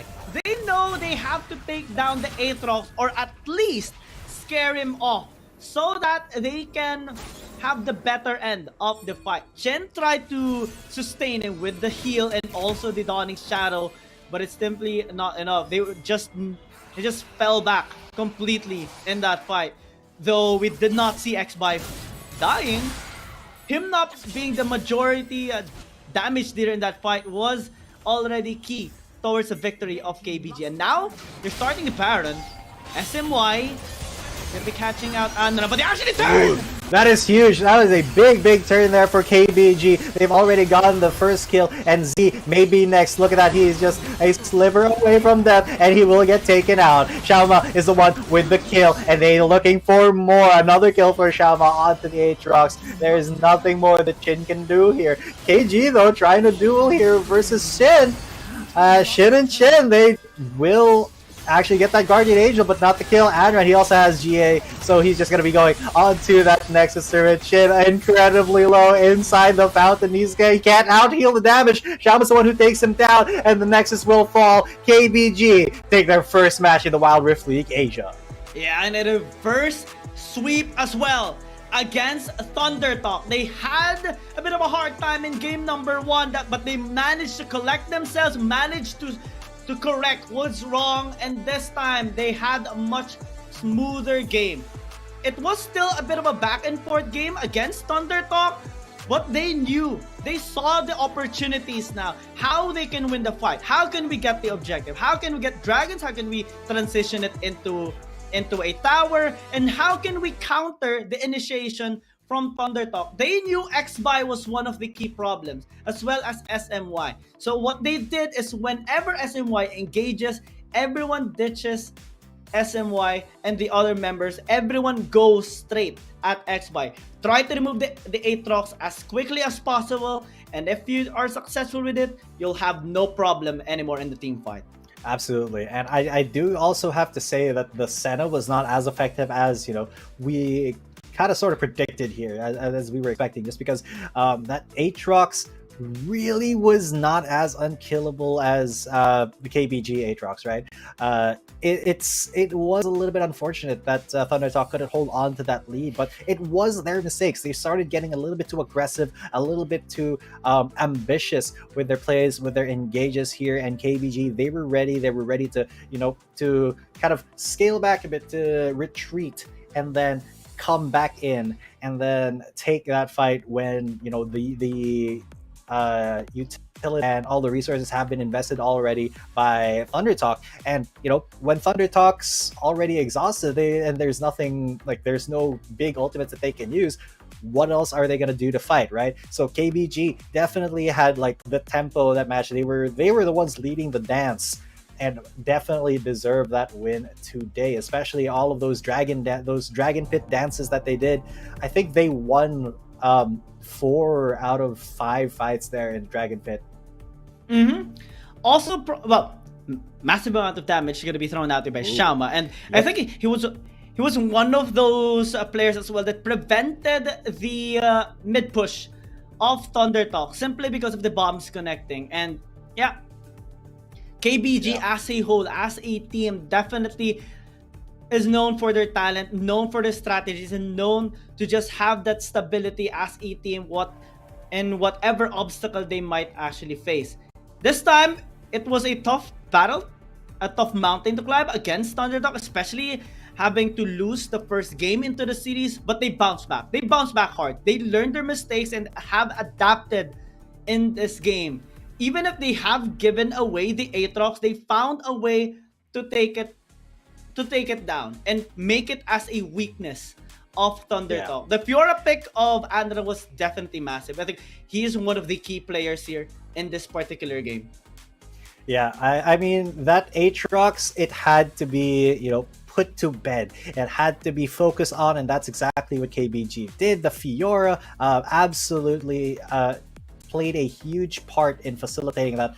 And, you know, KBG, they are one of the top seeds in China for a good reason, right? And this is the reason that even though they were behind at first, even though they had to fight an uphill battle, even from the drafting phase, they didn't give up. They didn't lose their cool. They knew their win condition and they stuck to it. And Xiaoma, of course, just holding them down in the damage department, just being incredibly annoying with the bombs, making it so that KBG didn't have to engage in a fight that they didn't want to, you know, with a satchel charge, with his bombs. And laying down the damage so that it dissuaded Thundertalk from actually, you know, getting a bit too aggressive on them, and that just made Thundertalk a lot more desperate to get in. So when they found a way to get in, they were like, all right, we have to take this, and then that would be a bad fight for them to take because KBG was ready to respond. So, you know, the potential in-game mind games of KBG were something to really consider here for Thundertalk. They know which angle to take against Thundertalk, which angle to go in, what will be their weak spot, and they immediately take it into action. That is one of the things that makes KBG such a formidable team, is because they simply just find ways to win a fight, to win an objective, to win the game. And Datan is one of those players that had such a big impact. Him landing that or pinning down X-Buy a while ago allowed KBG to get that big shutdown gold and also transition it into an objective, a tower, and then snowball from there. Yeah, absolutely. What a huge player, a big part of KBG's game plan and how KBG was actually able to get back to the game and get the second game.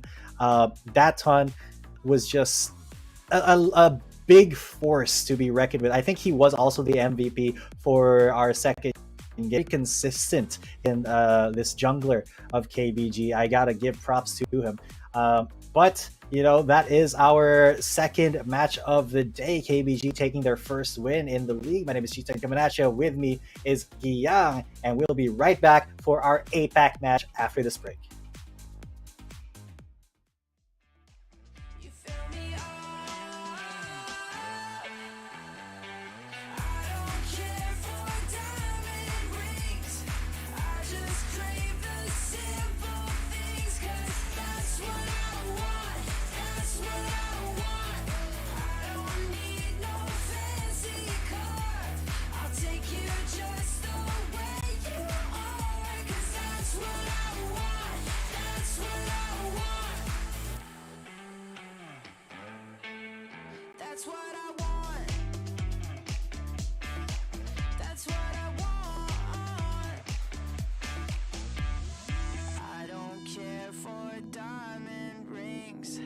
I just crave the simple things, 'cause that's what I want, that's what I want. I don't need no fancy car, I'll take you just the way you are, 'cause that's what I want, that's what I want, 'cause that's what I want, that's what I want, that's what I want, that's what I want, that's what I want. That's what I want.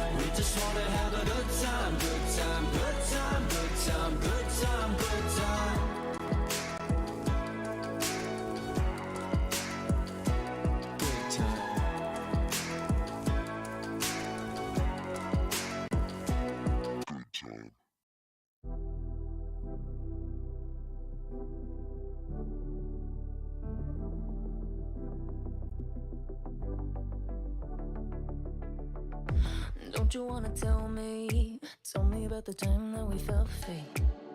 Turn your eye on the halo that you give yourself daily. Give me a new ending, 'cause I'm running free tonight.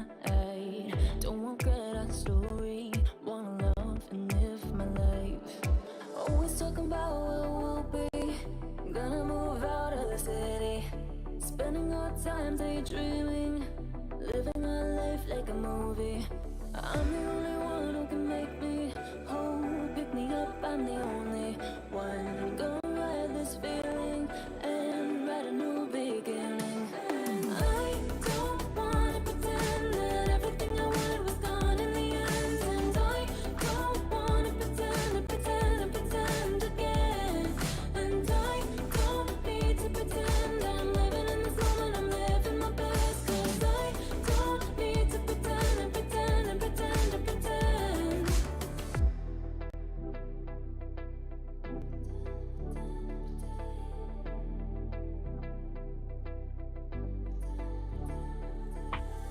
Don't live life in envy, shine a bright energy.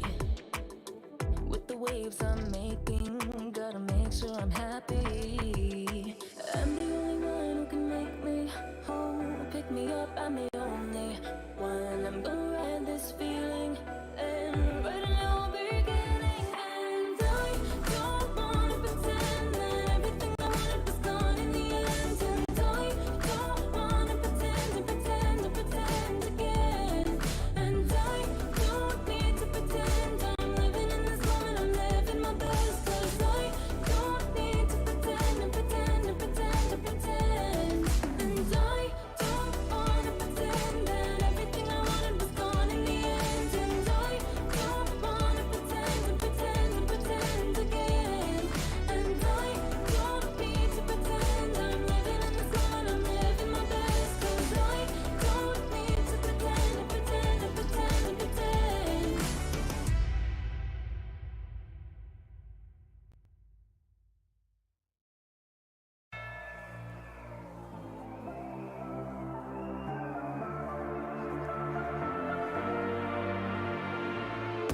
Ooh, this that cute, ain't no drama, only venom when I get my dues. Respect, I'm the next tycoon. Got a pad full of greens, couple M's my soon. Unbeliever, do you see the confidence? Got some people waiting for me on the fence.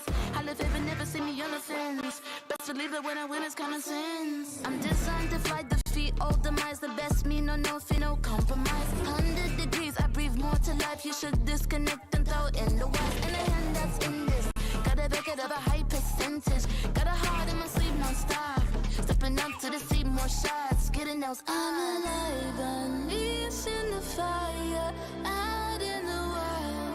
You can never stop me. Watch me dive on. Dear Summoners, welcome to the Wild Rift League Asia 1. With the new season comes a fresh upgrade to our Spectator UI, designed to provide everyone with a better viewing experience. First thing is about the original UI information at the top bar. We make it into a functioning ring design in the upper left corner. The ring not only includes basic information such as team names, match duration, kills, towers, but also displays the gold difference through the red and blue rings. What is a great game without the competition for map resources? When a team takes down the elemental dragons and gets the buffs, the stunning special effects not only make the acquisition of resources more ceremonious, but the elemental dragon's specific color-coded buff energy blocks will also be intuitively embedded in the corresponding red and blue sides. Whether a team speeds up the match tempo by getting Rift Herald, expanding their lead by killing Baron Nashor, or stealing the Elder Drake for the final victory, the countdown timer special effects and the resource-specific color coding will help summoners watching the game to quickly understand what is going on in the game and capture the critical information. Additionally, we will display the whole in-game map on the top right corner. When the elemental dragons, Rift Herald, or Baron Nashor is about to spawn, the corresponding resources exclusive countdown will appear in the top left corner of the map in real time, providing clearer information on team tactics and map resources. The new UI will introduce 4 panel modes: the landing phase mode, pre-team flight mode, team fight mode, and post-team fight mode, a combination of 4 refined panel modes NAOS to ensure that the most important real-time data in the game is presented more intuitively and comprehensively than ever before. In the landing phase mode, in addition to the real-time images of the players, champion selections, summoner spells, and champion experience, we will also supplement real-time gold, KDA, and items during the landing phase. Meanwhile, team stats history will also be displayed based on the progress of the game, allowing summoners watching the game to stay informed of the comprehensive information in real time. In pre-team fight mode, we refine and integrate the information on the gold difference between the matchup to help summoners keep track of the player's items builds in real time through the items column. This makes the state of both teams clearer before the team fight. In the highly anticipated team fight mode, we visualize the damage dealt comparison. The real-time dynamic display of champions' avatars can be more intuitively express the damage dealt of each player during the team fight. The closer to the red-blue intersection, the damage is higher. We maximize the screen space for exciting team fights and gameplays. After the fierce team fight, we integrate the damage comparison of each champion to help summoners quickly understand the damage difference between the champions in each matchup during the team fight. Depending on the different game situations, there are more diverse UI combinations waiting for summoners to unlock. Our comprehensive, intuitive, and comfortable UI design aims to provide summoners with a better, more informative, and higher quality viewing experience. The exciting first season of Wild Rift League Asia is waiting for you. Summoners, we'll see you in the Rift. There's something about games. What you doing there gives you real chills. There is one thing that can't be stopped. Feelings. And if you can feel it, it must be real, right? And that's real magic. Good evening, ladies and gentlemen. You are still watching the Wild Rift League Asia 2023. My name is G10 coming at you. With me is Gi Young, and we just saw both NAOS and KBG take wins today. Right now, we're going to be going into Cerberus Esports versus KT.RY. Yep, KT.RY recently had a bit of a tough time against their respective opponent, J Team, during day number 1 of the regular season. And they are going to be facing off Cerberus Esports, which is a very formidable opponent, being very ready as well here in this or in their first game as of this regular season. I think it's going to be a tough time, especially for KT.RY, primarily since I think they haven't found their groove yet, and they kind of struggle against aggressive playstyles of teams. And Cerberus Esports are known for their utmost aggression, similarly to the other teams in the APAC and even in the CES conference. Here we see the schedule matchup in our first series, 2-0 sweep of NAOS Esports against Rare Atom, and the KBG, a really fantastic reverse sweep against Thundertop Gaming. Yeah, that was a very intense game, or intense match, if I do say so myself. But right now we're going to be going into Cerberus Esports. We have Y1, Melodious, BMM, Genza, and Akeno. Some very storied players here on Cerberus Esports. Some of the best that the country has to offer, the best that Vietnam has to offer here.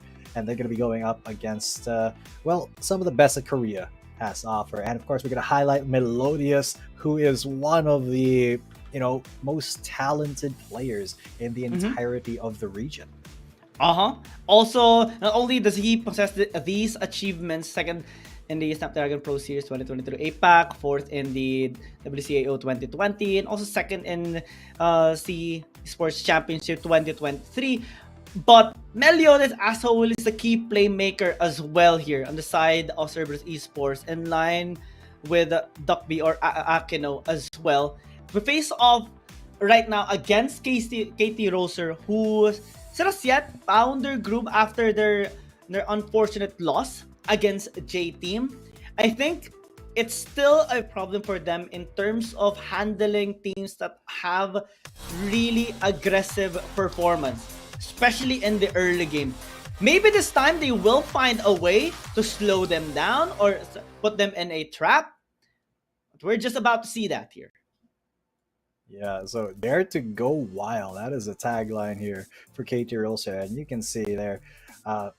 That is a pretty nice conference room actually that they're going to be playing in. That is very, very nice. And this is wow. KT.RY actually that they have a whole gaming center. I mean, KT is a a multi esport team.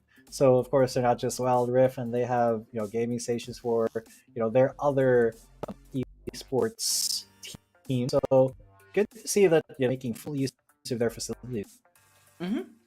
Also, this is going to be the first APAC versus APAC team that we are going to be watching in this regular season, and it is a unfortunate case, of course, for these APAC teams. Let's see who is going to be their representative here. I'm banking on Meliodas, and oh, okay, it's going to be BMM.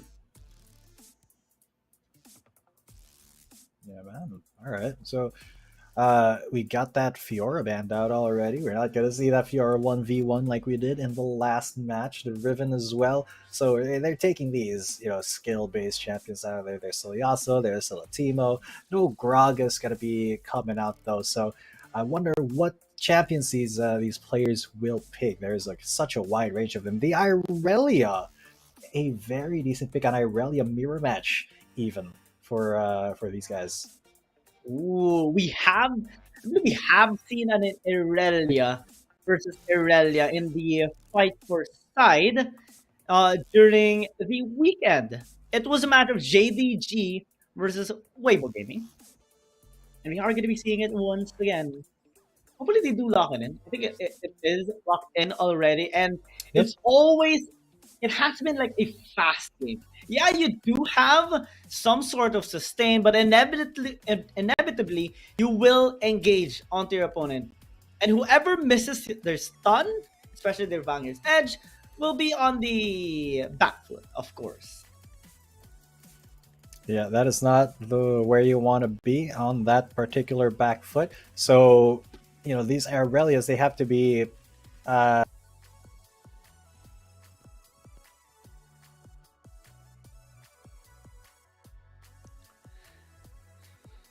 on point. They can stun you when you've missed your own stun. So, it's going to be a pretty interesting 1v1 here. It's going to be all skill, even more so than the Fiora 1v1 that we saw in the last match between KBG and Thundertalk. Oh yeah, I mean, that particular fight for side 1v1 in ARAM was the first one to reach the sudden death as well. Yeah, and we actually kind of expected that to happen, given that both champions will just really try to poke vitals at each other and play it out safe. This time is going to be all in, and Irelia is always fascinating to see, because since they're always going to be there's constantly always going to be waves crashing down in mid lane, and both of them will be trying to not only land the last hit on the minions, but also try to surprise each other with their stuns. Yeah, most definitely. BMM, that is the Frostblade Irelia. Very nice skin there, and Ratel. I can't quite see, but I think that may be the Aviator one. But we'll see when he comes out of the bush. Is Ratel nervous about it? We saw him, just trying to calm himself down, to see his teammates, just supporting him on the side. This is the lovely thing in like the fight for side 1v1. Yeah. We do see the other members as well, just in the camera, chilling and watching, supporting, maybe cheering them up a bit as well as they fight their way against each other. Yeah, just all the pressure now is on BMM and Rattel because like all their teammates are like, all right, if you're bad, we're going to make fun of you. And the stun did land onto BMM. He wasn't able to land that stun onto Rattel. And that, because of that, he takes, look at that, so much damage. Half his health bar is gone. Rattel can go for a big engage here if he so chooses. Like, but BMM, he's being incredibly safe here, and he missed that stun. So Rattel is like, all right, I am safe. I'm gonna go for you. BMM forced it back already. But he won't even be able to back. He's being so pressured. Rattel has just built up such an advantage here that BMM is forced to stay, or otherwise he's going to miss this huge wave. No full stacks on his passive though for the Q. So Rattel will just go into a reset since it is a cannon wave. Pick up an item and shove the wave back in the middle in this lane against BMM after that. So with this, I think BMM might struggle a bit, be a bit delayed on this next wave, unless, you know, Rattel just pace himself, not force the wave into the tower. Yeah, and forcing himself is a sure way to, you know, kind of throw this game away. You really have to be careful here when you're playing in a 1v1. Now Rattel, he's the one who's taken more damage from the minions, but he is, you know, aggressively leveling up. Look at this, the trades, the Qs are coming in, and the auto attacks. Rattel misses his stun, but BMM has been ignited, and that sliver of health will disappear as Rattel takes that first kill. So that is 1-0. Rattel, all he needs is one more kill to win this fight for the side.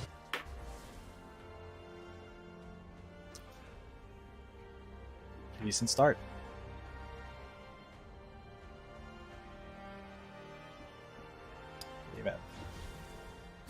BMM though, it's not unwinnable here. He can still get this dub, but only if Rattel makes a mistake. Because so far, BMM 0% hit rate on his stuns. Rattel, he's hit once, so that's like 100% more than BMM at this point. Oh, there's the ultimate. He is level 5, and he gets the stun as well. BMM running for his life, but his life will be forfeit as Rattel will win the fight for side. Man, Rattel with his style points as well. I mean, even going with a recall after knowing already that he will win that 1v1. BMM did not expect that to happen. So smiles on his face. A little bit frustrating on his side, losing on the 1v1, but that's still okay. I mean, it is just a fight for side, but KT.RY will have a chance to decide, of course, which side they want to be. Will it be on the blue side? Will it be on the red side? So far, we haven't seen success of them on either side, but we did see them, you know, have a relatively good composition built up when they were on the red side against J Team. I think in this game, we should be expecting not an Ezreal anymore on the side of KT.RY after their kind of struggle against J Team during that particular match. So what I think is going to happen now is that you know, KT.RY they're going to go for the red side pick, because so far today, and you know, most commonly we do see the red side being a more common pick after the fight for sides, just because it's you know, you get the double champion priority instead of, you know, that one champion that you get to pick first. So, you know, 2 is better than 1, I would say. Two champion picks is better than 1, but I don't know, maybe KT.RY will defy our expectations and actually go for the blue side, but I don't think so, because it's such an advantage during draft phase to just, you know, get those 2 champions that's essential to your core team done and dusted before your opponent can ban them out. I mean, yeah, that is a good perspective towards it. Some teams prefer to get that single champion that they know they can fully utilize in this game. And in NGX side before, you know, they usually just pick up the Fiora, and they'll be really good already for the game. Some teams, you know, we in the CN conference, when the Camille is up, that will be a big pick. Also the Zoe. True. And that's something that Cerberus Esports can actually look forward to. Maybe they can open up the Aatrox. Maybe the since Ione has been, you know, available most of the time, maybe they can target it out as well. That could be a pretty decent possibility here. Of course, we're gonna go into a different kind of champ select because this, well, you know, it makes sense because, you know, we can show the player cams in the middle, digging for gold a little bit there, but the KT roles are gonna be banning out Senna, Gragas, while Aatrox and Camille are gone for Cerberus Esports, and it is actually KT Rolster who will go for the blue side. They will ban out the Gwen as well, so they should have like one champion that they prioritize quite a bit on. Maybe the Zoe if it's not banned out here. I mean, they should ban it out. Okay, they banned the Ziggs instead. Okay, so it's going to be a trade of either maybe the Fiora and the Zoe. Which will KT Rolster pick first? They will pick the Jace. Neither one of those options. They want the Jace. They want the Jace. I don't blame them.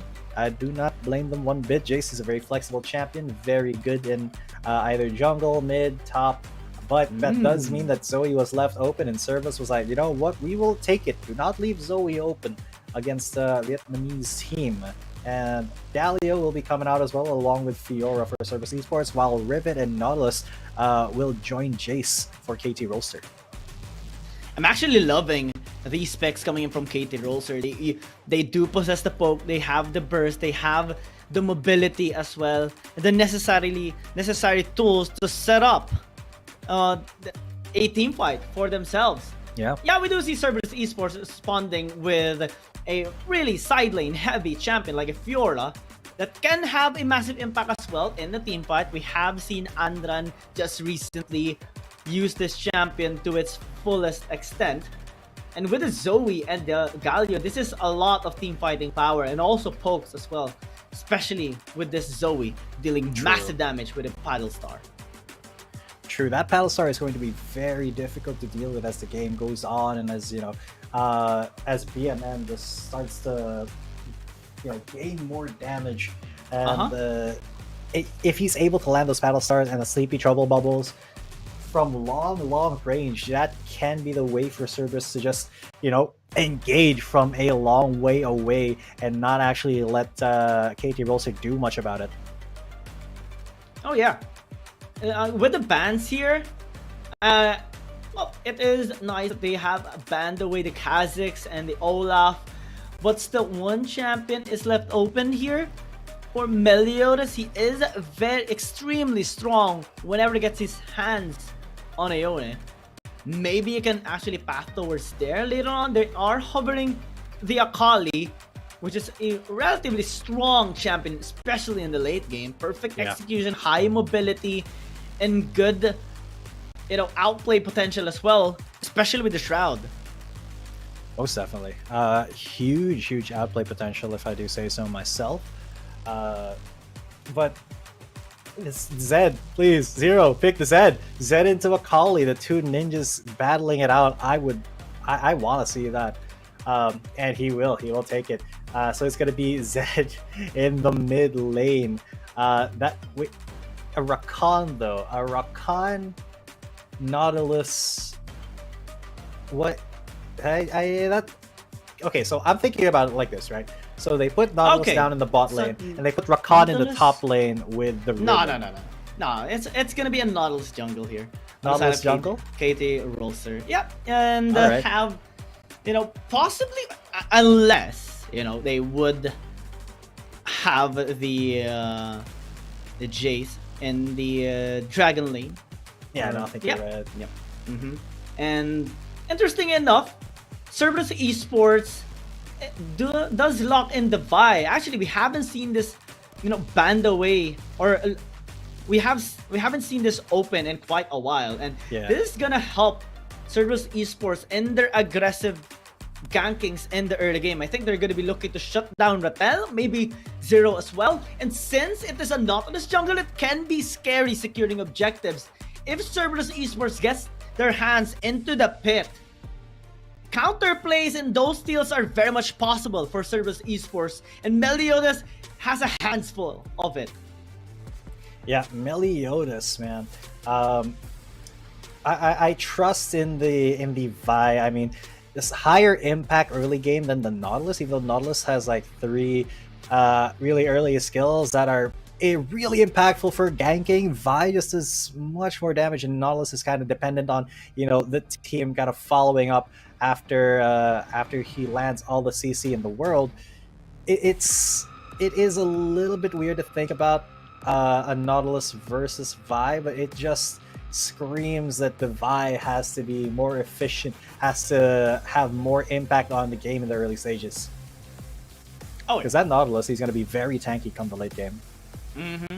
I mean, that is goal here. KT.RY are going on chain CCs so that they can have Zero just bursting down anyone right there. Yeah.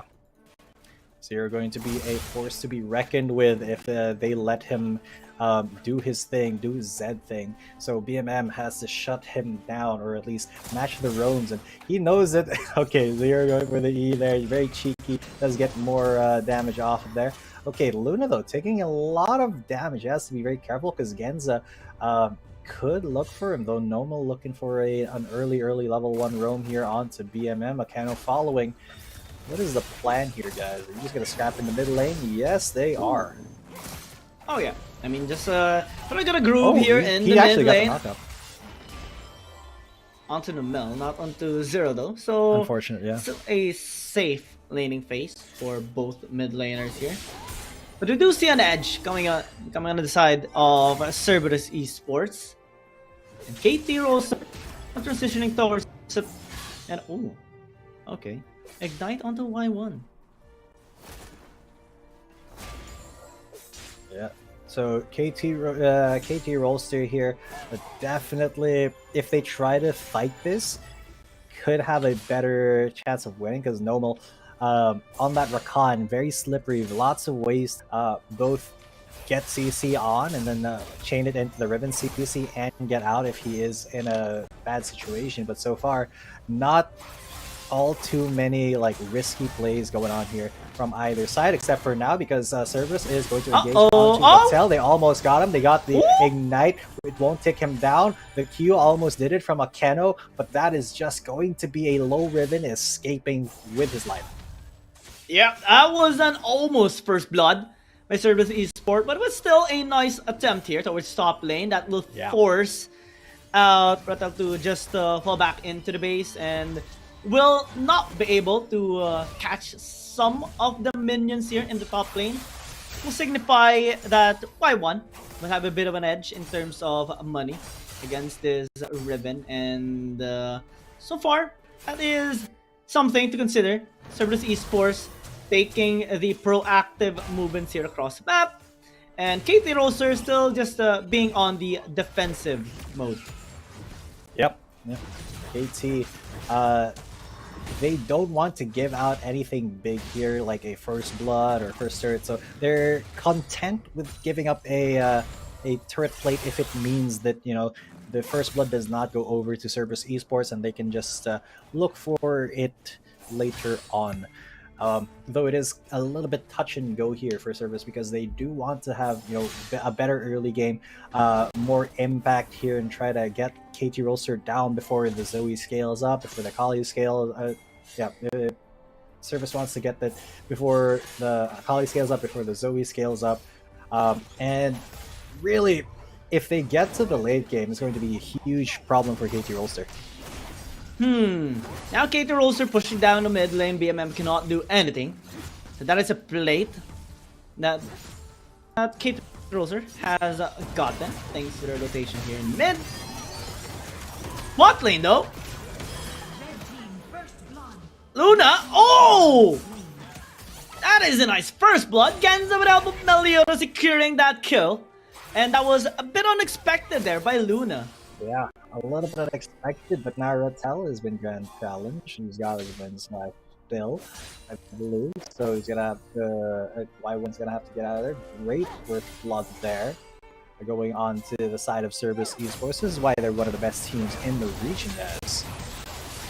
Oh, okay. So there's a big fight coming in. Zero coming in with the ultimate. Shadows are getting shadowy. BMM, though, is going to get defended there by the hero's entrance from Akeno, and that is just some health bars going low, but not quite down to zero, as Rattel in the top lane as well suffers down from Y1, but Akeno tries to engage once again, and they do get it. The Nautilus goes down, and now this is going through the way of KT.RY. Even though Genza did get that kill, it was a 1-for-1 still.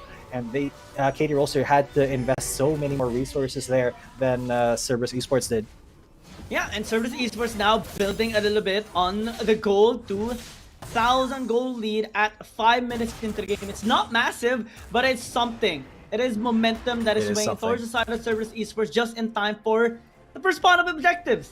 Now they can actually maybe threaten a contest towards the Dragon and then transition towards the RH. Given their aggressive nature as well, that is very much possible. Yeah, you're right. It is incredibly possible for KT.RY to... Okay, yeah, they are. KT.RY, they have started it, but they're not complete. The ribbon isn't there yet, so this engage is going to be a little bit sketchy for KT.RY. Though is still inside the pit. The Herald will be taken by Service Esports at the very least, so they know the jungler is over there, so they can just take this drag. It is you know, an exchange of things, an exchange of objectives here. But that Rift Herald will be doing more for Service Esports right now, getting those turret plays for them and extending that lead a little bit. Meliodas still on the tail of Zero. He's incredibly low. One more shot should do it, and one more shot does do it. You get punched in the face. Your shadows are no match for my big fist. And now they're going to be going on for more. Do and Nomo, they are trying to fight, but they are just supports, basically. Do is a glorified support, and Nomo is able to get away by delving onto Luna. So, great escape there from both of these players. Although that does mean that KT.RY are very, very much on the back foot now. Yeah, Cerberus Esports just messing with the KT.RY as of the moment.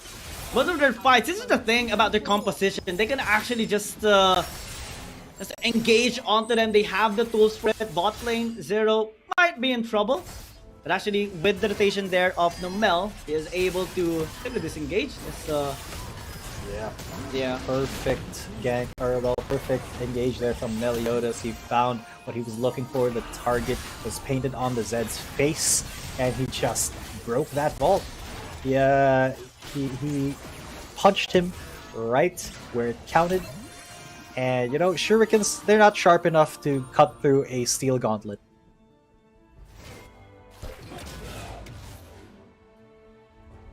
We're gonna go back to neutral. Gonna go reset the game. That does look like BMM and Akeno. They want to try something here. Zero's not strong enough to defend that turret, so that will go down very quickly. Wow, Cerberus Esports, BMM, Meliodas, Genza, Y1, everyone is ahead. Except just for Akeno against KT.RY this time. Almost 1,000 goal lead each player. And that...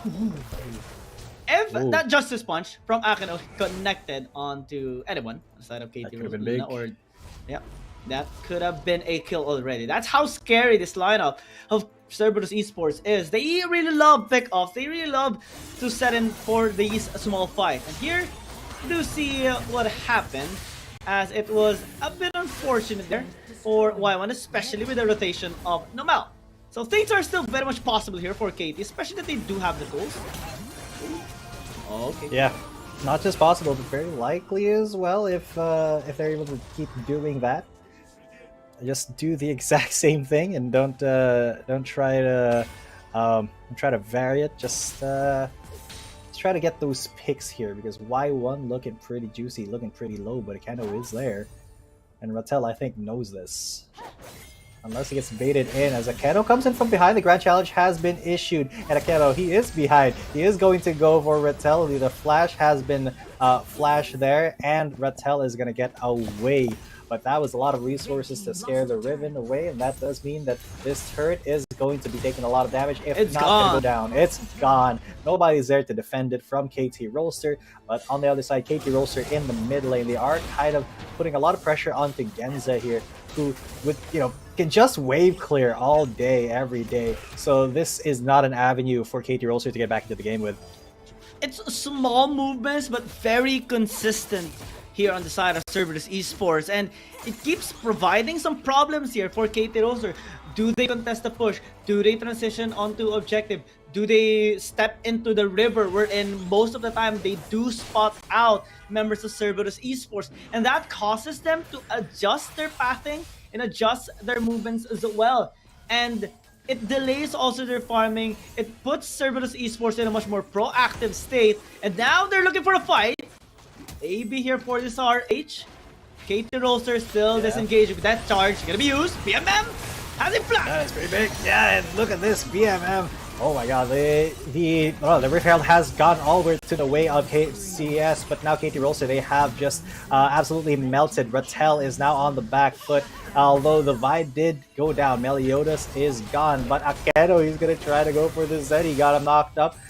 Zero has to get away from there really quickly, but KT.RY, they just absolutely got melted there with 20 seconds left for the Dragon. Let's check out that replay, because I didn't really see most of it. But yeah, Meliodas getting on that Herald, thought they got him with the dredge line, thought they got him with the depth charge, but look at that, all the AoE coming in, as well as that Fiora's healing circle just denied all of that damage from KT.RY, and that team fight was not something that was something that they wanted.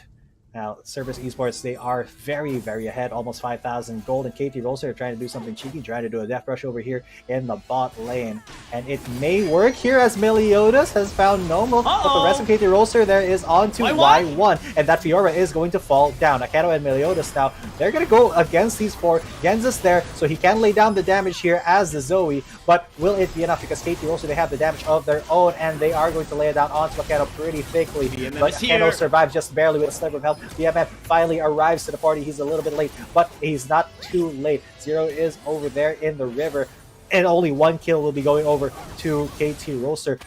Still a very good kill. Genza almost actually got that kill onto Rattel as well. So what a tense, intense fight here for both of them.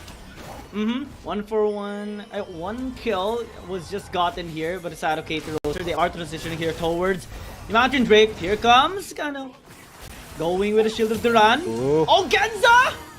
Genza! Y1 is here! That's pretty huge. Yeah, Y1, he has gone, like, the Dragon is still being worked on by CES. Luna almost falling down. Y1, he goes into the fray, and Zero and Do have to run away. And he does get the lunge after the flash. Zero has to use his shadow to get out of there once again. And now, Y1, how do you come back from that? Just getting face tanked, 3 of you by 1 Fiora. Cerberus Esports incredibly ahead. They got that Drake for free as well. So now they can start focusing on pushing down the lanes. Yeah, it was interesting how Genza was throwing those battle stars onto the members of KT.RY. It was a nice attempt by KT, but due to the fact that they got a little bit deep there, they got punished by Cerberus Esports. Forcing the Drake was a little overambitious since it is a Mountain Dragon. It is going to be a little bit difficult to take down. Genza, that paddle star was just perfect to allow them to just turn into the fight. Well, I think Luna managed to stay alive, but that one member also fell down. And because of the numbers advantage, Cerberus Esports was more than just confident to force yet another fight. Plus, they're the ones who got the Mountain Dragon. Yeah, so that Mountain Drake going to help quite a bit in the upcoming team fights, make them just a tiny bit tankier, so that they won't be assassinated as easily by the Zed, or gotten poked out by that Jace. So KT.RY, they really have to go back to the drawing board here, and they have to not give any opportunities to CES where they're not ready to take a team fight.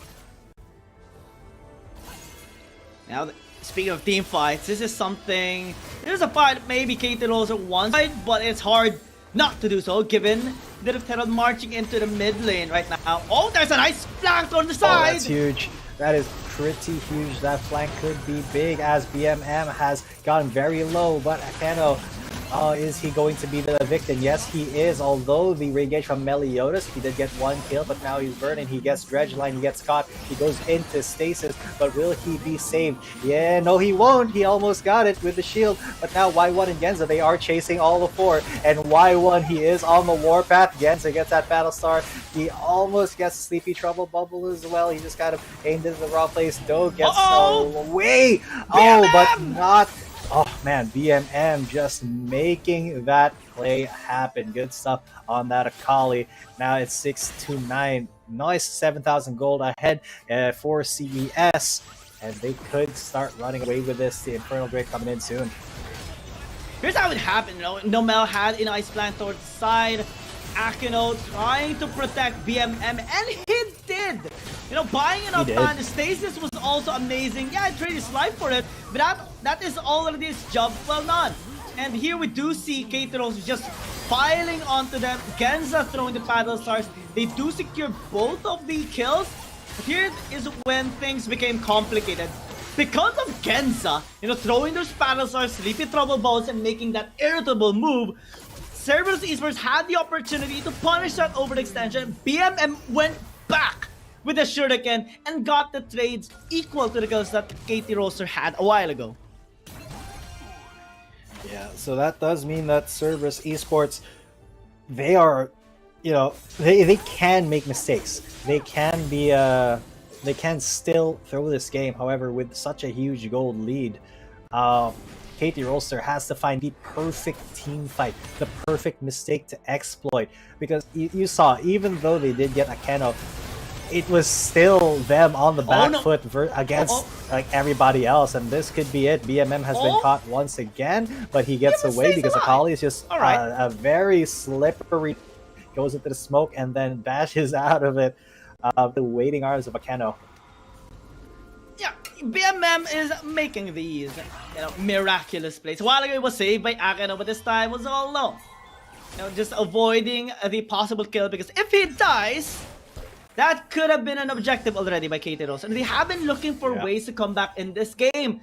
It's just so that CES, Cerberus Esports, is very careful with their movements.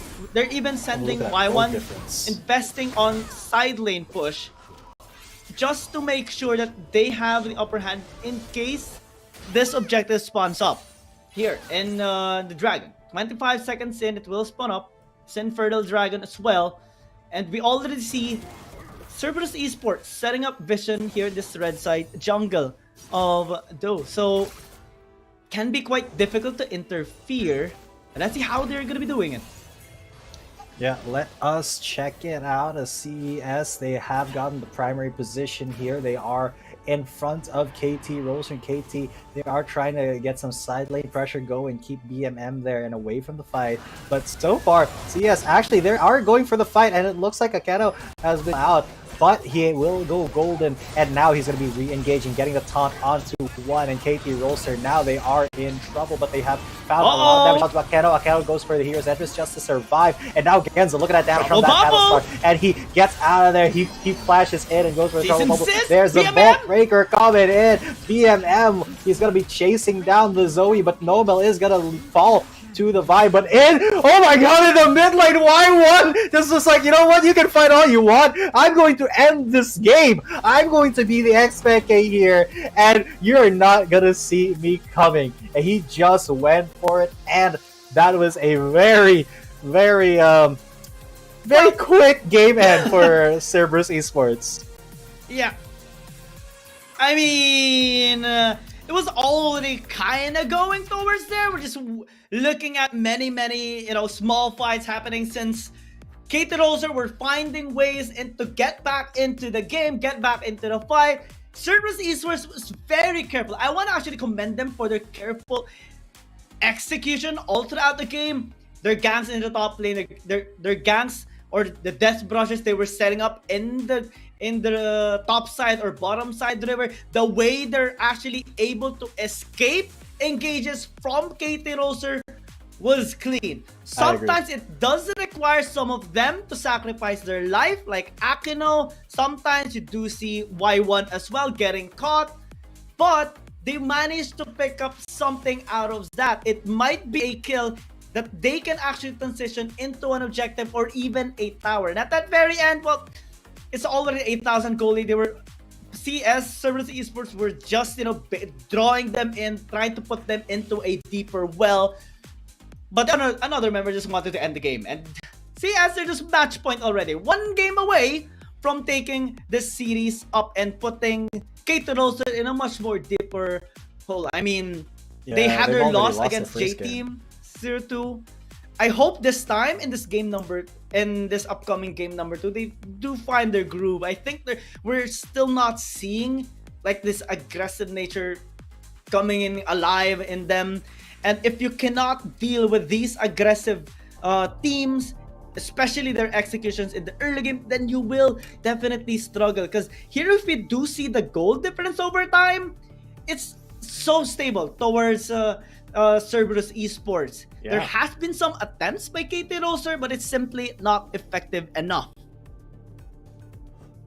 That's true. And look at the damage by Genza. That Paddle Star and those Sleepy Trouble Bubbles just facilitating all of the damage here from Cerberus Esports. And Meliodas, though, lots of high impact plays. Those Vault Breakers were on point. 6-2 and 4 there, 2-0 and 8 for Genza. Definitely got to carry the damage. 37% of his team's damage.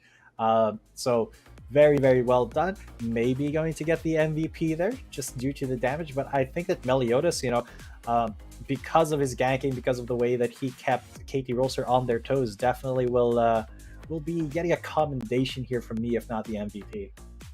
I mean, Meliodas was very stable in there. I mean, he was the playmaker in the game. Akino was the saver. It's like the shield here of Cerberus Esports, making sure that BMM stays alive, making sure that Genza has his space.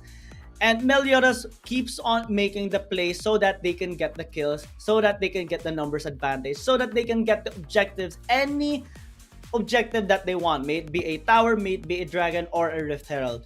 And KT.RY, they have still yet to crack the code here against Cerberus Esports. Hopefully they do, to push this into a game number 3 probably.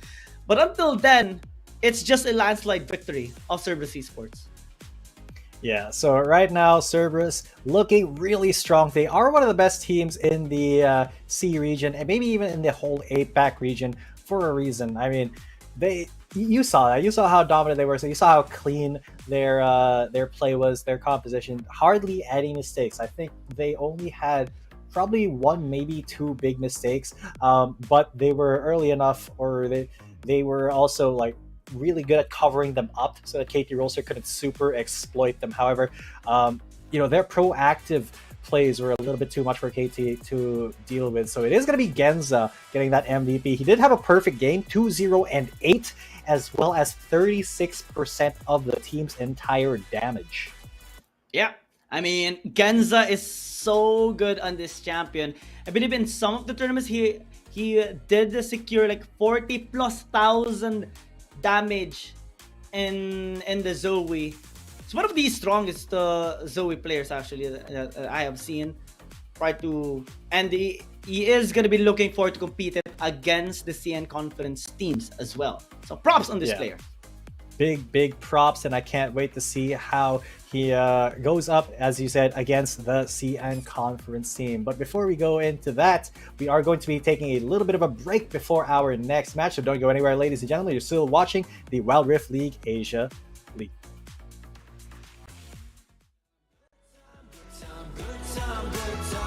Idolize, that's a word game. I am sick of the grip of my thin frame. You can call me my first and my last name. When did I become such an ingrate? Toe to toe, shoe to shoe, I'm a shoelace. I'm a fraud, I'm a zoo in a dark place. Why do I even try to pretend that I can rhyme good? Oh well, I guess. Tell me it's all or nothing. Tell me I'll have you all. Don't wanna be good for something if my life is a blur. Tell me it's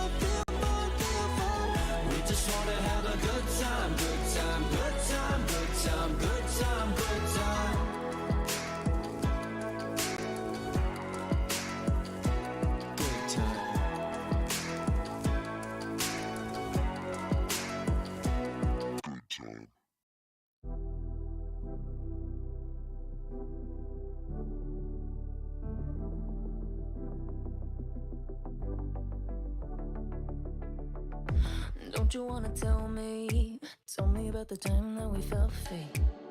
Turn your eye on the halo that you give yourself daily. Give me a new ending, cause I'm running free tonight. Don't regret our story, wanna love and live my life.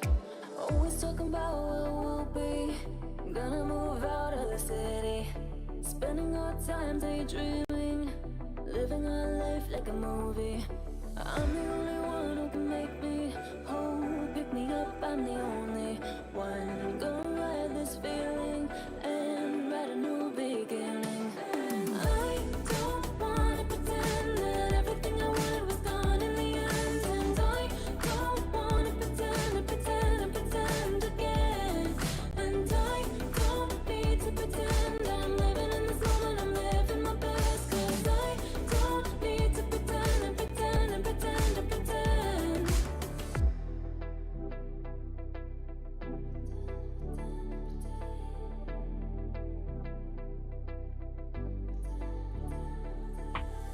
Don't live life in envy, shine a bright energy.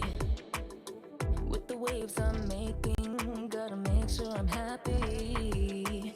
I'm the only one who can make me whole. Pick me up, I'm the only one. I'm gonna ride this feeling and write a new beginning. And I don't wanna pretend that everything I wanted was gone in the end. And I don't wanna pretend and pretend and pretend again. And I don't need to.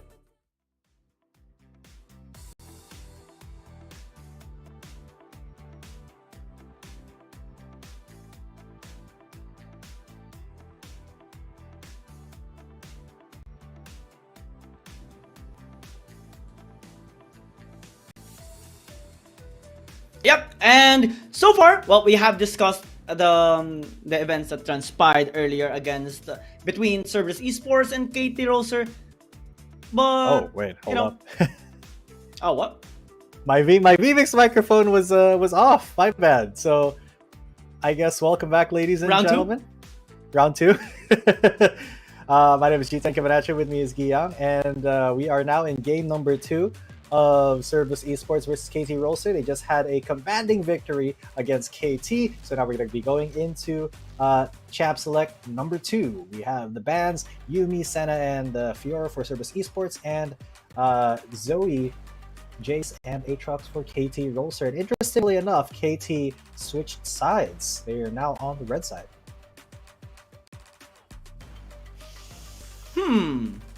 Okay, Camille being open for Cerberus Esports. I'm kind of nervous about this. Yeah, you have to take away the Zoe. That is a good ban. You have to take the Aatrox out. The Jace away. Maybe. But that leaves still room. I mean, Camille is one of those champions that you just simply do not leave open. And not even that, there's another champion that can be utilized here by BMM or Meliodas, which is the Gwen. Let's see though if they are going to be picking it up, since Zoe is a high priority champion as well and might as well secure it for the team. And they might even pick up the Galio here. I mean, Camille and Galio has such big synergy, and yeah, it will be picked up here. Definitely. Or they want to be extra aggressive, I think. If they do lock us in, they're wanting more fights, and they will secure it. Okay, so now they want more fights, but Rattel wants more scaling here. He's going to be going for the Jax. Against the Camille, I kind of disagree with that, but only if you don't get a lot of jungle attention. It's if top lane is an island. Y1 is definitely going to be more aggressive onto Rattel in the early game. So that does kind of signal that Do is going to be picking a high impact early game jungler just to help Rattel out with this early scaling. I mean, I'm not really love the Jax, but so far we have only seen one game with a Jax win, and it was between EDG versus FPX in their game number 3, and it was quite an interesting game as well. It wasn't a deciding victory, but it is still a win on the Jax. But so far, in terms of like heavy impact, massive impact with this champion. We have still yet to see that coming in our games. Maybe as we do see KT.RY picking up another aggressive champion, which is the Yone.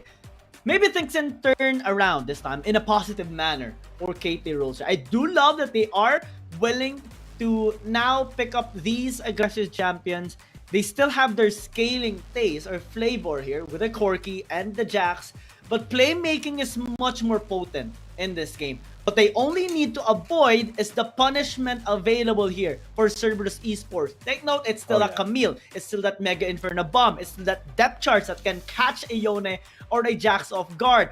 And now they're investing on a possible Kha'Zix, which can take on these isolated champions. If you make a mistake and become isolated or overextend, there will be Meliodas assassinating you the least time you expected. Exactly. So, so Meliodas and BMM going to be assassinating you because I believe that he is going to be going for the Zed. Yes, he will. BMM gonna be showing 0. This is how it's done. You picked Zed last game, I'm gonna pick him this time. So definitely Meliodas on Kha'Zix. I honestly wouldn't trust a lot more players on the Kha'Zix. Have been Meliodas, silent about I think, this. Has a I think Meliodas has a really good really good track record on that champion, but Do is going to be picking up that Lee Sin, as I said, a high impact early game champ. He's going to be helping out his lane, he's going to be helping out that Jax and that Yone, because otherwise, these are not that great of matchups for them, especially with Y1 against Hell. That Camille is such a good counter Jax if you play that matchup right, because you can bait out his counter strike, hook shot out, and before he can leap strike onto you, you're gone. And then you can, look for maybe a re-engage later on. So I think Do and Meliodas are going to be going to focus a lot on either getting that Jax ahead or behind. Yeah, I mean, that's the intention. I think it's a nice. It's really nice that KT.RY picked up the Lee Sin, but I'm kind of sad as because I went silent seeing the Shen not being picked as of the meantime. I was kind of looking forward to maybe seeing it being picked up, since it is a high prio ban pick champion as well. But the Lee Sin pick is a nice touch towards their lineup. I think this can help KT.RY get their groove in the early game. It is also a nice response against the Kha'Zix. And since Cerberus Esports does have a lot of assassins in their lineup, if you can pin them down, you can slow their tempo, prevent them from getting that early lead, then that's already a huge win here for KT.RY. Yeah, this time, the slow pace might actually work for them. But that's a huge question, right? Like, how can you slow the roll of both BMM and Meliodas? Because BMM, a very skilled Zed player, Meliodas, just a monster on Kha'Zix. If you're not able to shut them down early, and they're able to, at least go even when they get their ultimates, they're going to start roaming, and then they're going to be a force to be reckoned with. Nomel and Akeno already chasing each other down the river. Zero is the one that they're going to be trying to help out. He is kind of winning against BMM a little bit, but Akeno here is trying to change. I gotta bop him once with that big anchor. Now he's got level 2, so he can dredge line in if he so chooses. But so far, Y1 and Rattel as well, having a little bit of a trade up there in the top lane, just having a little bit of a good time. Y1 actually with the W going to hit that Jax, did not get the heal, so Rattel actually has the advantage here. He's going to go for the counter attack. He does land it, and Y1 getting taken very low. Egg on my face, because I said that Jax this Camille looks like he's giving Y1 a hard time here. Meliodas and Do, though, they're going to meet up here, and Do will get that with his Sonic Wave. Oh, sorry, no, Meliodas did get, they still have the same amount of XP, and Do is going to get out of there, go for the Scuttle Crab instead. Rattel has no mana, so this could be an optimal time for Y1 to go in, although if he has enough mana for a single counter strike, Y1's not going to have a good time. Yep. I mean, this is already a good sign coming in from Rattel, you know, winning that early game against the Camille, against Y1, avoiding the heal for the tactical sweep of that Camille of Y1. And with the lead that he is getting, it will result to Cerberus Esports maybe calling out help from Akino so that maybe they can bully out the Jax. Because that's normally the path or normally the strategy when there is a Jax on the enemy team. And since it's not present as of the moment, it gives time here for Rattel to just bash down this tower, even able to secure a plate early on into the game.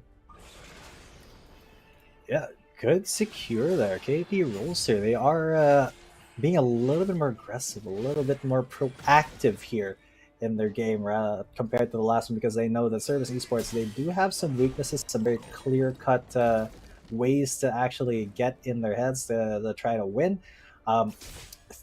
But Cerberus Esports, their execution is kind of second to none in the C region. Genza now taking a lot of damage from Luna and Doze right there in the bush, looking for a sonic wave, but not gonna happen because Genza's like, alright, I smell that coming from a mile away, and I am Ziggs. I can wave clear from anywhere on the map almost. Level 5. Here. He is level 5. He goes for it. No, he's just gonna Spider-Man in with a dredge line, not gonna go for the death charge. Not a range, because that's a little bit, yeah, a little bit out of range, and the Ziggs was already used his Mega Inferno bomb, and won't be able to really follow up well. Now on the side of Rattel and Y1, we still haven't seen Cerberus Esports stand out a couple of resources there towards the top lane, and this is the big punish. First that was blood huge by Rattel. Yeah.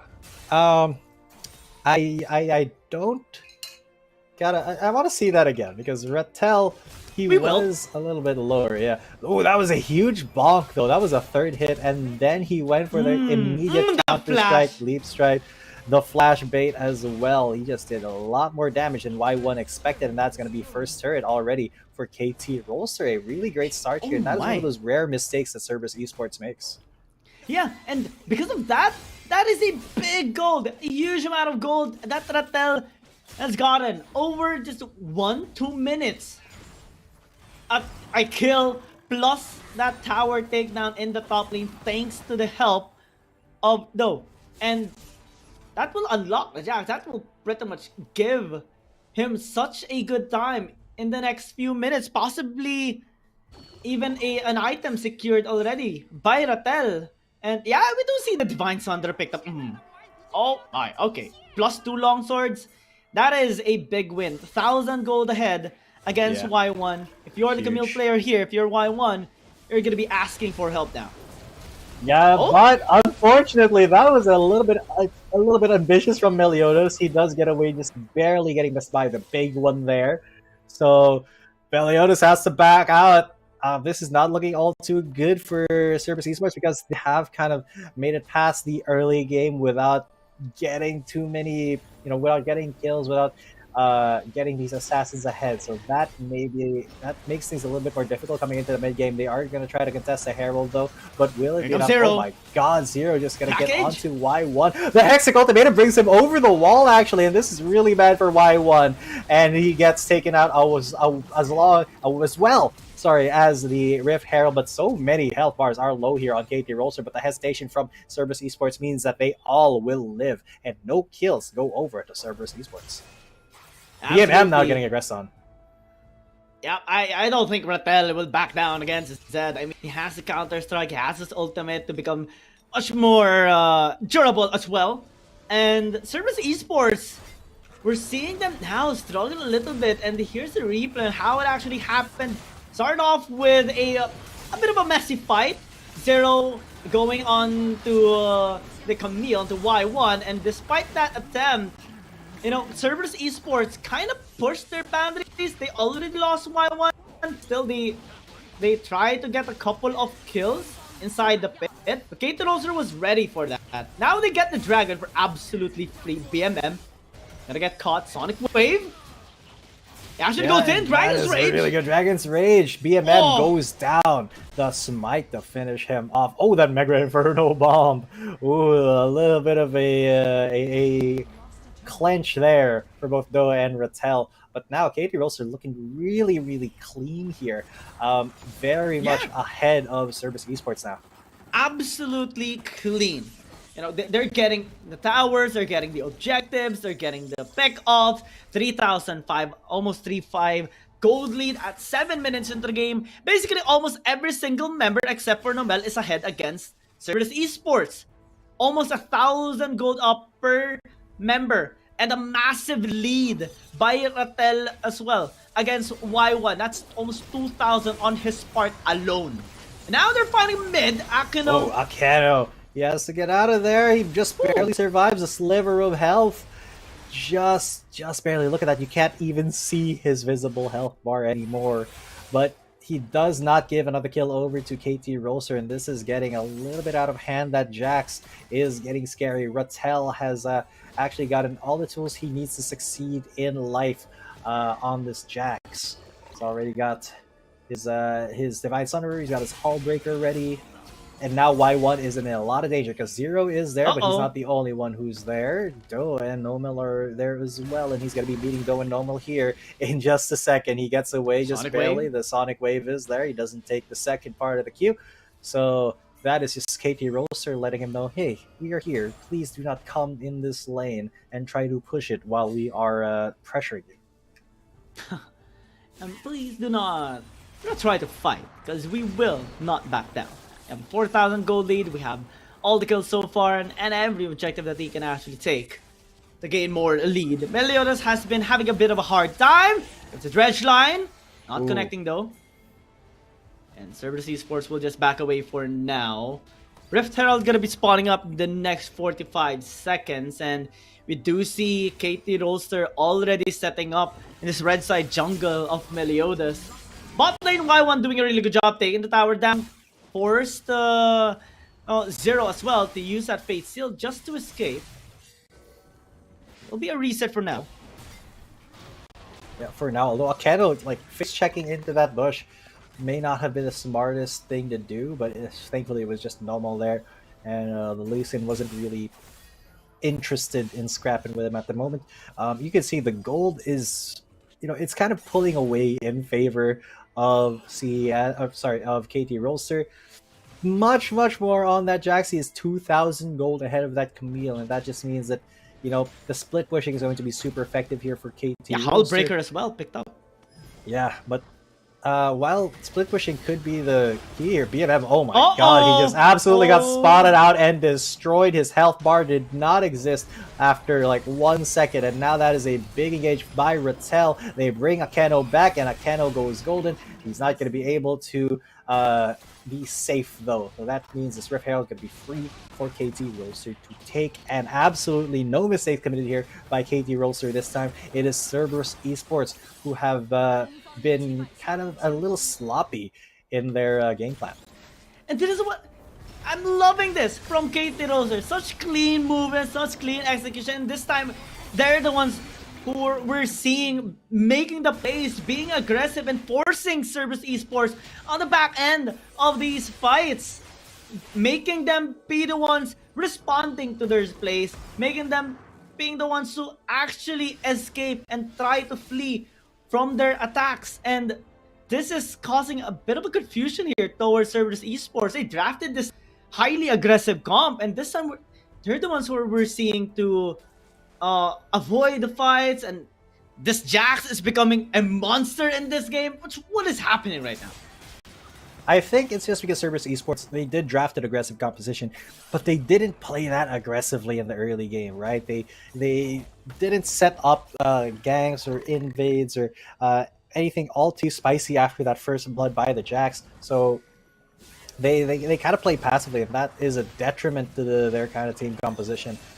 Because, you know, with Meliodas on the Kha'Zix and BMM on that Zed, you have to get, you have to get those champions fed or they won't be effective at all, especially when there's a hyper scaling Jax who's just pushing down your lanes. He doesn't care about how many kills your assassin has. All he knows is that he is ahead. But all I know right now is that there is a huge team fight coming on, and Akano almost died right there. Could have been a huge team fight, but it really was just kind of a pick onto Akano while the rest of CES backed him up and denied that fight from happening. But that does mean that this Mountain Drake is going to be free real estate for KT.RY. Yep. They managed to zone them away. They recognize the threat coming in from KT.RY, and Cerberus Esports, they just can't do anything right now. Especially to Ratel. I mean, I have been very nervous about Jack's pick. I mean, I love this champion, but based on statistics, it has not had the best success. Now it has a lot. Meliodas gets obliterated. Whoa. He just disappeared at the blink of an eye, and Akano may be next. Yes, he is. This has just not been the best of games for either Meliodas, Y1, BMM. They have just not gotten what they need. KT.RY has been really good at denying them. Now he's gonna try to go for an ultimate here, goes for the shurikens, but that just barely scratches though. And now Ratel is in the mix. He's got that counter strike. He's gonna jump onto BMM. He knows you have no shadow. He knows you have to flash out, and flash out he does. But that does mean that KT.RY, they have intimidated Cerberus Esports so much that they will be getting that tower just disappeared. It had 1100 health and it just disappeared. Disappeared. Like it got jaxed. It got jaxed. Oh my god, that was a drive-through by Zero. Yeah. Let me just pick up and said real quick, and he did. That was pretty insane to see, but KT.RY, they are in such a commanding position. This is their game to lose. They do okay. Then speaking of game to lose, they may be losing right here. Y1 and Akano once again have been caught out, and that is another kill, another 2 kills under the belt of KT.RY. Gives them a free Baron. That is 2 out of 5. God, Meliodas is still there, so the jungler can still steal, but no, Zero is keeping him at bay. This Yone is not going to let the Kha'Zix interfere with this unless they get a catch on to Genza, and the catch they did get the Yone gets that kill.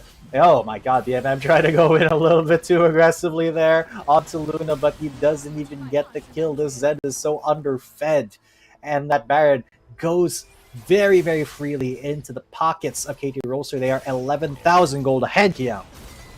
11,000, who would have thought? This is what happened. That was a huge carrot. Definitely, we love seeing this right now on the side of KT.RY. This fight, we do see their aggressive side now. KT.RY making the plays, making the flashy moves, and Cerberus Esports, they're just so shocked right now. Look at the gold difference over time. This is almost exponential. Yeah. The gold just keeps on rising on the side of KT.RY. Now it's sitting, 11,000 gold lead still at 15 minutes. Absolutely astonishing on the side of KT.RY. They're the ones dictating the flow, the pace of the game, every single movement. They're bashing the towers down and forcing Cerberus Esports to just respond and disengage. Look at that! Fate Seal almost getting a kill on Meliodas. Almost getting that kill there. Meliodas just melting down. If he didn't have his teammate there, he would have bitten the dust. But now KT.RY are pressuring every single lane. They're pressuring every single inhib turret. And what can the rest of CES do? Look, their health bars are melting inside their own base. Y1 might have died there, but the kick did secure that. Zed is down. What can CES do? They're already on the Nexus, and the Nexus will fall. There was just too many of them right there, and KT.RY with a very quick victory there to even it up 1-1. We are going to be going to a game 3. I only have one thing to say here to KT.RY, especially after this such amazing game. More of these, please. More of these. I mean, this is an intense game that they have. This is such a beautiful performance that they have showcased against Cerberus Esports. Against Cerberus Esports, one of the strongest teams that Vietnam has ever produced, and they took them down 11,000-12,000 gold lead in 15 minutes. such a fast game as well. Yeah, this is possibly the best way to redeem themselves, and they've done it so far, but they haven't fully redeemed themselves just yet. There is still one game, so they have to be stable, or else it's gonna be game one once again. You know, CES just taking control of everything. Yeah, so with that, the momentum does shift over to the side of KT.RY, but yeah, they're not out of the woods yet. This is just step one of their reverse sweep dream, right? We did see a reverse sweep earlier with KBG against TT, against Underdog, but this is quite a different story because they are going up against, as we said, CES, one of the most talented Wild Rift teams in the entire, I think, Asia Pacific region. Yeah, I'm confident in saying that. So KT.RY, even though they did display such dominance, I do think they were just they did pressure the members of CES, but also because CES they picked feast or famine champions and didn't really feast. You know, they were in famine. Look at that. Meliodas, he did less damage than Akeno, than the support. Yeah, they were starving, man. They were starving. And here's the thing: we can now see this game to be the first game where we see a Jax absolutely not only having a game win, but be the key factor as well in this game. Yeah. Rattel has done it. The moment he got that first blood in the top lane, it was basically just, man, this guy is gonna make plays all throughout the game, and he did. He was an unstoppable force. He was basically the Jax that we all have been looking for ever since the tournament has started. A lot of teams has tried it. There is a team that got the win, EDG, but Zhang was having a bit of a hard time still in the team fights and the side lanes. Rattel was dominating all throughout. There was absolutely no resistance coming in on the side of Y1. It had to be given onto him. Absolutely. And I do gotta say that once Rattel got that first kill, it did signal to CS that, oh no, the Jax got that one kill, we have to play a little bit passively, and that spelled their demise because they had to, keep taking risks on other sides of the map to offset that Jax. But when they weren't able to, get onto that Jax, they were just like, oh, what do we do now? And it is going to be Do who's gotten the MVP 404 KDA not found and 61% kill participation. But it was the mental intimidation, I think, from the Jax that was one of the most important parts of that victory for KT.RY. The playmaking as well that was really massive. The kicks, the sonic waves, his overall aggression, just keeping the pressure up on the members of Cerberus Esports was on point. So thumbs up on him, thumbs up on KT.RY. This is the chance for them to fully redeem themselves after their loss against J-Team. Cerberus Esports, they have a chance. They're already really strong. This time they have to prevent KT from beating them. Yeah, so who's going to come out on top? KT.RY or Cerberus Esports? Find out when we come back from this break.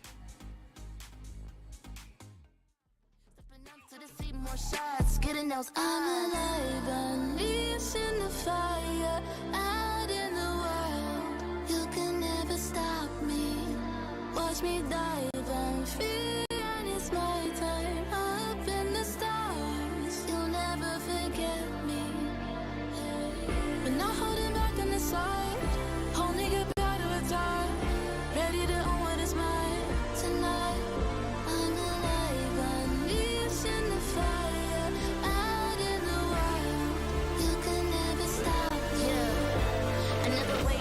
Flowers say so they coming on the way up. A true fighter's what they always been afraid of. Cards had it close on my circle when I lay up. Switch the game every quarter like a time zone. Aim for the bus, trying to build up to this milestone.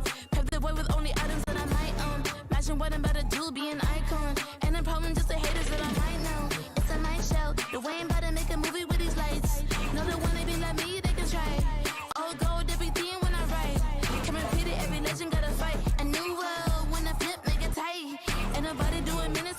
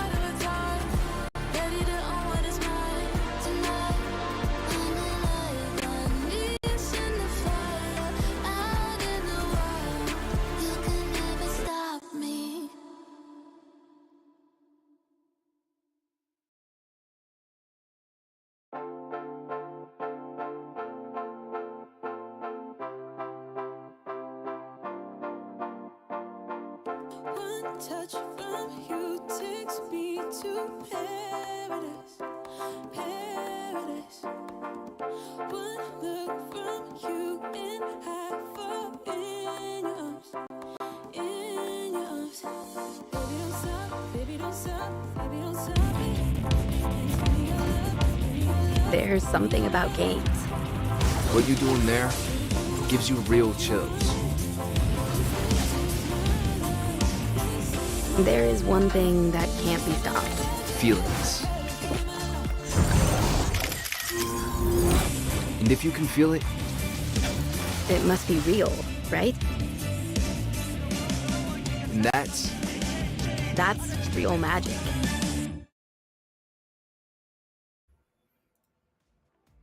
Welcome back, ladies and gentlemen. We are now in our final game of the day. My name is Ethan. Coming at you with me is Giyang, and KT.RY just had a flawless game to tie up this series against Cerberus Esports 1-1. Yep. It is gonna be a tough one for sure. I mean, Cerberus Esports had a really nice game number 1 experience, especially when they did get their hands with the Zoe, the Akali, Nevi. This time, whoa, okay, it was left out open by Cerberus Esports, and KT.RY basically has said, thank you for this, we'll be taking it for ourselves. Yeah. KT was like, hey, we're gonna take the Zoe now. We're gonna go blue side, we're gonna take that Zoe. And well, I agree. I agree, man. That Zoe has been a... Oh, that's true. You're right.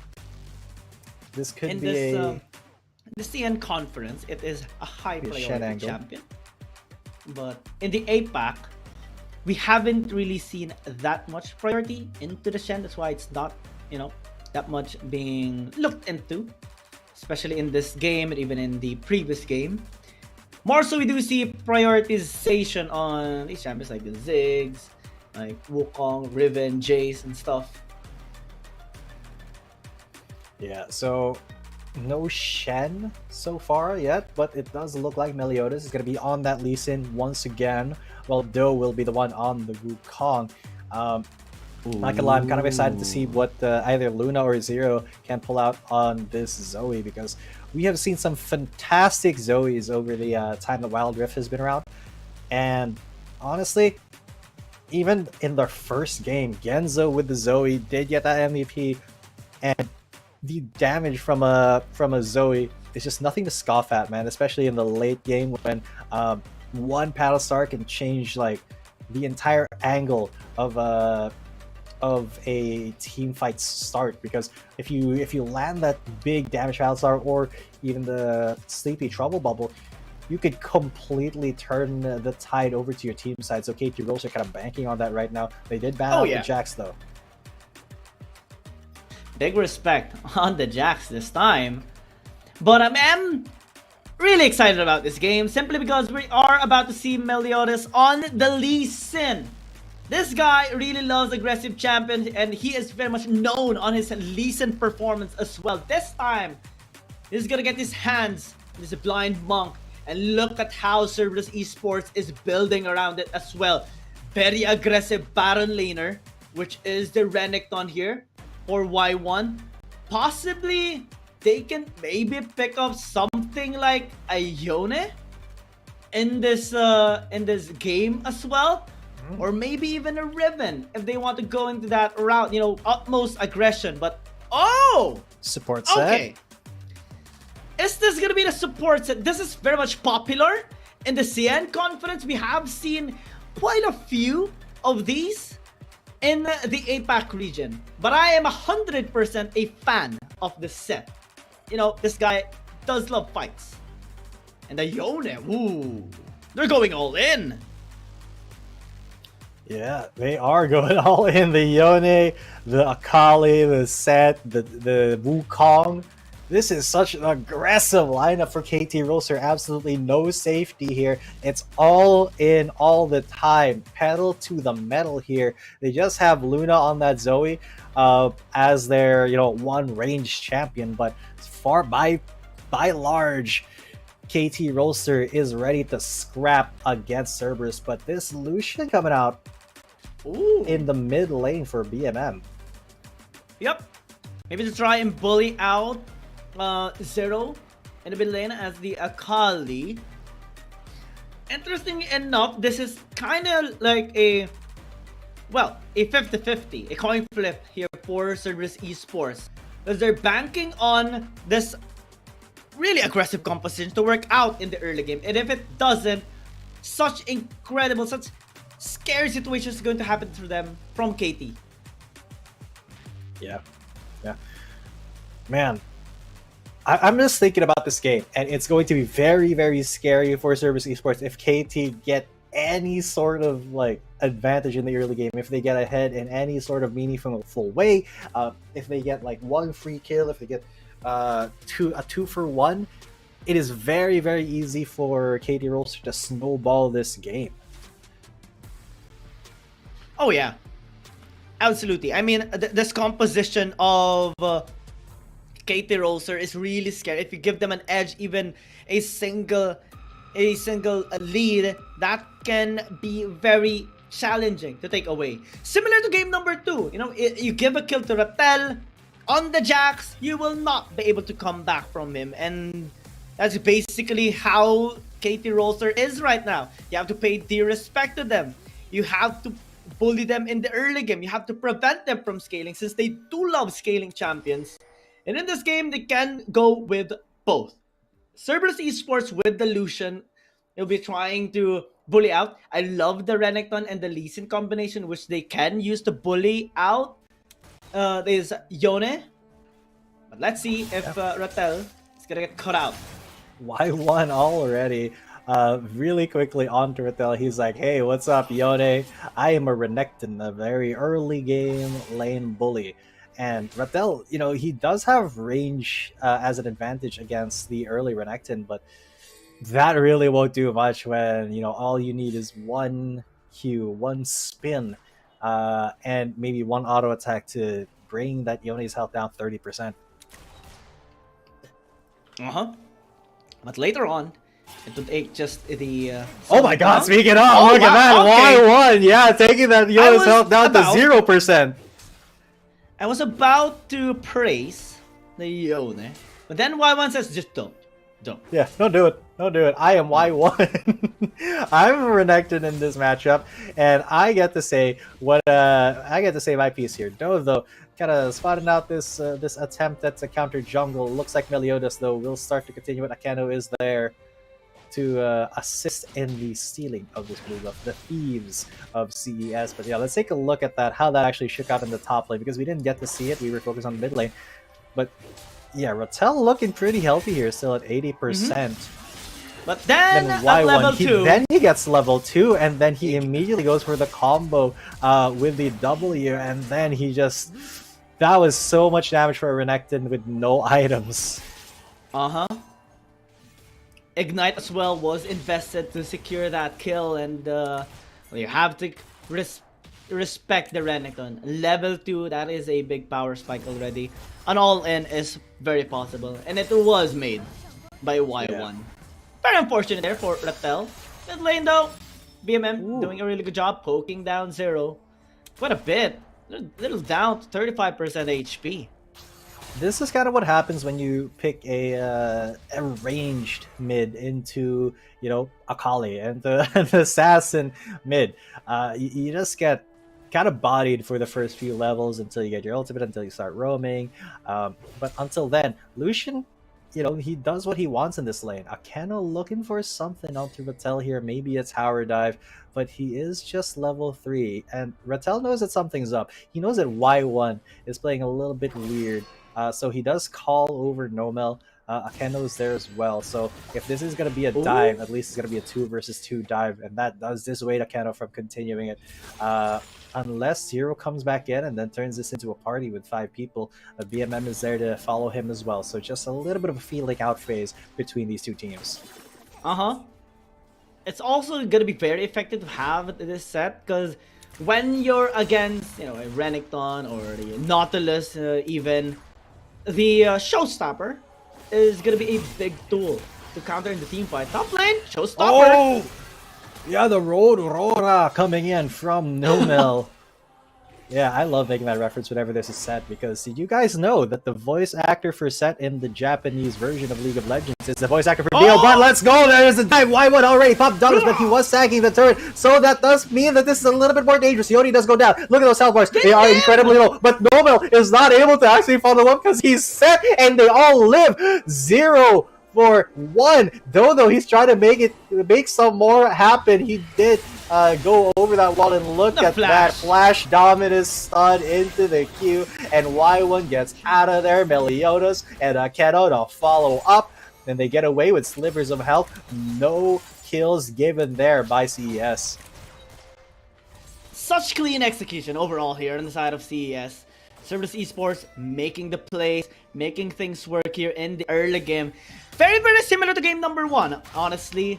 And they are really strong whenever they get their hands into this blue side.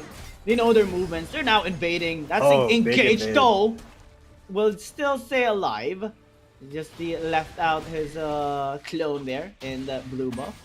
I believe they have taken their space, but speaking of spaces, no space is gonna be given there. There's Rattel. Yeah, Rattel already depth charge invested so big. Aketo just led with that, and he may be facing his death here to Noah and Nomel, but that's completely fine. It's like, I'll take one for the team. Meliodas and Y1, they're gonna get some more value from the turret plates, and well, okay, Doa and Nomel though, they're trying to threaten something onto Y1 with Luna there, but unless he lands a sleepy trouble bubble, Y1 is completely fine. He's not gonna face any repercussions there. Meliodas though, he will spot them out here, and with Genza coming up, this could be a little bit of a dangerous Griff Herald, but that does mean that the rest of CES, they can do other things, like look for the Infernal Drake, and that's exactly what Meliodas is gonna go. There's the pressure down. KT roster. They're getting their groove back here in this game. And if there is a right way to do so, this is it. So far, we're starting to see a gold lead rising up towards Cerberus Esports. Rift Herald has been invested on top lane to get a plate here for some plates for Rattel and Do, but it's still not enough to actually make the game even against Cerberus Esports. Y1 has been very, very good with this Renekton, making the plays here in top lane, even securing the first blood earlier. And the set, you have yet to see not show on Nomel. But since that is primarily because we haven't seen a 5v5 team fight just yet, and in this situation, we do see every single member of Cerberus Esports, except for the support, be winning against every single member here of KT. Yep, and just like that, KT there, all-in gamble did not really work all too well. BMM though, he is gonna get Do by 3. It will work. Zero was the one who's gifted the kill, and that is a huge step forward for KT Roster, because now with that kill on the Akali, that means that he can start snowballing and start scaling if he does get more opportunities there. Genza and Luna just gonna have a little bit of a spell trade here in the mid lane, but definitely a misstep there from CES. Yeah, and this is gonna be a scary part here for BMM, because when you're using Illusion, you put yourself in harm's way as well. Give it a glass cannon situation, and well, Nomel doing a really good job, especially with the with his punch, you know, just helping him survive with the extra grit. And the Akali later on is gonna be scary for sure, coming in from zero. And when you're BMM on the Lucian, you're gonna be a little bit scared for sure when the late game comes. Yeah, gotta be on your toes then in the late game. Well, it's still in CES's favor. I do think that KT, they have a pretty clear way to get back into this. They are 3,000 gold behind, but they're not all too far behind in kills. CES, they just have a little bit better macro, a little bit better objective control right now. And with the Lee Sin versus Wukong matchup, I think it is kind of Meliodas had a lot more impact right now. He is 1-1-1. I think a lot less impact than Dozbu Kong has yet. But BMM once again in a very bad position by himself, will get ganked. And that is another mistake that CES can't afford to make. Why is the Lucian just in a side lane pushing alone when you have no vision of the rest of KT.RY? Yeah, and even if Y1 was able to take a tower down in the bot lane, that still should not be the case here for BMM, because he would just have a much harder time in the late game. He only is 600, well, actually he is 600 gold down against 0. So that already shows a lot. This Akali is starting to hurt. Getting that Infinity Orb after the Rift Maker. Team fights is going to be a lot more complicated now for Cerberus Esports, given the time around, given the situation that KT.RY is having, despite their Yone, despite Ratel being down 2.5k, I think they might have a chance simply just because of Do and 0. Yeah, they do have a pretty decent chance here. Now, Akeno and BMM gonna try to go for something here. No, they're just going to pressure KT.RY to get out of there. KT.RY, look at that. They have 3 turrets to 1. Sorry, CES, they have 3 turrets to 1 of KT.RY. So, CES definitely... Ooh, that was a very close Sleepy Trouble Bubble. Great attempt by Luna. Fortunately, did not connect. So, now CES, the slower they take this, I think the better off they'll be. Because they don't want to make those mistakes that they did. Especially with BMM just pushing a side lane alone. But they do have some vision on the rest of KT.RY, so it should be completely fine. 25 seconds on the Drake, and that will be the next point of contention here for these teams. Cerberus Esports still has the groove, still has the lead, 4,000 almost against KT.RY. Prepping now for the Ocean Dragon that is about to spawn up. The next 5 seconds. KT.RY though is grouping up. They are having Ratel as well, positioning for a good flank if ever they do so. This bush is warded. They need to be very careful here. Y1 has a nice angle that he can actually take as well. Vision set up on the blue side jungle of Meliodas, so all flanks considered, it will be spotted out by KT.RY. CS now starting the Ocean Dragon. There will be a contest. Waves are reset. Nomel is here. Showstopper in. Yes, and that Showstopper actually did pretty well. Unfortunately, CS were still able to secure that Drake. Now Akeno is getting taken very low. Akeno goes down, but that doesn't mean that CS is going to stop the fight, because look at these health bars. They are still incredibly low. Meliodas with a Sonic Wave. He did land it. He goes in, and he goes for the Dragon's Reach. He kicks No away. Unlucky Rubber Ducky, and he did get the kill. But now this means that CS can push down the bot lane. Yeah, they have the Rift Herald. They will be taking this tier 2. And they have gotten the Dragon as well. You know, KT.RY, they had a nice movement contesting it. Good job by, a nice try by Nomel. But it's just that Y1 does a really big damage. Genza just threw the Mega Inferno Bomb. The moment they got into a very close location, look at that Y1 just doing the AoE damage necessary to burst them out. And immediately KT.RY, they're forced into a corner, they're forced to back away. Meliodas goes in, nearly getting the kill onto Do, able to pop in the stasis just to stay alive. Yeah, well, this is that was a very interesting turn event. So they did get the support, and KT.RY didn't really lose ultimate. Oh my god, what an insect play there, but the Showstopper does bring him back down. Nomel is going to live still, but look at this. The rest of the health bars are kind of melting on the side of KT.RY, except for that man right there. Meliodas does go down, so the kill did go over to KT.RY, but Zero, that was a very risky follow-up there. I'm not sure he wanted to continue that, but other than, you know, the death of Meliodas, the rest of CS is still pretty dang healthy here. KT.RY still getting a couple of scraps across the map. And, you know, there's still this scaling line up. Luna is scaling up. We do see Zero scaling up as well as Rattel, which a while ago was 2.5k gold down against Y1. But this time they're getting something across the map, able to recover a bit of their gold, and look at him, Zero. Only 1,000 down against Y1. This is the ticket towards their victory. Having Zero be the one to get all the farms so that he can maximize his damage for the later team fights.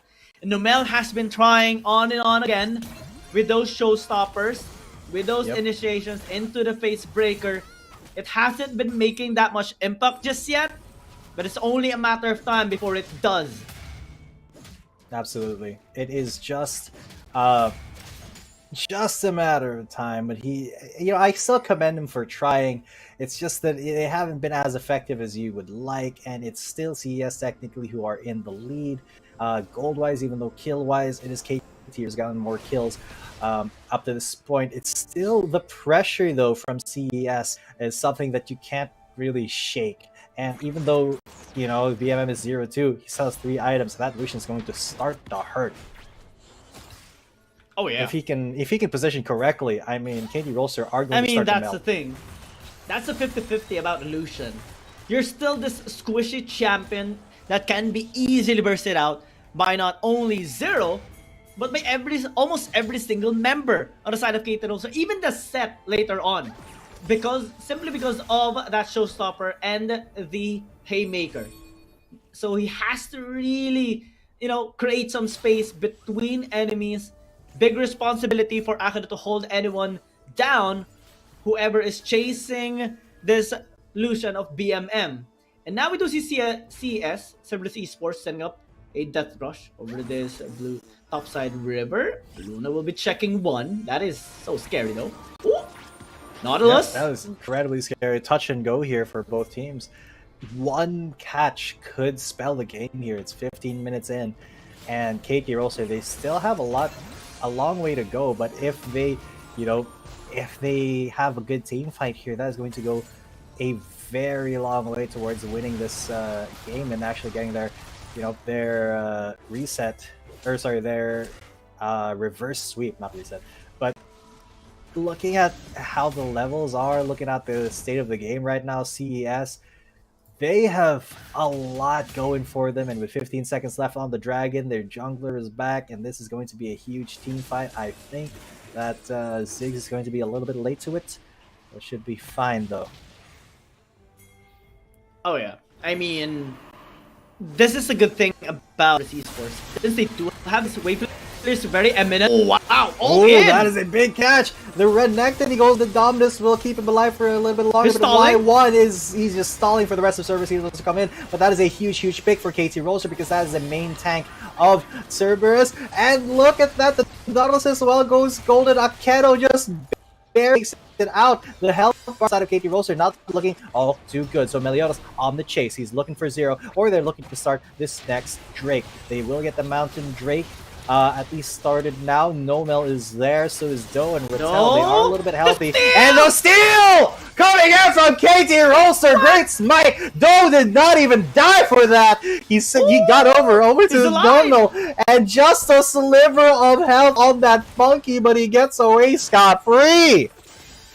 Oh my god! KT.RY making some plays here, making some miracle moves. And Doe got that dragon, definitely says thank you on the way out, and makes his way back towards the base with 1 HP remaining after taking that mega inferno bomb. It started off with a nice gank here onto Y1. Y1 tried to stall, especially with the heal that he does possess. Meliodas even flashed in just in attempt to save him. The dredge line connecting was really massive, but it was very scary as well from Akino. So that made CS have the call to reset and focus the Mountain Drake. After, an attempt to chase down Zero, they're trying to draw attention from KT.RY so that they will commit onto the fight, knowing that some of the members are very low in HP. But then Doe stole it away. Now round 2 on the bottom side. Yeah, I mean, they got another catch there. Akedo is going to bite the bullet, bite the dust. While the rest of CS, I mean, that was a showstopper that did have some impact, took away the support, and that is CS once again fighting basically with one hand tied behind their back. They have one less member than KT.RY, and they have to stop giving KT.RY these picks, or it's going to start to look bad for them. They are still ahead in terms of goal, they're still ahead in terms of turrets, but that could change very quickly. The Elder Drake is on the way. Very soon it's going to be there, and if CES fail that fight, if they get outsmoked by the Monkey, I mean, it is going to be a tough pill to swallow for them. Y1 does have the most gold, followed by Zero. Meliodas and BMM also have, they're pretty much there on the top, but Do, he's been incredibly effective this game. Absolutely. Amaranth Twin Guard already purchased as well. He is going to be able to soak in a lot more damage. Even haven't died at all in this game, as well as Zero. That's how safe they have been, performing all throughout the game. And we're slowly starting to see KT.RY catch up in terms of gold. And we're even at this point where in this amount of lead doesn't matter that much. It's up to the gold funneling, in which most of the gold funneling has been onto Zero. That's why he is able to make those flashy moves and deal lots of damage, same as Luna.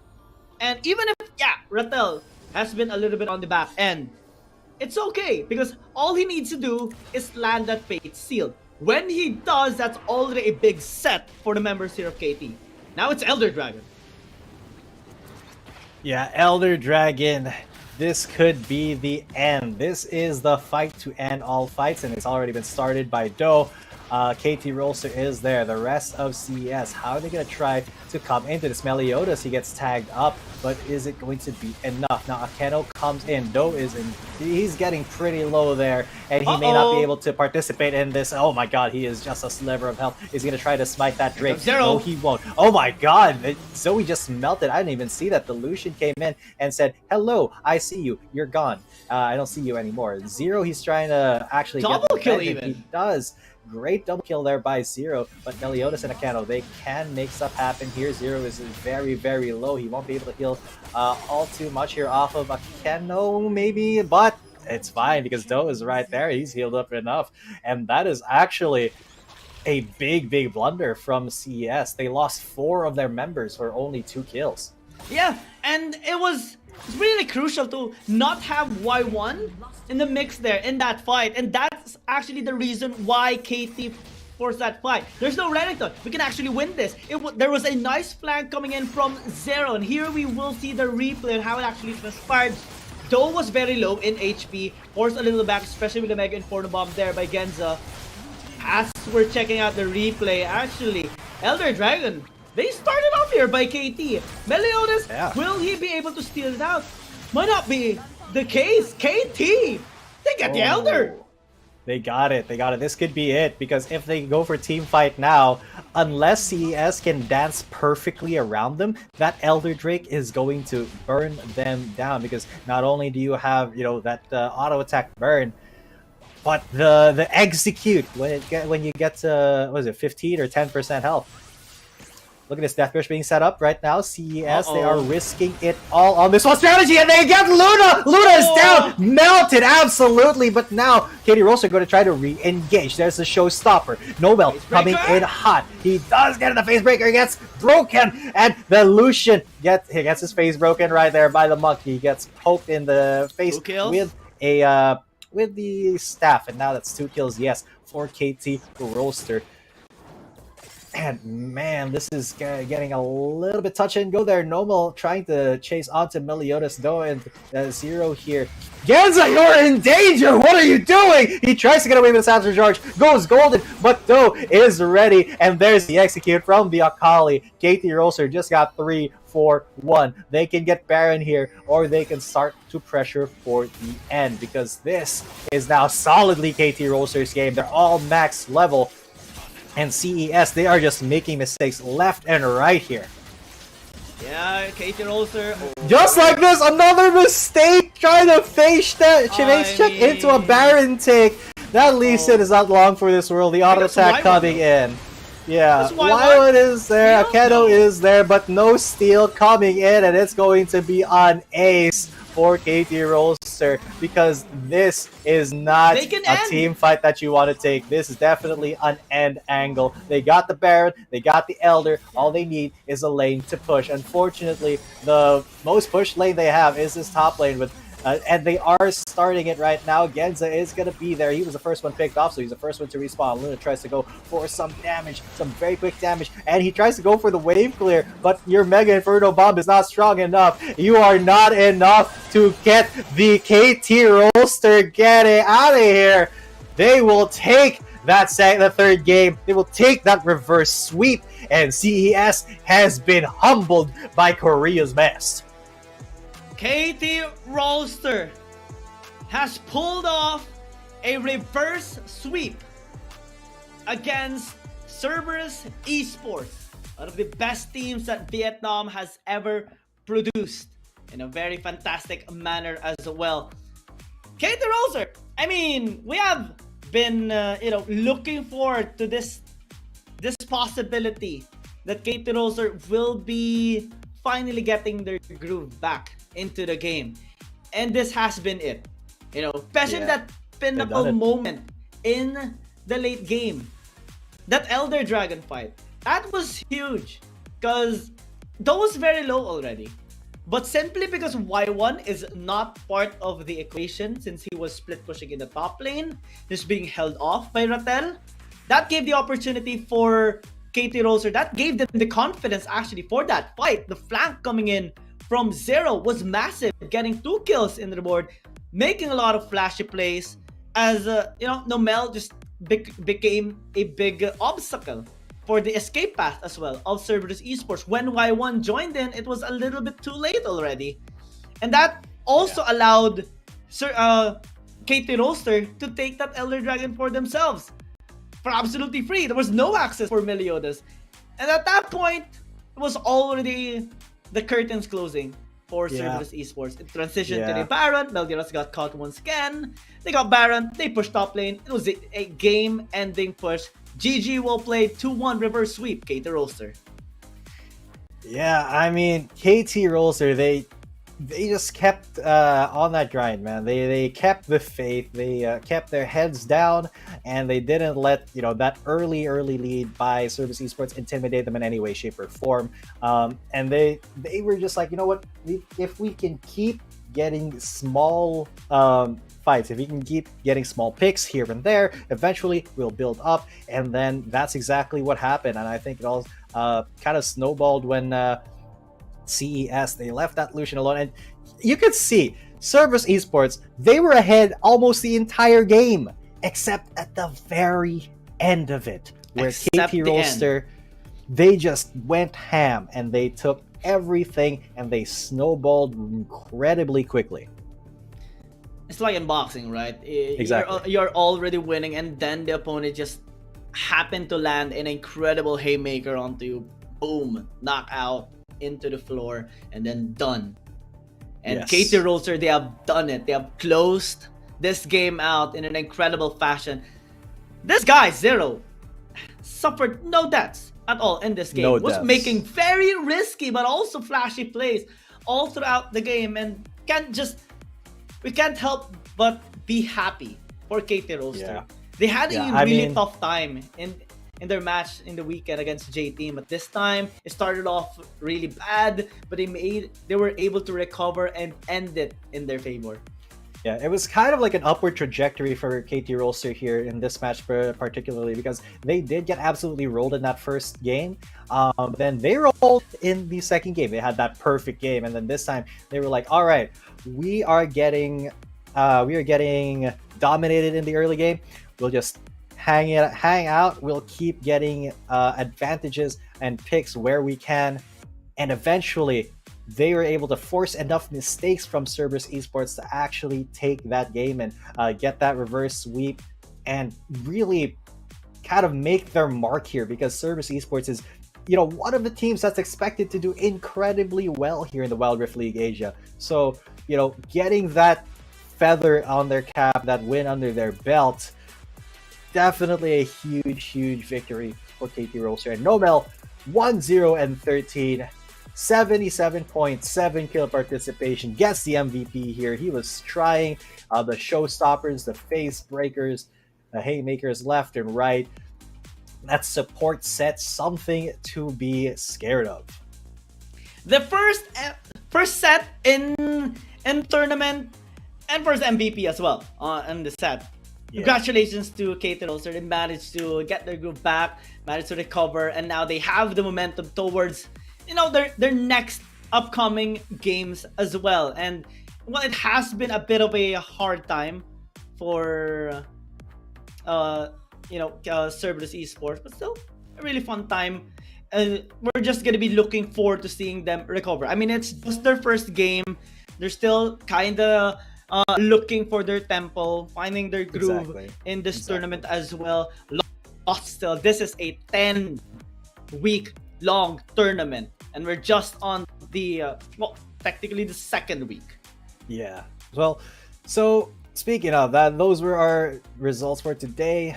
We got 2-0 from NAOS Esports and 2-1s coming in from KBG and KT.RY. So here's how everybody has stacked up after the first 3 days of competing. We got JDG, J-Team, EDG, Nova, WHG, KBG with 1 win each, but KBG did get that 1 loss. And OMG, Thundertalk, and Rare Atom, T, FBX, and WBG with no wins. Thundertalk with 2 losses on their side. And this is for the Chinese teams, by the way. For the APAC teams, we're going to be checking that out in a second. But so far, a very impressive showing already from our Chinese teams. Very impressive indeed. We do see some teams rising up. We do see some teams falling down a little bit.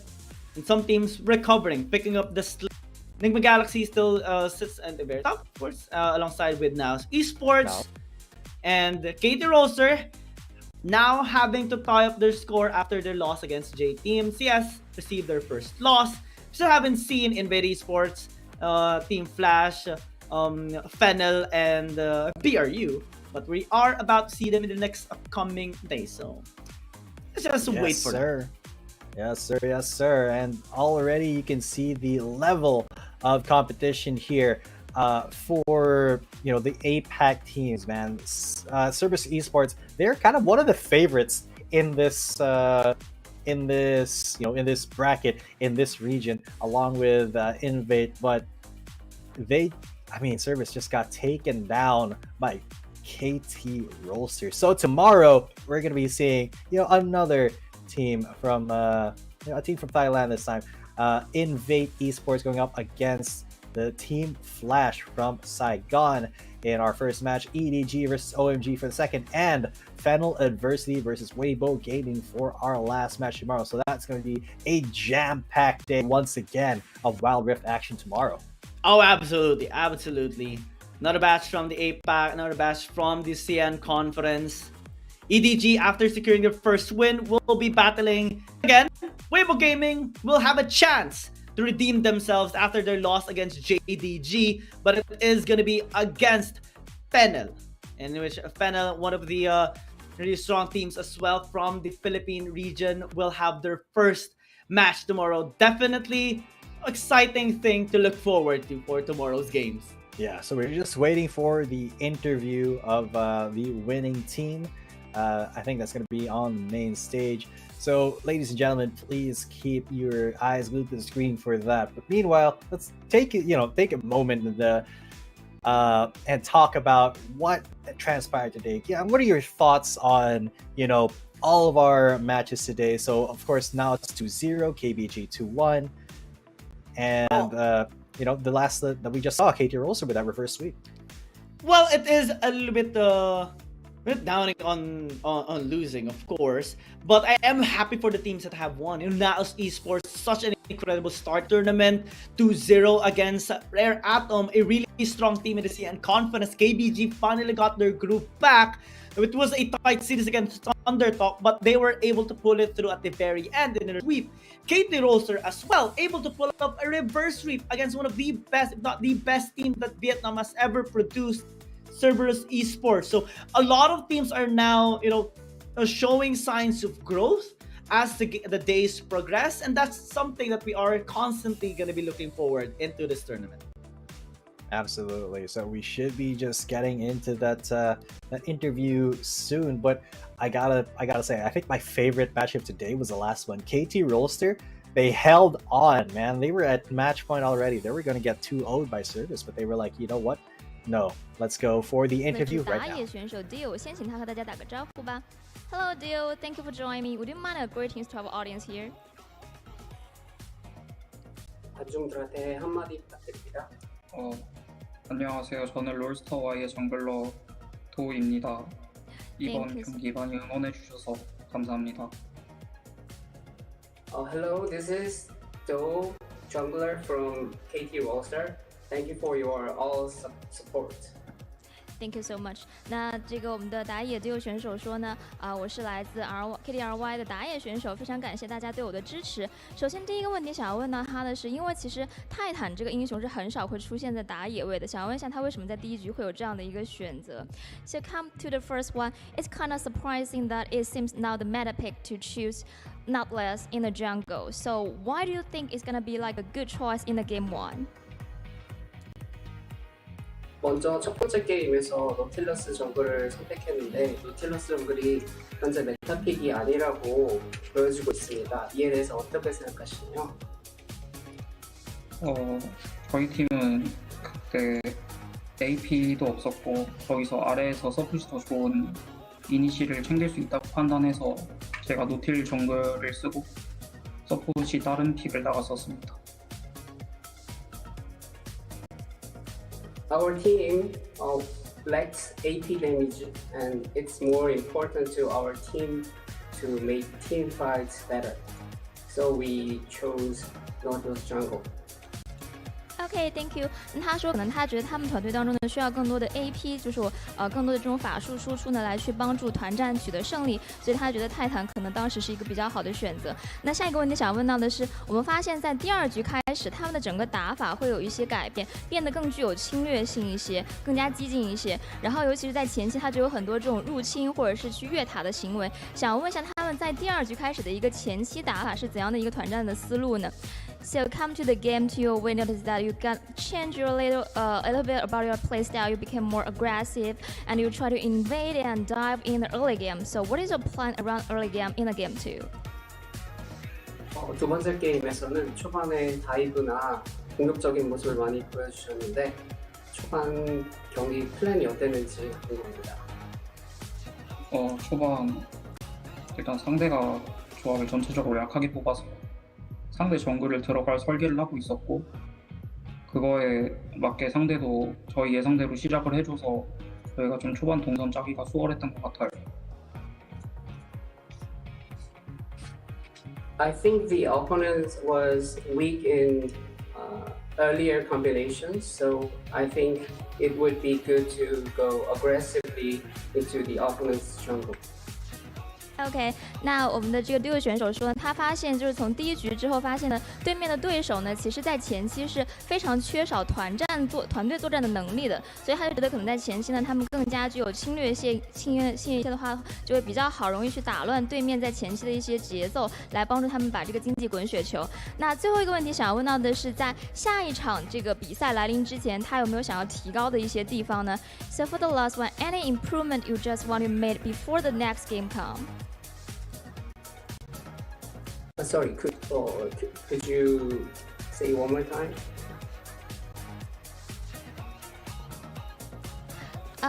Like any improvement you want to apply before the next matchup? 다음 매치업이 기다리고 있는데 어떤 점을 보강해야 되겠다고 생각합니까? 저희 일단 초반 구도나 저희가 좀 설계하고 한타하는 부분을 좀 더 보완해야 될 것 같다고 생각하고 있습니다. We need to improve in earlier composition and team design and team fights. We should improve more in next matchup. OK，Thank you。那我们的第二选手说到，他觉得他们可能需要在前期的一些团队的作战能力、团战的设计方面呢，都需要再更加的精进一些。OK，Thank you for taking your time. Thank you for the translating. That's all for the interval. 让我们把画面交回到解说席。All right, what an enlightening interview from KT Rollsters Do. And with that being said, I mean, they definitely do deserve the win. They have a really good mindset on them. What do you think? Yeah, I mean, it is a slow start here for KT Rollster, but more to come here for them. And it's actually nice that we do have an interview as well on the APAC teams, and just so we can get what their thoughts are, what they're feeling, especially after a series win, especially that it is against the let's say top 20 teams right now in the whole of Asia, combination of the CN conference and the APAC teams, and it's primarily that. And also, of course, I'm looking forward to seeing tomorrow in our next games. Hopefully we do not have any more tactical problems in a sense, so that we can have a much more smoother experience, especially for our wonderful audience. And that is all for me.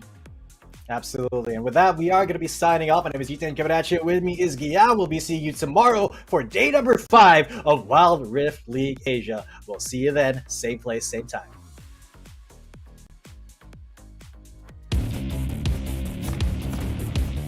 There's something about games. What you doing there gives you real chills.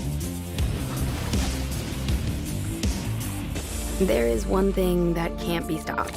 Feelings. And if you can feel it, it must be real, right? And that's real magic.